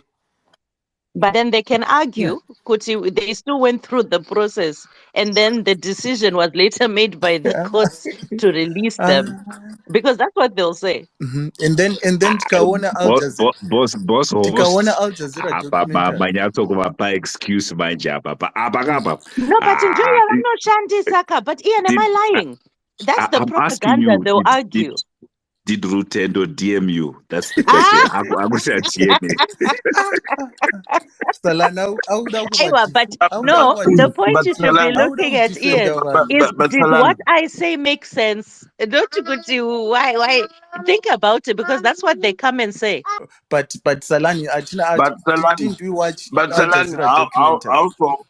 House of Africa is running away from the person that he was presenting as an ethical leader, Hakainde Hichilema, who is marginalizing Lungu, the price of beef. They can't even afford a piece of steak in Zambia, right? And then he runs away when you ask him, can you present to me an ethical leader? He runs away from Hakainde Hichilema, who he was bravadoing a minute ago. I mean, can he speak good of him? Just call them Zanu, man. Just call them Zanu. I was trying You don't put in so akuvapa manje another foot. You know, uziva kana uchiuraya anzi the cat has got 9 lives. No, but the thing I like, at least you know, it's the conversation. It's the fact that they put you were now talking. Yeah. And I do understand. Example yake ya Hakainde Hichilema. Kuti akavarire Lungu if he's an ethical leader. But you wakamake from before, so I don't think. Ngatibvunza kuti kova makavharira kuZimbabwe muri kuvavarira. Job Scala. Hold on. Muri kuvharira Job Scala for what? For what, guys? Akaita mutemo unoti akaitei. Mutemo anoita achidefenda what? Pane mutemo unoti akaitei. Ko Chinyanga akavharirwei. Tiri kutokubvunza ekaini motibvunza. Tikubvunza kana nemi uri kubvunzwa. Aiwa, ko Chinyanga akavharirwei. Wauri kubvunza ndiani? Tell us. Aiwa, Chinyanga akavharirwei. Kweuri kutibvunzirei tiudze. Kwemuri kundibvunzirei ndiudze. Hausi kutoziva. Kwemuri kundibvunzirei ndiudze. Mati akaende akavharira umwe wake ka. Tati ngatingouya kumba tingobvunza kuti kumba kweduku imimi muri kuvavharirei. Ko imimi ngatibvei futi kumba tiendewo kunze tibvunze kuti ko Chinyanga akavharirwei. Uri kuenderei kunze iwewe? Tiri kuita mumba. imurugindire kumba why do you want to live outside? Kwemurugindire kumba. Ndiko kwatinobva kotogoenda Ko chinyanga asi mumwe hazi kumba though, handitari ari kunze. Aiwa, chimbomira izvozvo. All right. Asi mumwe wedu here. Akasungwa nemitemo yekumba here kana kuti yekunze? Akasungirwei? Aiwa, daira zvandakubvunza, ungandidaireka nemubvunzo. Aiwa, kai uri kudairawo nemubvunzo wani? Ya, manje tinoswera tichidai kusvika dzanaka. Chiyanga vanhu vaifangwa kumumiririrawo murume uyo wamana. Scientists vakataura kuti mabaloti aichinja. You know, scientists vanga vakazvipira kumusangano zvokuti dai vanhu vari UK vakanomiririrawo or to come with some excuse, some solidarity. Wamana munhu Nyaya yake inorwadza mana, hameno sei vanhu muchingoda kungodzokera ikoko mana. Saka ndio yake study here yenyu yamunofarira kushandisa. Aya tingotaura kuti politics time mune kakushandisana time you know. Because vanhu vari UK hakuna akambonomirawo naye kana one kukoti. You know, I think one day we'll sort that out and try to fight for him. Because, you know, that time we were not aware. Why not now? Yeah. Why one day? Why not now? We were not aware of kuti muruku babaris our resources wakaita say, you know. No, indamangwana iwo. Did you know? Iwe House of Africa vari kuti yendaona uyu William ndipo pane nyaya yavera. Ngainde kanoona William mangwana. Imimi mambotanga manomuona here mimi mamboenda here mimi. Ngaambonoona Job mali kokuenda kuno kwa William kodokwaita sei mbonoona Skala naGary Vhume. Vari kutya kunzi mainfiltrator kana kuti vatengesi. Anenge atotengesa kaipapa apa atobva avharirwa ariko ivo vari kutyawo kunzi materorism kana vakaenda vakanotaka kuzoona chinyanga. Indai munoona chinyanga mangwana. Yeah, we will. Don't worry. We'll sort that out. Talk to me that picture. Yehovah poster ya Gary. Okay. Anyway. Yehovah poster ya Gary. Anyway. Guys, let's stop doing this. Let's not laugh at the misfortunes of other men. Let's leave it. Yeah. Let's move on. Iwe ari kuseka the misfortunes kwindiani. Iwe wauda ungo, you're trying to make it what it's not. Asi china. Iwe Castro iwewo.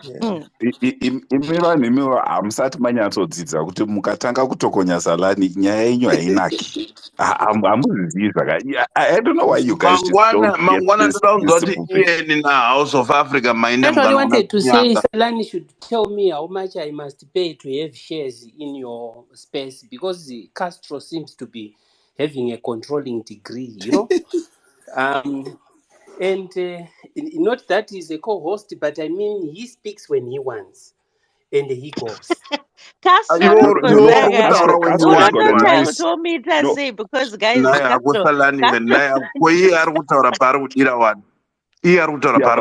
iwewe usada kudefenda Castro iwewe. Castro agodozvimirira ega here. Uri spokesperson waCastro here. Okay, beautiful people. Then Castro achataura kusvikira whatever madongi aita what. Let me just No, just tell him not to interject you. Castro listens. A lot of the time, I've noticed if you just tell him that you want to finish, he will allow you. Pampacha, I think he just wants to just have a dialogue. I don't think he means anything bad by it. No, that's okay. Yeah, let me learn quickly. So in India, the you know, too much noise about ethical leadership. Another thing, you know, when you look at you know, the tribes are in Zimbabwe, like Mandevele, Mashona, Karanga. You break down Mashona to Karanga, Zezuru, and whatnot. You know, we've got a problem there. And if we have, you know, good leaders, this ethical leadership that we want to promote, vanogona, you know, vachagona izvinhu social cohesion and unity. Kuti they will prioritize inclusivity. Kuti hakuna Mshona, hakuna Mkaranga, hakuna Mzezura, hakuna Mdevere. You know, promoting things like devolution, you know, fairness, and then justice that can bridge my divides. Kuto reduce as well as my inequalities. You know, you promote a sense of belonging to all my citizens, you know, my citizens, my triple C, what, you know, that will stabilize our country because it's tested to the same level. We won't be seeing each other as okay, Muzezuru, Mukaranga, Mundevere, whatever, all this. That's what we want, to be honest. You know, then iyo yokuti tinema resources bento, I don't know whether it was bento or whatever, they were talking about a lot of things that we have, you know, my lithium, zwese, you know, kuti if we are focused, we have got good leaders that can think about long-term sustainability. Kwete zokuti you know, kutorerwa you know how you guys saw a thing, Al Jazeera documentary, how we're being shortchanged, nema minerals, you know, and then you guys spoke about Marangi, who was benefiting, you know. But if we think outside the box, like any other, you know, leader, But konzanani ungadzira uri mira ndipedze muchigaba mira ireyo. ndipedze mira Pamsoro, ndipedze handizve kuinterject.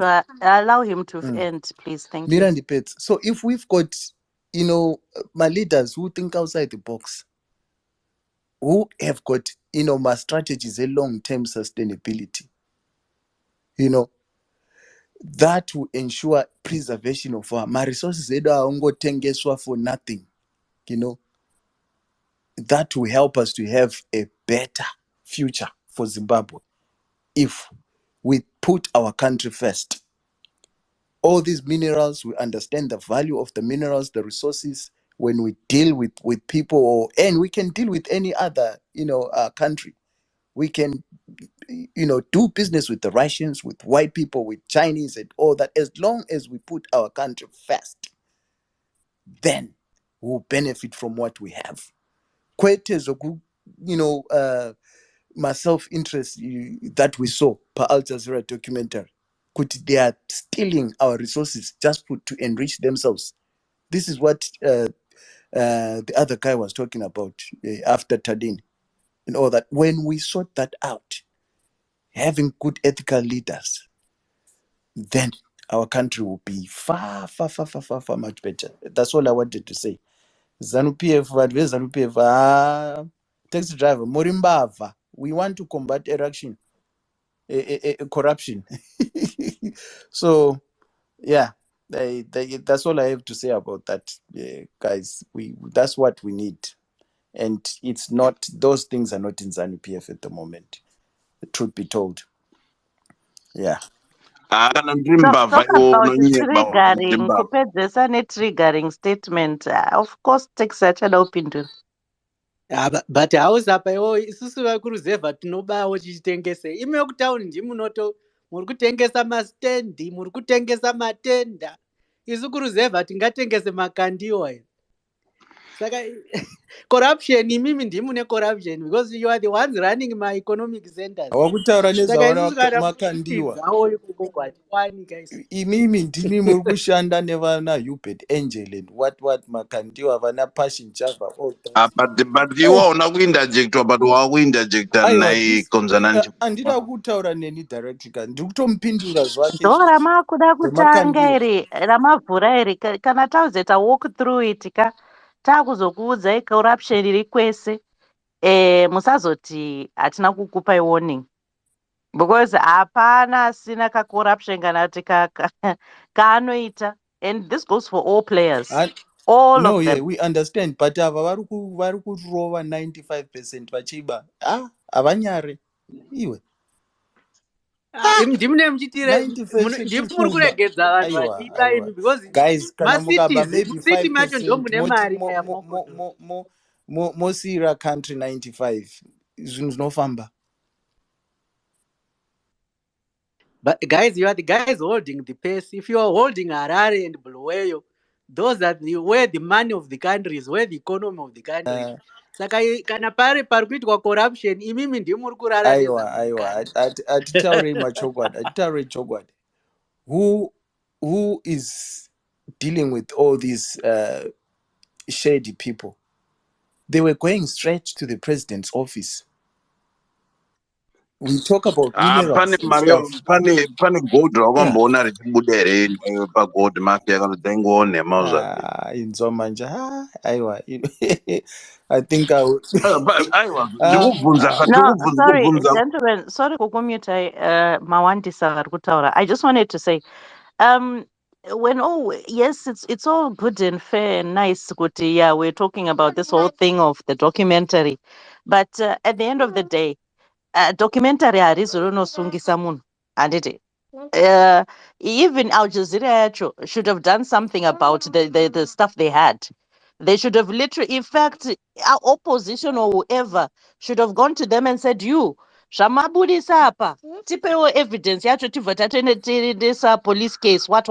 Nothing happened. And this is the problem. All we do is finishing the talking. We don't go through the processes. And this is where ZANU-PF has got us. Because ZANU aingotaure. They've Salani. literally shown you through this election that they were going to the courts. They were not Salani. saying, oh, we'll do this to you, we'll do that. They were literally taking cases to the courts. And then they were doing you there. Kana iri library yemamovie Culture, Salani captured culture. chimbomira mani naye House of Friends chimbomirawo nayo mana chimbotipawo mukana. Kana iri library yemamovie, I think documentary yacho Can I come in? inotokuwana science and fiction iri yare documentary yacho. Aiwa, Tete, don't get me wrong. Inini handisi kutaura kuti pane vanhu hapana. I'm not trying to say kuti ono hazvina kuitika kana kuti munhu ainyeperwa. That's not my point. My point is, it's the proving it and taking it to the proper channels. Even if chero mukati mapurisa akadai, but you still attempt to do it. Put a case, put a something. There's a lot of issues dzinongopera pakutaura. And nothing is done afterwards. And that's, so it becomes problematic when you come on a space like this, and then you're like, oh yeah, kwakabiwa, because even kutombotaura timbava, you literally can't be, it's hard to even back yourself up. Do you get what I mean? It becomes your word against his. Kondo kunoperera fiction zvenaye Salani, and fiction chinhu chausingakwanisa kuprova. Aiwa, it's the fiction. Aiwa, no, it's not fiction. Ndo fiction is. Fiction no, there's a difference. That's not fiction. Fiction G. The thing is, kuzoshika pa stage yekuti zvizonoripotwa ndipo patiri kushota ipapo. And it could be for a variety of reasons. Vamwe pamwe they fear for their safety. Others they know kuti vanoti process haishande. What's the point? But at the end of the day, you still have to make that step. At least it's something. Kuti pane chinenge chatangwa. But what are you fearing kana matomboita documentary? Iwe akaita documentary ndiye iwe tiri Al Jazeera herewo. Kana Al Jazeera yacho yakatadza kuprova isina chainotya. Ndo fiction is. Iwe Al Jazeera told you kuti ine mazi evidence. Anditi amuna ma investigative journalist here vaifana kuenda kwavari vano requesta zvaidiwa. Ngavabudise zveevidence yacho Salani. I think the big problem was there was no money seen in video. Fiction, yeah, vakaoneswa vanhu vakaona fiction vakakona vachitomuka vaona fiction. Fiction yakaona vanhu vapedza kuona fiction vakutobva vatotanga kuti paita documentary wobvunzwa kunzi ko evidence yacho iri kupi dhololo hapachina chabuda. Ndo panonetsa ipapo. Pauri kubvunza ipapo. Musati nyepera apa. We know what we know, taxi driver. We know what we know. We don't know nothing. We don't know nothing. You don't know what you don't know. Taxi driver, exactly. You don't know what you don't know. But I just wanted to say this here. Okay, yeah, I just wanted to say this. Kuti, this is where sometimes ZANU-PF, where you then do more damage to your reputation and to your own image. Than actually helping it, because kana wakuya uchiti hano Al Jazeera fiction, wakuya kuti hano nyika yakaondoka because it's only sanctions. This is what we are trying to debunk. We're trying to help you help yourself, because your arguments are too below the basement. So kuti kana munhu ane pfungwa chaidzo chero dzemwana mudiki anotanga kuona kuti but munhu uyu asi serious. Yeah, kana iriyo school of ideology, they need new lecturers. Ukaona uchimute vanhu, ukaona serious rewriting yecurriculum yacho because product iri kubuda moga. Castro naBento, you Aiwa, had very good taxi is a input. dropout. Castro He naBento, dropped out. Castro naBento vauya good contribution. Yes, tamboita argue on certain points, but unyatsoona kuti munhu uyu ane ma-ideas ekugadzirisa nyika. Kwete kungoti fiction. How? What is this now? Honestly, anobvunza zvinoreva fiction. Iwe taxi. Do you know what fiction means? Ukaona uchimuta vanhu kuti upute your point across, so you're losing the whole argument. Manje rega ndidzokorodze. It just means you are making And noise. you know what, And we are Ian? just trying to be You happy. know what? You know what Yeah. he does to me on general chat? He'll be like, Salani, on your space, you like to just mute people. So now that I'm a co-host, I'm gonna mute you too. Saka rega nditopedza shungu sha. So that kana akuzonozvitaura general chat. Ndozoti azvishuwa ndakazozviita on purpose. Nae. Yeah, I was about to say that. But general chat, ukaona Ian ukaona uchimuta umwe munhu. That's what you guys do. Ukaona uchimuta umwe munhu Ian kuti uite point across. But general chat, you always do that. When you're ukangoona uchita zvaitwa naIan zvokungomuta vanhu kuti uite put That's what you always do when you're general chat. Ngomira kuti vamwe vataure naye vakomana. Ukangoona Ian uchingoita muzzle vanhu nemute button wotoziva kuti you're losing the war. Taxi driver wainyepera vanhu. Waitira kuti nyepera.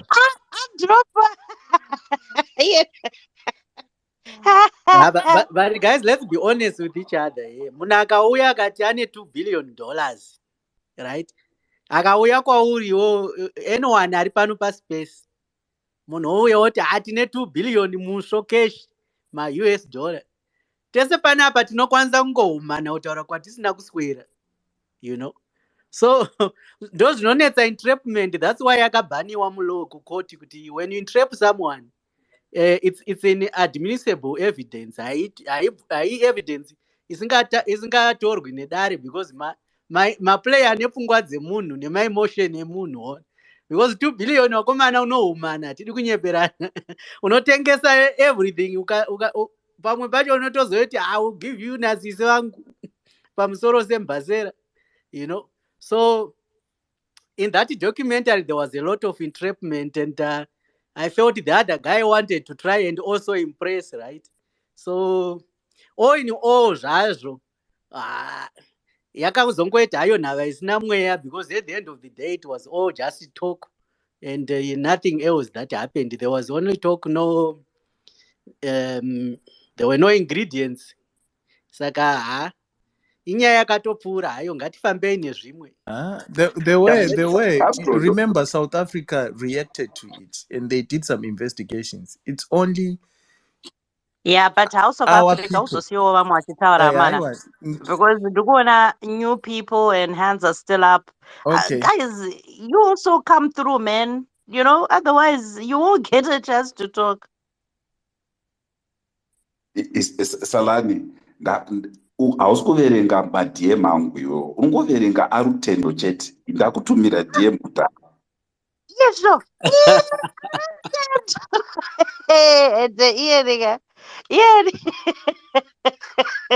Yawatanga, and it's a recorded space.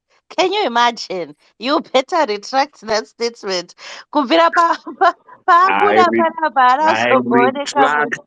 I retract. Guys. Okay, wait, guys. Modesta dropped because we've been talking too much. Oh, sorry, sis. Yeah, she's coming back. 1 second.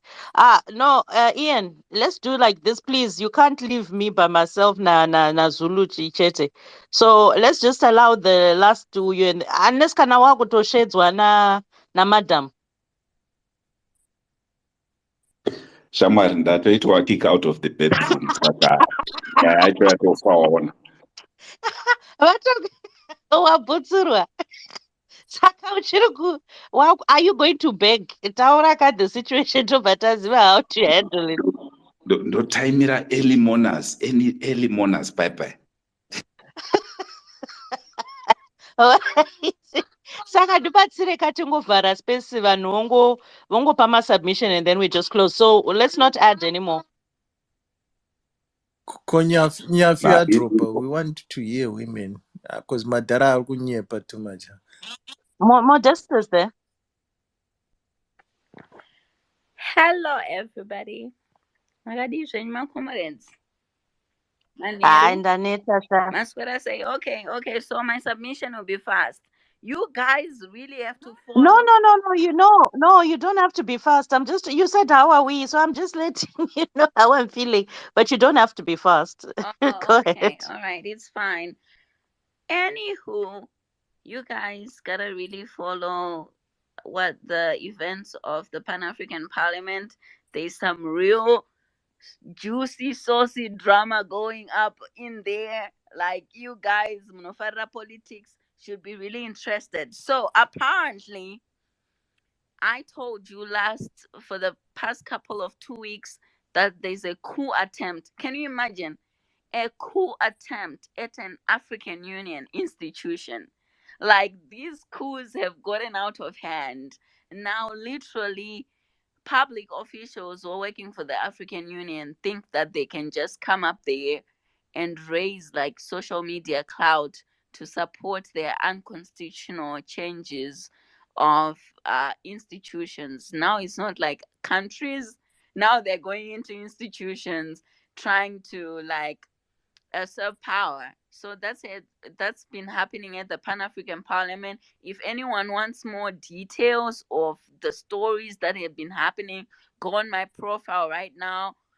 Check out what I've been posting so that you catch up to speed. But apparently, an Ethiopian MP is trying to remove the duly elected president of the Pan-African Parliament, who happens to be a Zimbabwean, and his name is Chief Fortune Charumbira. Some might like him, some might not, as this is a Zimbabwean space, but he's a Zimbabwean at the end of the day, representing your country on the continental side, in the continental body, African Union, and he's the president of the Pan-African Parliament. An Ethiopian is trying to overthrow him, taking advantage of the elections that happened, because when election happened, he's supposed to go on leave until he's elected back into his home parliament.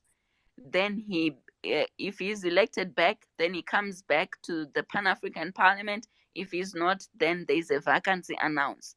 But apparently, Chief Fortune Charumbira was elected back into the Pan-African Parliament, and as the deputy president of the Chiefs Council. So that means that he's still in the Pan-African Parliament. But during his leave, somebody from Ethiopia had come to the parliament with some heavily armed bodyguards and took down pictures, occupied the president's office unprocedurally, unconstitutionally, fired all the other vice president, as the Bureau of the Pan-African Parliament is made up of 4 people, which is the first to the 4th vice presidents, fired all the vice president. Only the 2nd vice president is remaining, stating himself as the president of the Pan-African Parliament, which is unconstitutional because all parliament decisions are supposed to be made upon the vote of 2/3, at least 2/3 of the majority of the Pan-African Parliament. So right now he's in Johannesburg having a good time and thinking that he has taken over the parliament. So please follow these events, because Pan-African Parliament is a very important African Union institution. Actually, it ranks 3rd in the order of importance of all AU institutions. The first one, which is the AU itself. The second one is the African Union Commission, which is led by His Excellency Musa Faki Mahamat. The third one is Pan-African Parliament, which is being heard by Zimbabwean Fortune Charumbira, then it comes all the other African Union agencies and bodies. Pan-African Parliament is supposed to function like the EU Parliament. Whatever happens in the European Union is supposed to be debated and voted by the European Parliament. That is the same model that the Pan-African Parliament, the African Union, it was supposed to follow. But with a weak, divided, unstable Pan-African Parliament, African Union can never function to the level that the EU Parliament can function. So you have to understand the politics that will be going on there. That as long as Pan-African Parliament is weak, you can never have at least a representation, whether fake or not, whether fake or real, whether it's not good enough or it's good enough. But without the Pan-African Parliament functioning and stable and credible, the AU will not represent the interest of the African citizenry, because the Pan-African Parliament is made up of MPs, 5 members of parliament from each and every African nation and member state. So it is the best representation of the citizens' voice we have, and it's been led by a Zimbabwean. And right now, they are trying to do a coup on a Zimbabwean who is the president of the Pan-African Parliament right now. And they are trying to smear campaign using social media mouthpieces like Joseph Kalimbwe. I know some of you Ian, are fans. Ian, I follow know me back. some of Follow you me are back. fans. It's okay. It's okay. No, But the continue, truth is Modesta. going to Continue. the truth is going to But come out. Ian, follow me back. Joseph I want Kalimbwe to just go to announced DM. 3 hours ago that the AU has sent an audit team in South Africa to audit Charumbira for a missing 600,000. This is just part of a smear campaign where they are accusing Charumbira of stealing. At first, they were saying he stole 1.2 million. Now they are down to 600,000. But the AU, since they are saying that the AU audit team is here in South Africa auditing Charumbira and his activities with the finance department, we will see the news. So that's why I was saying follow the news. If you are for Kalimbwe's announcements, then go for it. I think we've come to the end. We're gonna see who's corrupt now. Apparently, Kalimbwe's sponsor, Gayo, who is the coup plotter at the Pan-African Parliament, was bribing members of the Pan-African Parliament at a recent meeting in Chad. There are literally recordings and videos and audios. This is getting interesting. Where he was offering up to $3,000 for these MPs to support his unconstitutional changes at the Pan-African Parliament, because he was taking advantage of Charumbira's leave whilst the Zimbabwe elections were going on to smear campaign Charumbira, then make him look bad so that the AU can come and do an audit in South Africa looking for where Charumbira embezzled money. So if this weekend is going to be Judgment Day, we are going to see if Charumbira stole money or if it was a lie. So you can decide which side you are on. But I feel like betting right now. I feel like putting some money down to see who wins. That's just my announcement. Thank you. But yeah, go on my profile, look at the stories. I think I posted everything that has been happening. Read all the stories, but it's absolutely ridiculous that we allow our African institutions to be hijacked by people who pretend to be Pan-African like Joseph Kalimbwe, and we allow them to spread misinformation and be actually paid, flying from country to country, I'm sorry, living in I'm sorry, I'm expensive sorry. hotels, pretending that Modesta. I am telling the truth right here. Aiwa, It's Modesta, Judgment Day. We're going to see. Modesta. I understand that people may have their issues with our brother Joseph there, but I don't have a problem with him. I haven't found any evidence to say that he gets paid. I guess that's the statement. Nongoshanswa pese pese tunobhadharwa if you have certain opinions about certain topics. So I'm not gonna try and act like the same might not be said about me in the future if I ever say something chisingafaririru nevanu. So I think, Well, yeah, in this I think case, it's Joseph okay. Kalimbo is Even he's actually not here being to paid. speak for Don't himself as well. defend Bless him him. because I'm here in I'm Africa. not You are defending there him. virtually taking information as it's given But to but you you don't have virtually. the No, evidence though to I prove that do. I Anobhadharwa. do. He takes videos Modesta and one. sent on hotels where we have met him at. Modesta wanyanya Like, you zwako. are not here. Hold We on, are your here. house. We Hold meet on. these people in these hotels. They are here. They are paid for. There are receipts that they are paid for by these people. They are showing their faces at the Pan-African Parliament. Who gave them leeway? Joseph Kalimbo is working with Mao Sampa, who is a parliamentarian in the Zambian parliament. That parliamentarian has been invited in the Pan-African Parliament Bureau by the coup plotter to be his bureau member. So you cannot tell me whilst you are Let's not there in the forget UK that the same defending Joseph Joseph Kalimbwe Kalimbe. No, it's akanyeperwa true. nyaya It's asungwa. true. Maybe he does not get Modesta, paid who for paid you? anything else, but Modesta, who this paid you? particular case, No, he was paid. watanga No, it's Okay, true. okay, You are guys, denying the let's truth, be honest, Salani, and I guys. don't know Modesta, why. This is I'm Modesta. true. not defending I him. have Asi evidence. What wakutoti do you neni want me ndida to send kubhadharwa you? here.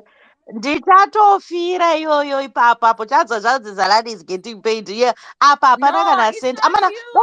I'll never use muchitombondibhadhara you for getting Salani, you are paid. zvikazvinani. right. But You are right Aiwa because Salani you kaonani Munotombondipirai mari buruka yacho. kasingapendi. Ndifire he is here zviripo. in Nai. Senton And I'll even Hotel. Aiwa come here tikaonani Can ndokuudzai Joseph kuti maflights. Kalimbe ndabhadharwa. afford to stay in Senton Sun? Does Joseph Kalimbe afford to stay in Senton Sun for 2 weeks Iwewe, straight? you've got a personal war na No, it's Kalimbe. personal Let's when be it gets to. respectful. Sorry. Sha. Kwanzanani. Remember kuti ushandisa imwe account uchivunga kuti hatisi kuzoti ndiwe. So no, let's be No, respectful. Salani. That's a fellow Salani. sister. Zvokuti uswere uchiti iwe uri kuita sei not on my watch. Hazvishandi zvauri kuita panapa. So yes, I'm communicating with her. Communicate with her nicely. You don't lose anything. Shall we Okay, continue? sorry, Ndisati sorry. Sorry, ndadzinikana Salani. panapa. This is an official account. It doesn't have my name, but it's We an official official, account, honestly. but be respectful. Be respectful. Ah, Haungaswere uchiti iwe uri kubhadharwa here or whatever. She's saying what she's saying. Let's okay. deal with what she's All right, saying. all right. But there's no point what she's saying, you do the same. How are we getting to a solution? I'll try and use the right words, okay. Guys, at some Watanga. point we should be able to dialogue, guys, without trying to just pull each other down. Yeah, but then at the same time, when we put allegation, because these are allegations, yeah, Joseph, where's the proof? And I like proof. I like evidence. My statements, my sweeping statements, anyone can do it. And the problem I have His with that pictures is are the it first ends up proof. looking like this platform is created to talk badly about someone and whatnot. Tomorrow it might be someone in ZANU-PF, taxi driver, someone will come and say, oh, taxi driver is now a triple C. I won't believe that until I see the actual evidence. Show me that he's wearing yellow. Show me that he is donated to Triple Z. I need to see those things for me to angakapfeka believe. yellow nedzuro taxi driver angakapfeka Okay, yellow nedzuro. I guess maybe without pointing anything, Can which I answer organization on does the allegation that I've been paid by Charumbira? Modesta? Which organization does Calibro work for, and what is the Taxi motive driver of this kanditaura coup? kuti hafarire ED. Yeah, allegation way. Taxi chayotara izvozvo. So, Modesta, what will Even be the motive I don't behind believe these that. two I mean, if Pan you're gonna Africans? look for something to say, look for something chinombonzwisisika. Taxi chaye. Nemadira Akati aneta ime. anoda Sylvia Kasukuere. You told me. Aiwa, taxi anofarira uya anonzani koyo. Brother KK. They've got a love-hate relationship, but they just don't wanna let you guys know that they're blood brothers. Yeah, taxi na KK. But guys, you see how simple it is, how easy it is for people to just say something. But I'm trying to get us to a point where we can separate allegations and the factual things. Because you are so and so, you are a spy, you are an infiltrator, or just by someone's word. So I don't know. Okay. Modesta, do you know which organization Kalibo works for? Maybe an NGO or something. Does anyone here knows what Kalibo Yeah. does? So let me tell you a brief background about Kalimbwe. Kalimbwe used to be like a student activist. Then after he graduated from Namibia, whatever university, and it was such a troubled experience that he had at Namibian University because they almost denied giving him a degree because he had caused a lot of trouble with the student movements and stuff. Like, you know how reckless he is. So he caused a lot of trouble at Namibian University. So since then, if you track his history, he has tried to go to Where did you get this Chicago. info, my sister, so I can also read up? He has Is tried. there He has is tried. there a particular If you are no as smart modesta, as you modesta, claim, modesta, I'm modesta, answering modesta? you, Salani. Yes, If you are okay, as sorry. smart Where did you get the info? as you claim you are, if you have done your research, Smart, then I've you should never have claimed to be known smart. background ya I've never Kalimbwe. claimed to be smart. No, It's but I've never out claimed to be smart. there. It's literally out there. Like it's there. Yeah, but Nyayo Kuti, as smart as I claim I am, whenever I ever claim to be smart. Well, okay, fine. I'm sorry. Guys, I'm let's stop. sorry for Let's saying just have that. a That dialogue, was please. so Hapana, iwewe Castro ka system kako kekuda kupinzira nyaya dzevanhu. Havanzwisisi kuti ukauya paspace yaSalani wotanga kuita ma-insults ndopanotomira pasi Exactly. ipapo rotomira Ipapo. I asked a saka simple iwewe question, Modesta Salani akati akaclaima to be smart rini tipe Really? V11 And zvapinda papi ndachingoda kungoziva kuti where can I also read up? And I was as smart as I claim I am, like for real. And up, I was even defending from House of Africa. Ah, guys, hapana, no good deed, you eh? know what you No know what good you deed. know what I think I've said what I need to say. Anything out of this would be like excess, so yeah, just follow the events. If anybody cares for the truth, yeah thanks Modesta Thanks, Modesta. I Thank think you. I followed you personally. I followed you so I can check your TL and so forth. So yeah, let's review the evidence, Iripo. Like Salani said, the responsibility of hosts is to make sure that when you make accusations that at least there's proper evidence behind it, so that it's not a case of saying that she supports Joseph. It's just a principle that that hosts hold, that hatingoregeri munhu achingoaccusiwa pasina the veracity. So you've shared the information. I followed you. Please post Tione. But thank you for the And update. Ian, the good news, I'll invite him, Joseph, to talk for himself. It's always good to hear from the horse's mouth. I'm not calling him a horse, but ndicho chirungu chacho. So I'll even create that situation. I'll go to him. Iwe Shama, come here and tell us about your university days. Do you understand what I mean?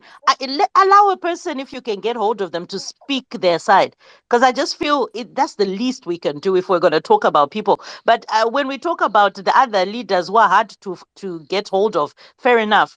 But someone who I literally can reach him through his DM and whatnot, the least I can do is bring him here. And Modesta, you also be here.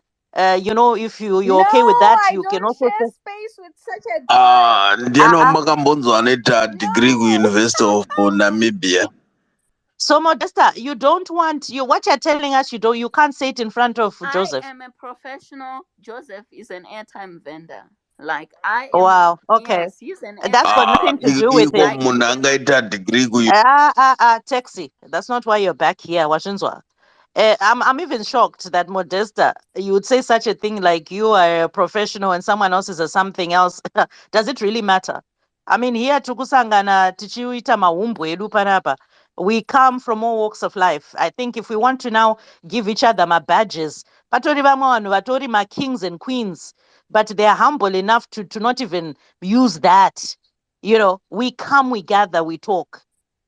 So I don't think it's necessary. You came and said what you're saying. What I'm saying is, why are you afraid to say it in front of Joseph? Asimanyepokan. Because that But would be unprofessional. iye munhu angaita degree University of Namibia. Iye guys, munhu angaita degree from University of Namibia. Saka We iwewe taxi zvawakaita driver, degree Taxi kuspace driver, hapana mbokubvunza. okay, hakuna Iwewe mauniversity iri okay, kuNamibia. guys, I have a degree question. rako ndekumazuko kwawakarita uku kusina kana university. Ndio Hazvina pawakutanga nepa kuchitaura vamwe University of vanhu. Namibia. So what? Guys, So what? let's have a real good conversation, guys. We get stuck in repeating one thing. No, but We it's don't good go that we're doing anywhere. this, Castro, because iwewe uda kungovhara vanhu vako vari kutaura zvinhu panapa zvatinonzwisisa. Umwe munhu akutiudza kuti professional. Saka zviri kureva kuti hatichakwanisa kutaura naye nekuti professional. Like for real? No, he's just a propagandist. Like he gets paid to peddle misinformation online. I don't So think why don't you? So what you're trying to say is he's already a you've man been on the. What I'm peddling, trying to say, you've been no, peddling stuff don't make about him, conclusions for and me, I'm Salani. saying I will I bring know, him here. no, Can don't you also support be part of the Joseph Kalimbo. discussion? It's nonsense. You support No, but you're Joseph talking Kalimbo. about him. It's nonsense. Why are you gonna talk about him if you don't support what you're calling nonsense? Don't talk about him then. Unove, if you're gonna talk about someone, I'll bring the person so they can speak and actually clarify. Oh, kana zviri zvechokwadi, votaura kuti aiwa ichi chokwadi. What's wrong with that? You are literally the one who talked about him. None of us were talking about him on the space. You brought it here. You opened the door. We're walking through it. Now, it doesn't matter that you don't like how we're walking through it because you opened that door. So I'm saying, if what you're saying is accurate, I'm going to bring him here. You come, you say what you've been saying because it's a recorded space. He says what his side. But you're saying, Kuti, no, you don't communicate because you're a professional and whatnot. He sells propaganda. Hey, whatever. Let him answer for himself. Is that not fair? Okay, I'll go and consult Nedare and see if we can appease you, Salani, to come and have a battle on your space with Joseph Kalimbwe. But when I was saying that he's an airtime vendor, I was trying to say he uses his platform to peddle misinformation that is given by whatever politician that he's Okay, sending no, that you'll be able to propaganda answer. That's an allegation. That So happens, I would let's like to give be them the right it's to speak. true. It's on true. this You might battle. not know, but it's true. And if I consult with my daddy, the Ganwendo general chat. Wait, daddy. Oh, general chat. Okay. It's now very clear. You Thank see, you. guys, I told you long time ago. I told you. Ibono consulta ine dare renyu. Consulta. Give me deck. I want deck, especially black deck. Munongounza munhu uyu anenge hameno zvaari kuita, rega nditomubloka panapa. Nonsense yemunhu. Aiwa, ma-co-host hawatsveta vana iyena. Don't mess with my co-hosts, Siwe. Just because you're Iwe not a co-host, don't be jealous. Iro taxi wari paka kupiko. Don't be Naiwe. jealous. Sexy.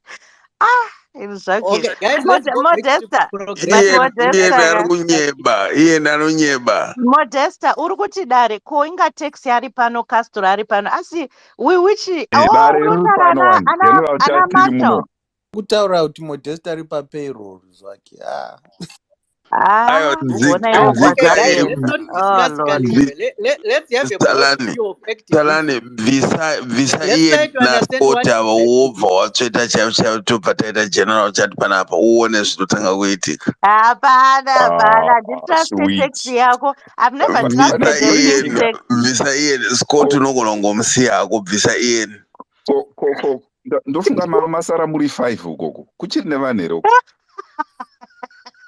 Iwo hauziva kuti warohwa ndare panapa. Salani ndewo kugeneral chat. ndokumbira kuenda zimu Ndiwo wasara woga iye. Twitter space each and every time. Ndokumbira Aiwani ndakakwana sezvo. Munze. All right, thank you. Aiwa, yeah, I like the response. But But we guys, also support. Salani haasi kuona here kuti arohwa ndare apa. Haasi kuona kuti arohwa ndare. Salani ndewo kugeneral chat. Ngatimbobata subject activism, you know. Ngatimbobata subject activism. But Timboinyatsoinzwisisa Castro, but zvinombofamba Modesto, tabva tatsikwa negeneral chat manje Modesto kwedu kugeneral chat hako zvaari kutaura hatisi kuzvinzwisisa izvi. Haiwa, magadzirisa nyaya chaizvo. No, she needs to come up straight. Salani tauya kuzobvisa macriminal ari around co-host. Tauya kuzobvisa macriminal ari around host vana iyenu tombosiya hedu manje ndakadzika midzi mufesi utobondera unodonha manje mira uone Aiwachautatanoda ndiani papapa muchangona taxi pakuticonnecting. uchangona taxi wako kumarequest futi manje. What happened to you, Ngoma? Taxi Modesta ngadonhe. Come on, akushandisa general chat pana. Iwewe house ione 8 followers iwo zimwani ukundudza nezvegeneral chat hauna kana vanhu vese general chat vanokutera uri wekupiwo ndwemafake account atetaura iyaya. You're not part of us. Get away man, iwewe teka undidzinge panapa iwo. You're not part of us. Part of you. Who are you? Yo, iwe house iwewe. Haungaudze Modesta kuti she's not part of us. Citizens ndeyemunhu wese. Manzwa. Hapana munhu haizi part of us. Iwe house uri kumisteka panapa ka. For triple C platforms hamunofadzana muchiita sei. Panapa munhu wese ari welcome. Everyone, you're very welcome. Absolutely, Modesta. And this is your home. Just like you, House of Africa, it's your home. But ukada kuita kuti munhu feel out of place ka. Tichanetsana. So I do apologize for that. Let's pray nicely. Ngatanga chiseka one. Ngatichidzokera panyaya yekuti vataure vanava Salani kuti citizen speaker kuti general chat light. Iwe. There's only one general chat and there's only one Salani, it wasn't me. Iwe. Wauti house undifarira too much. Ndiana taura. Nditext uyo ari kutaura izvi. Nditext ari kutaura izvi. No, Iwe text urikuda kudzisa manamba dzekuno. Sorry, house. Sorry, Modesta. Who said that to you? This I'm not from general chat. But Salani, it's Zim1 but Salani, Modesta alinga izvo zvekuti hanzi general chat. Inini tiri ndiiyena zvitaura. Ndiiyena zvitaura. But Zim1 iwe wansana mbokona usajeberwa Salani ndiiyena zvitaura. Salani hanzi nataxi ndini ndazvitaura. Yeah, you are really trying.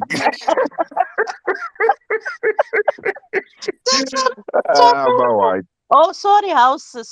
I thought it was you, but house ndiiyeni dzikisa iyeni. Hapana, iwewe uchaita connecting manje.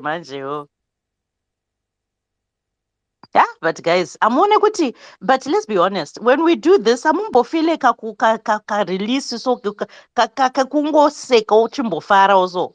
Huh? All the time kuita unge tichingorumana. Tiri pamba hedu ka tichitamba zvedu tiri panapa na boss Salani na Scott na Ian chamangosara chete bosi ranongodzikisa iyenu ndiari kuvhirikidza tunhu twese mangu masetting mudzikisei. Hapana. Ian he's been in the struggle. Atobudiswa mubedroom pamusaka pespace. Iwewe chicha wadedicated to the space iwewe taxi driver iwo. Ndiri kutaura kana ndiri mutoireti chimbobira kazvese izvozvo.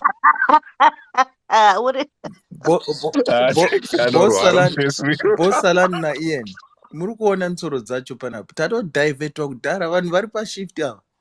Vatoti dhivheta kudhara. Iwe shamwari, iwe taswera zuva rese tiri pano, rega timbofara.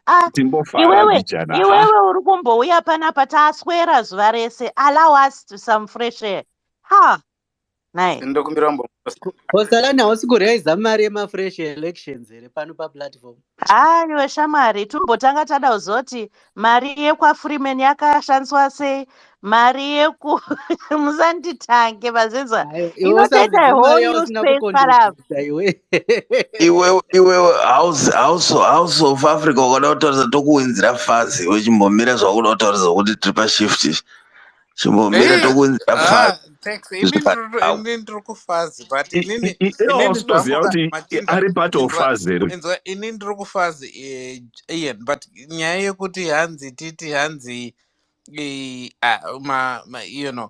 tikataura nyaya yekuti hanzi zeki ngaitaure, isusu toda kuuya tichitaura, hatifaniri kutaura nezvezeki, tiri kwedu kuZANU-PF. Zeki ngaianze yega, ando paninoti kune vanhu uda kuti zeki itaure nemuromo here nayo chimbomira mani zvemafanisi. kana isusu taakuda kudhifenda zeki tashata, kangaitaure yega zeki. Isusu kwedu kuZANU-PF tiriko ikoko. Ine muromo here zeki yakuda kuti utaura chimbomira zvemafanisi. Naipicture dziya dzatanga kuti Salani ukuona munhu yaanenge anosenza kuAljazira. Kana toda kuanza zeki isi tiri kuZANU-PF sei? Inini ndiri kuona pakanzi Zim1 hadziso mota dzinoshandiswa nemaambassadha here. Anyway, ndiriko but ndiri kutaura chokwadi kuti zeki Zim1 presidential guy ndo ya president guy. Ndeya president. Followers. Yo Castro, kana sizonzi macriminals are around the president ndokwatotanga ikoko.